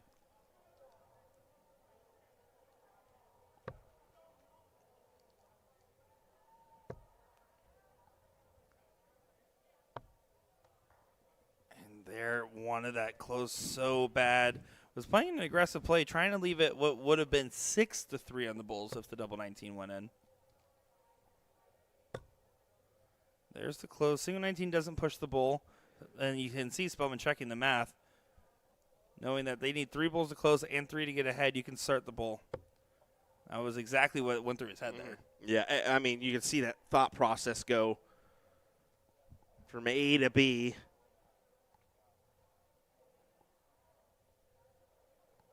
Scott's going to think, getting a little bit too much to muster up here. I mean, go for the Bull, abandon ship to the 19, possibly the last, just to close it. Yeah, as long as you hit at least 2, you can shoot that 19. Well, there's your 3. Go ahead and I think the 19 had to be grabbed there. Yeah, because there's no way you can grab the point lead and get an extra dart. Probably over, but still, I think you got to grab that 19 there as so they can't have a cover shot. Exactly right. So now if Jason Brandon misses his first start, he can go to the 19. If he doesn't trip, he'll stay. You're taking away that option on a first start miss by shooting the 19. Here, that's interesting. And again, he's looking at the math, knowing he can't go for a last start switch to the 19 as comfortably. Oh, look, this is all rattled. And does switch down for the 2 19s.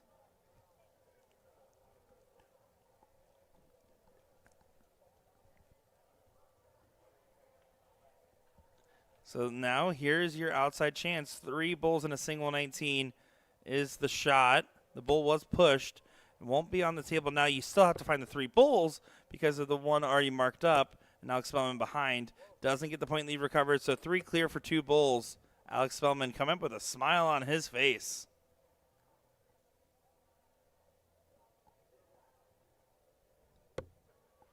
Oh, that is a terrible first start.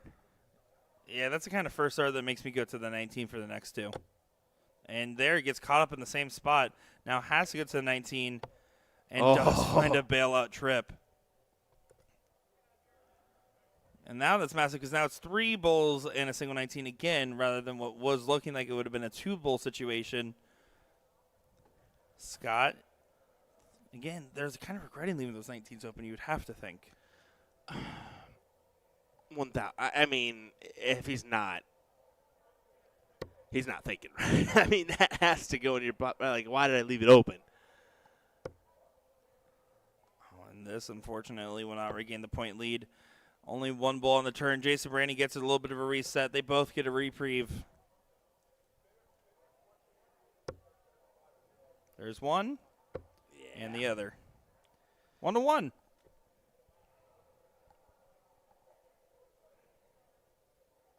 Scott will head in. This is a last leg decider here. Who's going to head to the semifinals where it'll be Jeff Springer and David Fathom that await.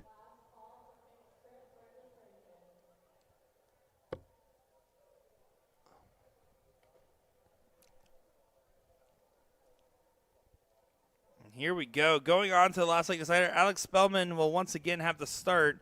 The starts have been inconsistent from this gentleman, but when they're good, they're real good. And here's a real good one. Oh, what a start for Alex Spellman, a 9 on the 20s. Ouch if you're Scott and Jay.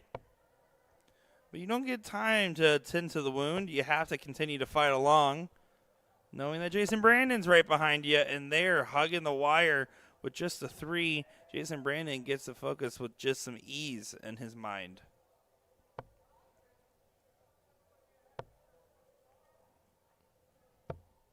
And brutal darts, finds with a 6. This is more of the momentum that you're used to seeing from these boys, and the momentum they played against when Scott and Jay did it to them in the very first leg.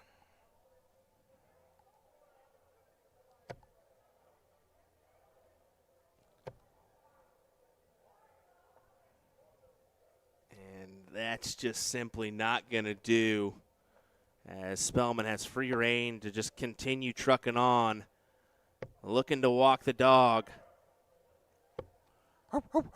Not quite, but does leave a good hit mark there for Jason Brandon by tagging the bull. That's a smart last dart.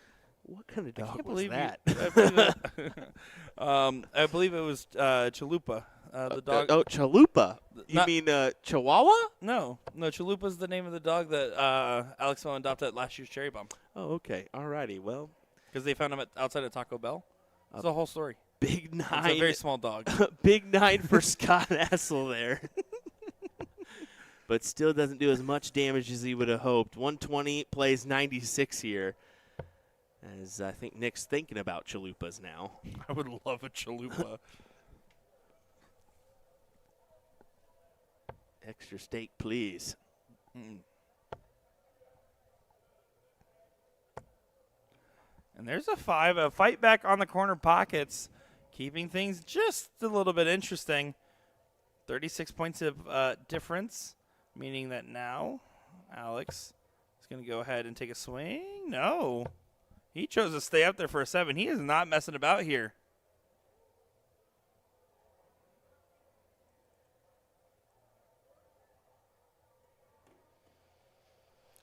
Scott really thinking this one over.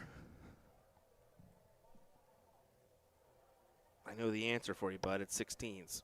Triple, triple, triple. That's your only answer right now. And unfortunately, it is not going to go. Just the single mark. This opens the door for Jason and Alex to walk on through into the semifinals. Trip 16, trip 15, double bull. Instead, it's still not happening, and you can see the frustration there from Jason Brandon. Last start cover on the 20. I think the last start cover on the 15 or bull I would have probably preferred from the point differential they were at, but it's a statement piece. It's a settler, and it's a certainty when you shoot that trip 20 like that.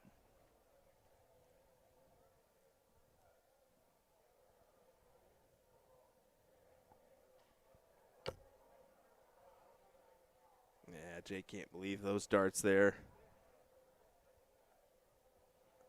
Leonard Gates and Dustin Holt taking on Tom Kurt and Joe Sliven, currently 1-1 and battling 20s versus 18s in that matchup. Yeah, they're actually just off in the distance. You can see Leonard actually on that right-hand side of Alex Spellman in the background.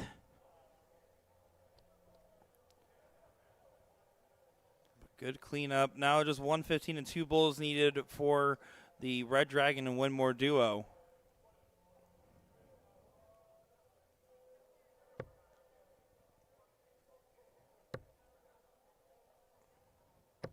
Another 9. Another 9 from Scott. And it's unfortunate that it doesn't matter more than it really does. Then they're just so far behind right now, especially on the wedges. Yeah. And there you go. Jason Brandon, Alex Spellman escape a great battle from Scott and Jay. I think if they would have closed at 19 in the previous leg, it could have been different. Alex Spellman at the Cherry Bomb in 2024 was going to Taco Bell and found a dog, then named the dog Chalupa, and that's what I was referencing. I just want to reiterate that one, everybody. I know Chihuahuas and I know Chalupas. No, he really doesn't. I'm out of here. Don't let him think that. He does not at all. He was just thinking about Taco Bell Chalupas the whole time. We'll be right back, folks, with our semifinals and finals. Before, well, I guess we're playing a mixed trip, so maybe we'll just record that action here soon. We'll be right back.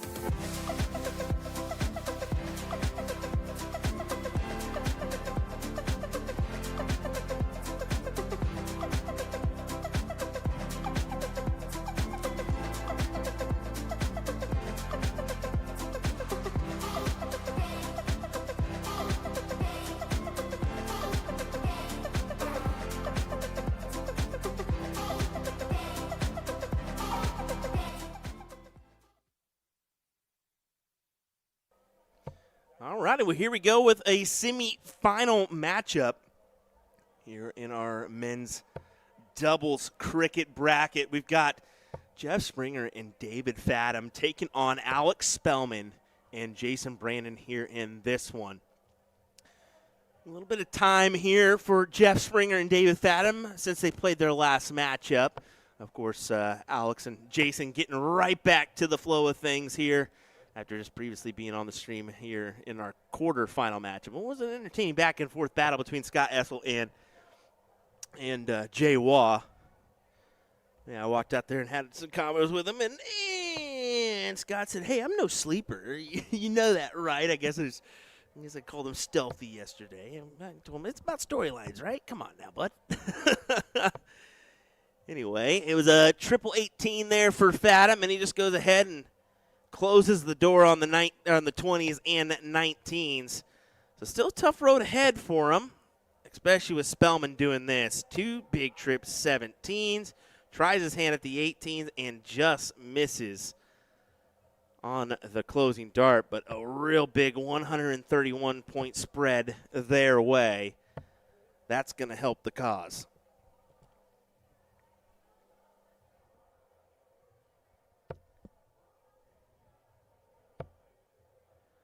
JB goes ahead and grabs the 18s, throws one at the bull just because it gives Alex Spellman a game shot when he returns.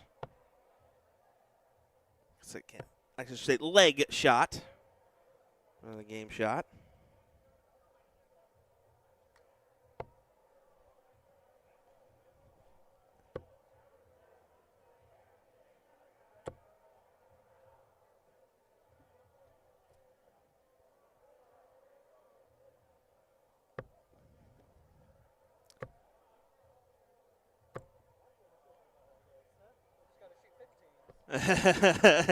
Jeff says, I guess I just got to shoot 15s to have some success here, but it doesn't matter. JB's right behind you to close the door, as that is the first leg done and dusted in quick fashion from Alex Spellman and Jason Brandon. A 4.9 leg average. That is something. This forces the hand of Jeff and David here. But it's still a tough road ahead, especially with Alex going ahead and pinning the red bit there.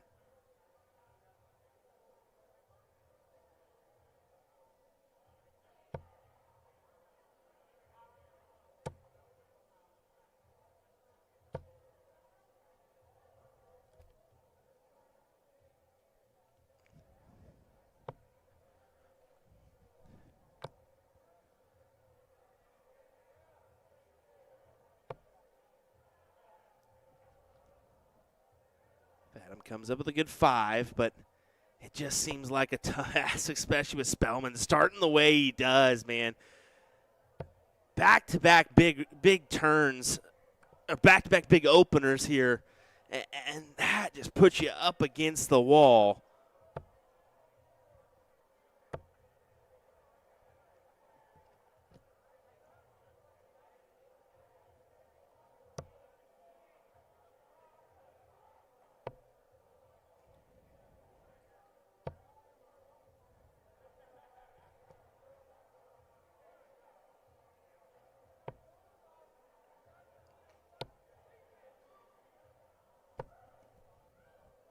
Great collection there from Fathom.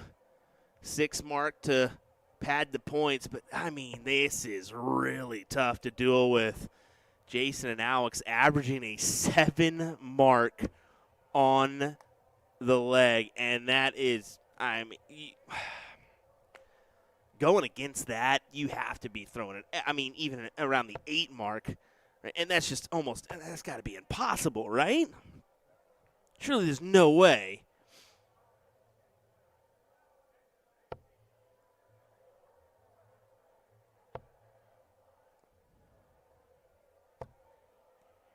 Just 3 singles, but like I said, it's A-okay. You're forcing Fathom to collect on a 9 mark here on the 15s, and even that's not going to be enough.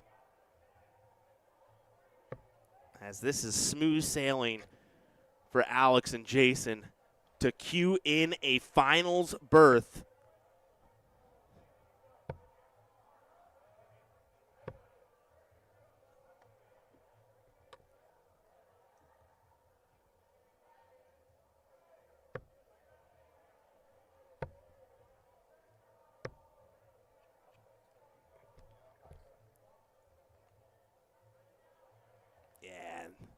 How about this? It'll be Tom Curtin and Joe Sliven, who have been on a tear lately, that will await in the finals, and they're going to take on a dangerous Alex Spellman and Jason Brandon, who threw a 5.1 average as a team. That is so hard to do as an individual, let alone as a team. What a performance from Alex and Jason. You just kind of go like, well, I guess that was decent. Well, we have our final. Tom Curtin, Joe Sliven, the old dogs taking on the, I guess, somewhat Newton. Yeah, that doesn't work. It doesn't, because Jason's been around for some time, too. So is Alex. We'll be right back, folks. Hang tight for our final of our Open Doubles event next.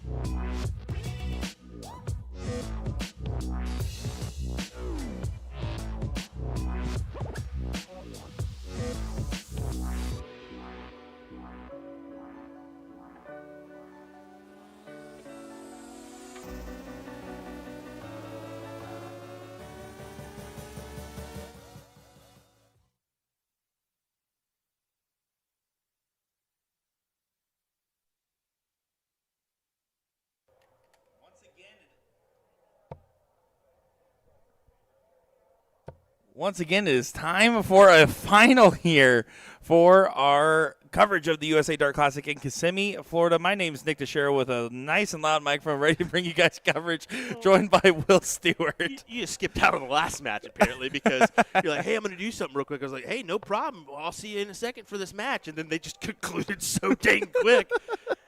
You missed it. So you couldn't believe when I told you, yeah, they threw a 5-1 to get to this final. Just a downright impressive performance from Jason Brandon and Alex Spellman. Alex starting off with 2 9s. So the most Nick Teixeira thing to happen Yeah, is the best match of the day is the one match in the entire weekend I took a break for. Yes, bud. Yeah, that's exactly what happened. Love it. Now this should still be a great matchup here for our finals. So Jason Brandon and Alex Spellman in top form, as you mentioned there, while I was out doing errands. But Tom Curtin and Joe Sliven, a tough duo. And this duo, I saw them play against each other at the Cherry Bomb. I saw them together find some big moments. And I know for a fact that they're excited because no matter what happens after this match, they're going to go to Cafe Tutu Tango and have small plates and fun dancing times. Oh, is that it? That's what Sally Kelly told me. Oh, okay. Well, that's their cup of tea. They like to go enjoy themselves after a couple darting events. So no mixed trips for them, unfortunately.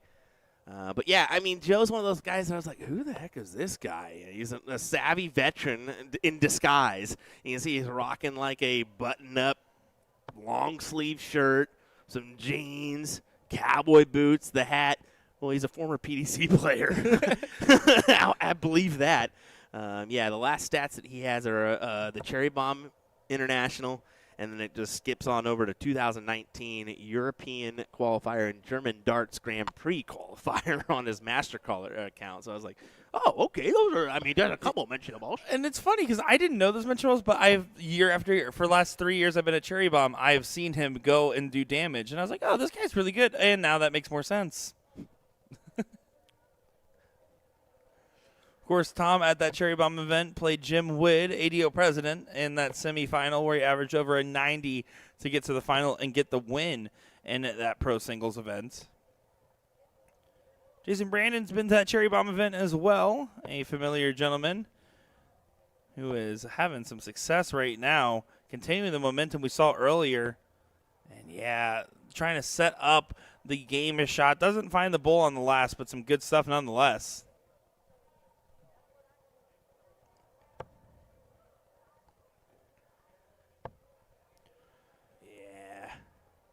All follow through with his throw. You can see once he finds that position, it's pretty much just full outreach. Just go for it. Yeah. Fortunately, though, Spellman 2 to close. Now, does he go for more points or does he go right over to the 15s? A misread of the board? I think that's exactly what that was. You only need 2 to close, my guy. Why go for the more? And Jason Brandon letting him know that, hey, don't be mad. You got what you needed. Whoa. I think this is the part where it could hurt, though. That could have been a little bit more dangerous. Still a 6. You can see, yeah, Jason, Alex pointing to his head there and says Jason's just giving a little chuckle knowing, yeah, a little boo-boo there. But, yeah, I like this strategy. Just bang out the 20s. I mean, 60 is the max compared to that 45 for your opponent. So go ahead and attack those 20s. On top of that, I mean, how often are you shooting multiple rounds of the 15s versus multiple rounds of the 20s as a player practicing, right? Yeah. So you're going to have more longevity and then have better options for errors on the 15. Even with the 5 hit from Joe, this should be a clean close. Got to be careful at this last start, and does go ahead and get that close. 37 means it's 5-3 on the bulls. If you hit 2 bulls, you can shoot the 20. He might just stay to try to find all 5 right now. Ooh. Yeah, yank that dart. And this should be clear for JB to go ahead and clean this up. If he misses, he can go right up to those 20s exactly as he's doing now. Not as much as he would have liked, though, so. It did add 2 bulls. It does. It does. So, I mean, 77 points needed for Joe, so needs the 2 doubles here in order to take that look. There's 1. Oh. And it does still find 3 bowls. So within range, Alex Spellman with 27 means he needs to hit at least 2 20s. Personally, I start the 20 till I find that first trip or at least 2 singles. He's starting the bowl because he's better than me and does find it, and 2 darts there for leg number 1. Alex Spellman and Jason Brandon holding the heads up high early.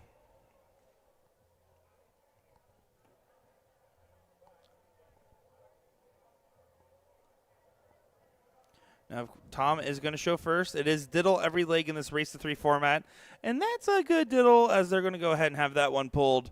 Don't want to try to contest that dart. And there, Tom Curran and Joe Sliven will get the start.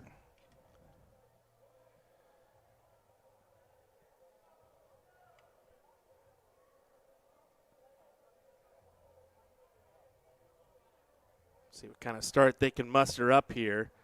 Right into the triple bed for Tom. And he's just going to go around the board here, isn't he? What a 9 for Tom Curtin. Hiya! Okay, we're not doing that. Tomcat with a big one. Finds a white horse to open things up here. And Alex Spellman not finding the trip on the 17.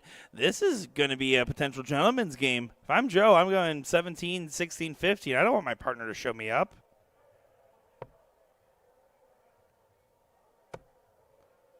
Oh, there, the gentleman's game is ruined. Scored 17 points. How dare you, Joe? Read the room. Now it's a great shot and finds the bull there. Good stuff indeed. As unfortunately, we didn't get a first round bye, by the way. We didn't, but they did hold us. Hold it. Thank goodness. Yeah, that's good. Anyway, this leg getting done in quick fashion for Tom and Mr. Sliven.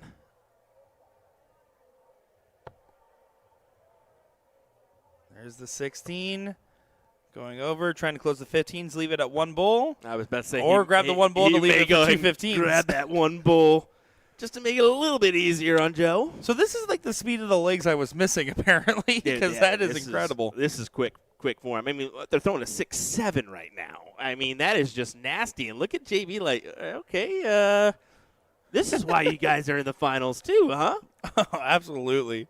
We know JB with his good old boy mentality, right? He's going to be laughing, smiling no matter what. Look at Alex. He just skipped right in front of Jason, knowing, all right, I'm going to be diddling here in a second, rather than JB, you coming up.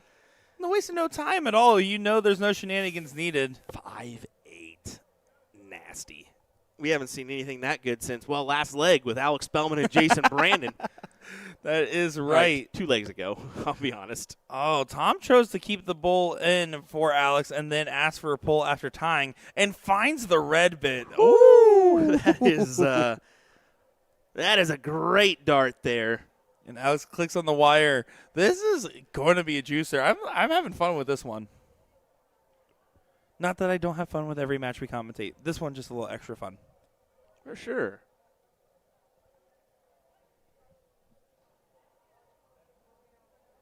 A little mistake there. So Tom rightfully turns around, grabs a drink from the beverage before stepping back up. And now Tom to set the pace. Can we get another white horse open? Oh, man. Oh, we cannot. Back up to 20. And doesn't convert. And that's the risk of going for a shot like that. Unlike in soft tip, going for a white horse open is actually pretty advantageous in steel because it's a more aggressive playing format. But the risk is a lot worse if you miss as well.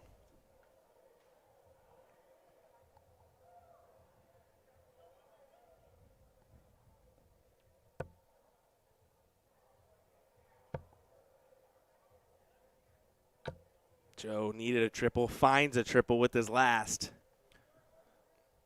Now Jason Brandon looking for at least 5 19s on this shot. It's the bare minimum.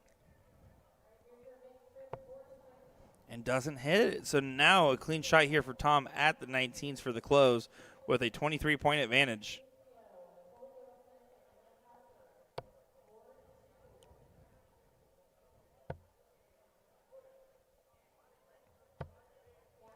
Is that it looks like a triple. It is not a triple, only a single mark. Craziness. And Alex is keen to pounce on something like this. Stays down. That's a disciplined shot. He's trying to leave it to Jason Brandon to tag that 20 and focusing on getting him a point lead and hoping to stave off Joe. Joe needs at least 3 20s at minimum to add a dart. And that's awkward. You can't really see that trip. And I think that last dart went just above the wire for a 2. Yeah, exactly. So now Jason Brandon, I start 20 every time.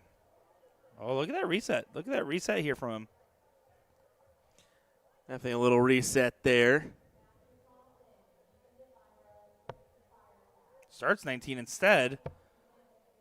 On the wire of the 20, and then goes back down. So he just chose a 1-stab attempt rather than a 3 clear for a 12-point lead. Interesting decision making. It depends on what Tom's able to do with these 20s, if that was wise or not. It looks to be wise. Now Alex just needs to grab these 2 20s and can move along. And that's exactly his plan of attack. You can see him all eyes on the 20s. There's 1. No matter what, there's 2. Like, he's not missing this fat. And then pegs the trip 19 for some added points. Great collection there for Spellman. And now Joe's going to have to get the 18s online and activated, which is the case. And it does try to squeeze a little bit more juice with a 5 found. But Jason Brandon should be able to chase. Go on the attack. Finds the 18s down to the 17s. From the 17s to the 16s. And then there grabs just a single. Not happy with that last start, but a great round as it is a dominant turn.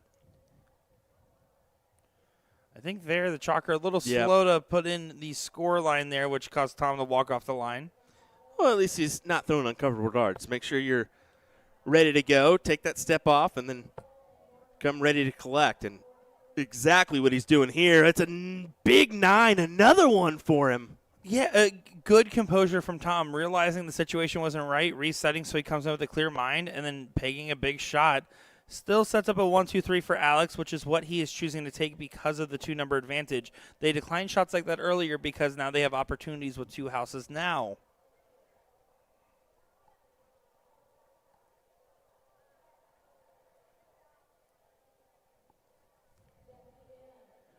Joe knows he's got a difficult task ahead, but it's an achievable one.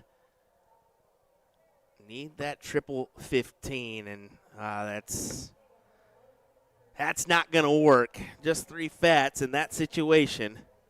You like the odds for JB to go ahead and close the door. He's going to try to slam it. Let's see. No, right back. He took at least 1 dart, but right back to the 19s to pad the points. I mean, in a 1-1 situation, don't blame him. Well, I'll call it as I see it.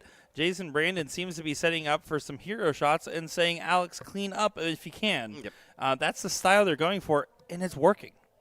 It certainly is. And that 5 mark doesn't dissuade because of the shot selection from Jason Brandon, ensuring Alex can focus on these 2 big singles, just like how he did on the 20s. Back to the 19s, and there just a single on the last, but adds a bull to the shot. Mission accomplished.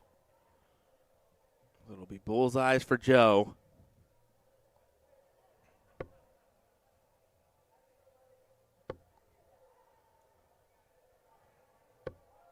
Grabs 2.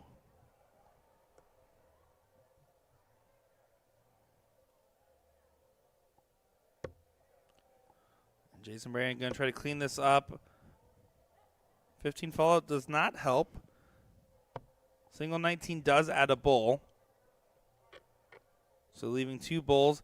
1 to close, 3 to get up, so 4 bulls minimum for Tom Curran on the shot.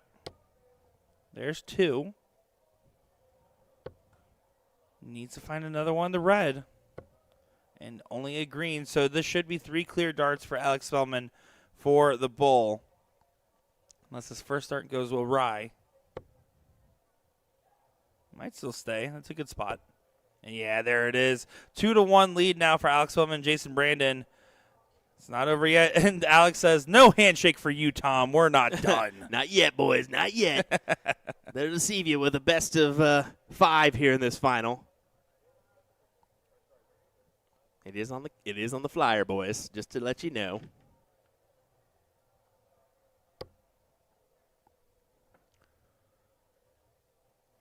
There's a double bull. Good find. Only a single. The diddling game from Tom and Joe is impeccable. I mean, Tom's had those great That's red every diddles. time. Yeah, 3 in a row. Wow. I mean, yeah, impressive. I mean, Tom's been impressive this whole match. We're not going to be lying about this. They're averaging a 4-1. They're ahead. He's about to hit another 9. Aw, boo. Boo. But you can see he did not go for the 19s there. He elected to stay on the 20s, and the reason why is because they know they need this leg. Absolutely. You can't take the same type of risky shot when you're going against the darts like this in a match point situation. It's a good shot selection. Now, this is going to be a hard angle for Alex Feldman. He has to stay on this 19, and he has to find a dart at it. You can see him analyzing the data, but you just really got to throw a start with a little extra oomph. And he tried to, but it goes to the 3. Not happy with this as Joe gets an opportunity. 219 should be your start.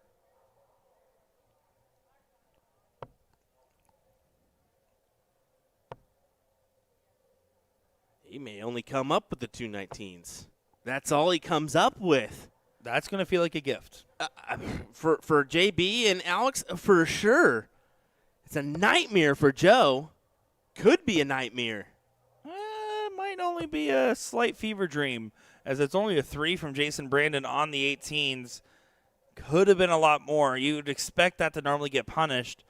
Instead, another opportunity arises. And going right at it with the 2 numbers, he's going to focus on the close. Big old single on the last.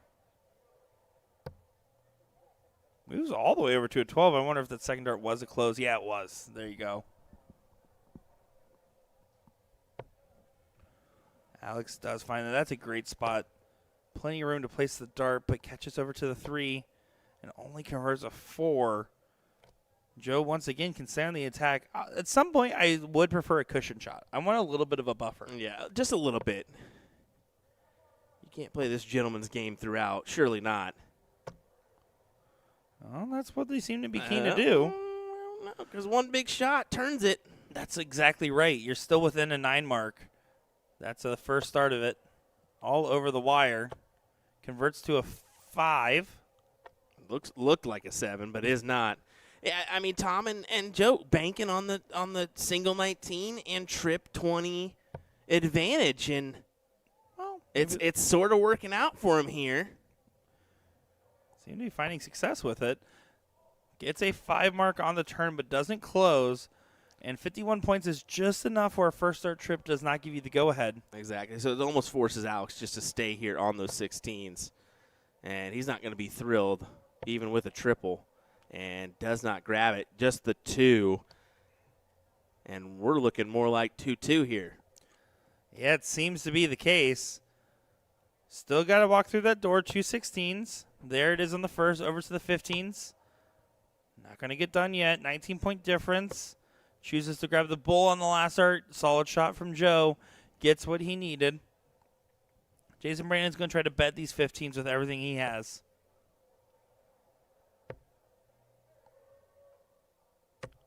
Instead, only a 2. Pretty much destined now for this last leg decider. It really is. Well, it's the old adage. If it's the last match of the stream, it's the last leg decider. It seems to be the case. Every single time. It comes with the job. They don't tell you that when you go to broadcast school. We didn't, but I assume that they don't tell you that. Alex Feldman does find the double and a single. How about another one? Just add a dart? No, needed to find at least one more bull. But now Joe can go ahead and go right at this with no game shot available for the other team. 3 bulls on the board for Alex. 2 bulls needed for Joe. One more. Can he sneak it in there? He can. Surely. It's just the way the good Lord above intends it. Last leg decider. Last leg decider indeed. I'm looking forward to it here.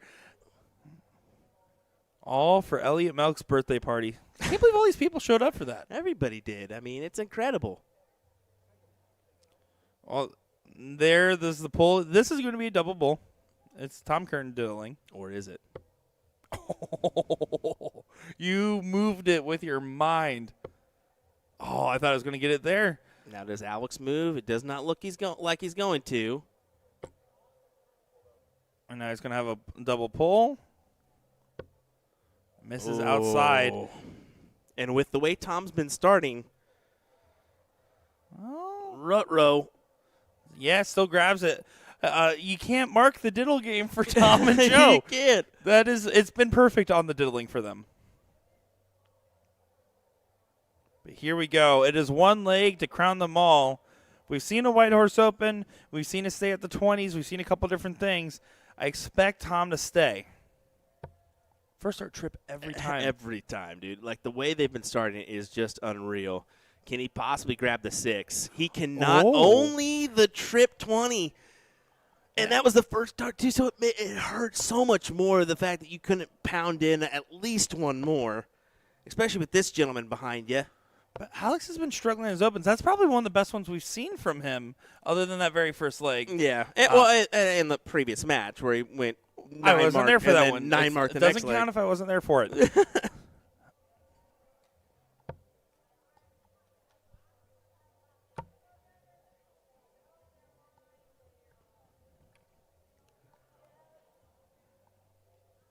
Brandon needs a 4 mark here on the 19s. And only grabs the 3. Yeah, and a 5-point separation means that Tom can play this as aggressive as he wants. I think he's only going to take 1 dart at the 19. He might not take any. Oh, he is looking. Ooh, that's a very uncharacteristic turn to how we've been seeing him play. I would agree with you there, Nick. I think only grabbing the 1 is detrimental. Is that a blocker? It certainly looks like it for Spellman. Yeah, he was forced to move up after a slight point lead. Doesn't collect on the turn. So Joe, who's been kind of the silent man in the match. He hasn't really done a lot wrong, but he hasn't hit the big swings either. Curious to see if he comes to and what he's able to do, as that's a beautiful grouping for only 3 marks.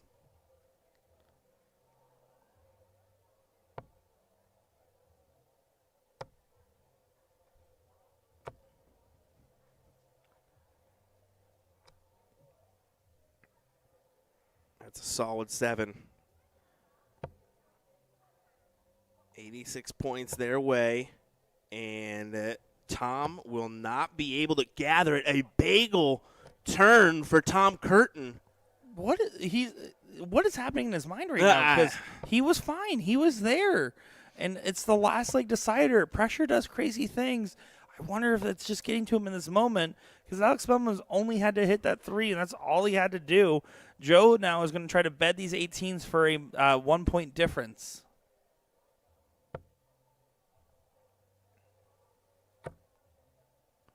Awkward position. Yeah, that is a very difficult dart or darts to work around, and he only grabs the 3. And this could be the moment that JB and Alex Spellman break through in this leg. Or is it? It might not be. It goes back down to the 19s. It's a big last start anyways. That's a huge escape. But still, you want to dictate just a little bit more. You're getting Tom a little bit more time to figure out what just happened. I mean, exactly, but he needs to grab the 9 here on the 18s for them to just tie it. And as you can see, it's not happening. So 90 points the advantage for Alex. Going right after these 18s. Kill shot there with the second dart. Yeah, they're not playing nice anymore. Alex Spellman, Jason Brandon. And what's going to feel frustrating right now for Tom and Joe is that while, yes, this is a 4.3 leg, it is not an insane unbeatable leg that they're going against in this last leg decider. It's just, unfortunately, the time in the match where Joe and Tom have slowed down their gameplay, which has otherwise been excellent in this matchup. It really has been. I mean, we've seen some better averages for the overall match. This is a 3-7 and a 3-6. But it's been some big rounds, and then maybe just the occasional 1 mark. I mean, it's a good final. It absolutely is. And this last leg just doesn't tell the full story of what has been happening in this and how we got to this point. But you know, sometimes the ending moments can really get to you, as that's a grab on the 16 and then a touch of the bull for Alex Spellman and finds 2 at the bowl, that is. It gives way for JB. Just come up, trip for the 15, and a single bowl for the win. Yeah, game, set, and match you're thinking here. Joe and Tom, a good run at it. Just unfortunately falling short in the last leg of what was a great matchup and a great run for them. I mean, hats off to them as well. They expected it, but of course they showed it too. He's going to have to commit. One more big single.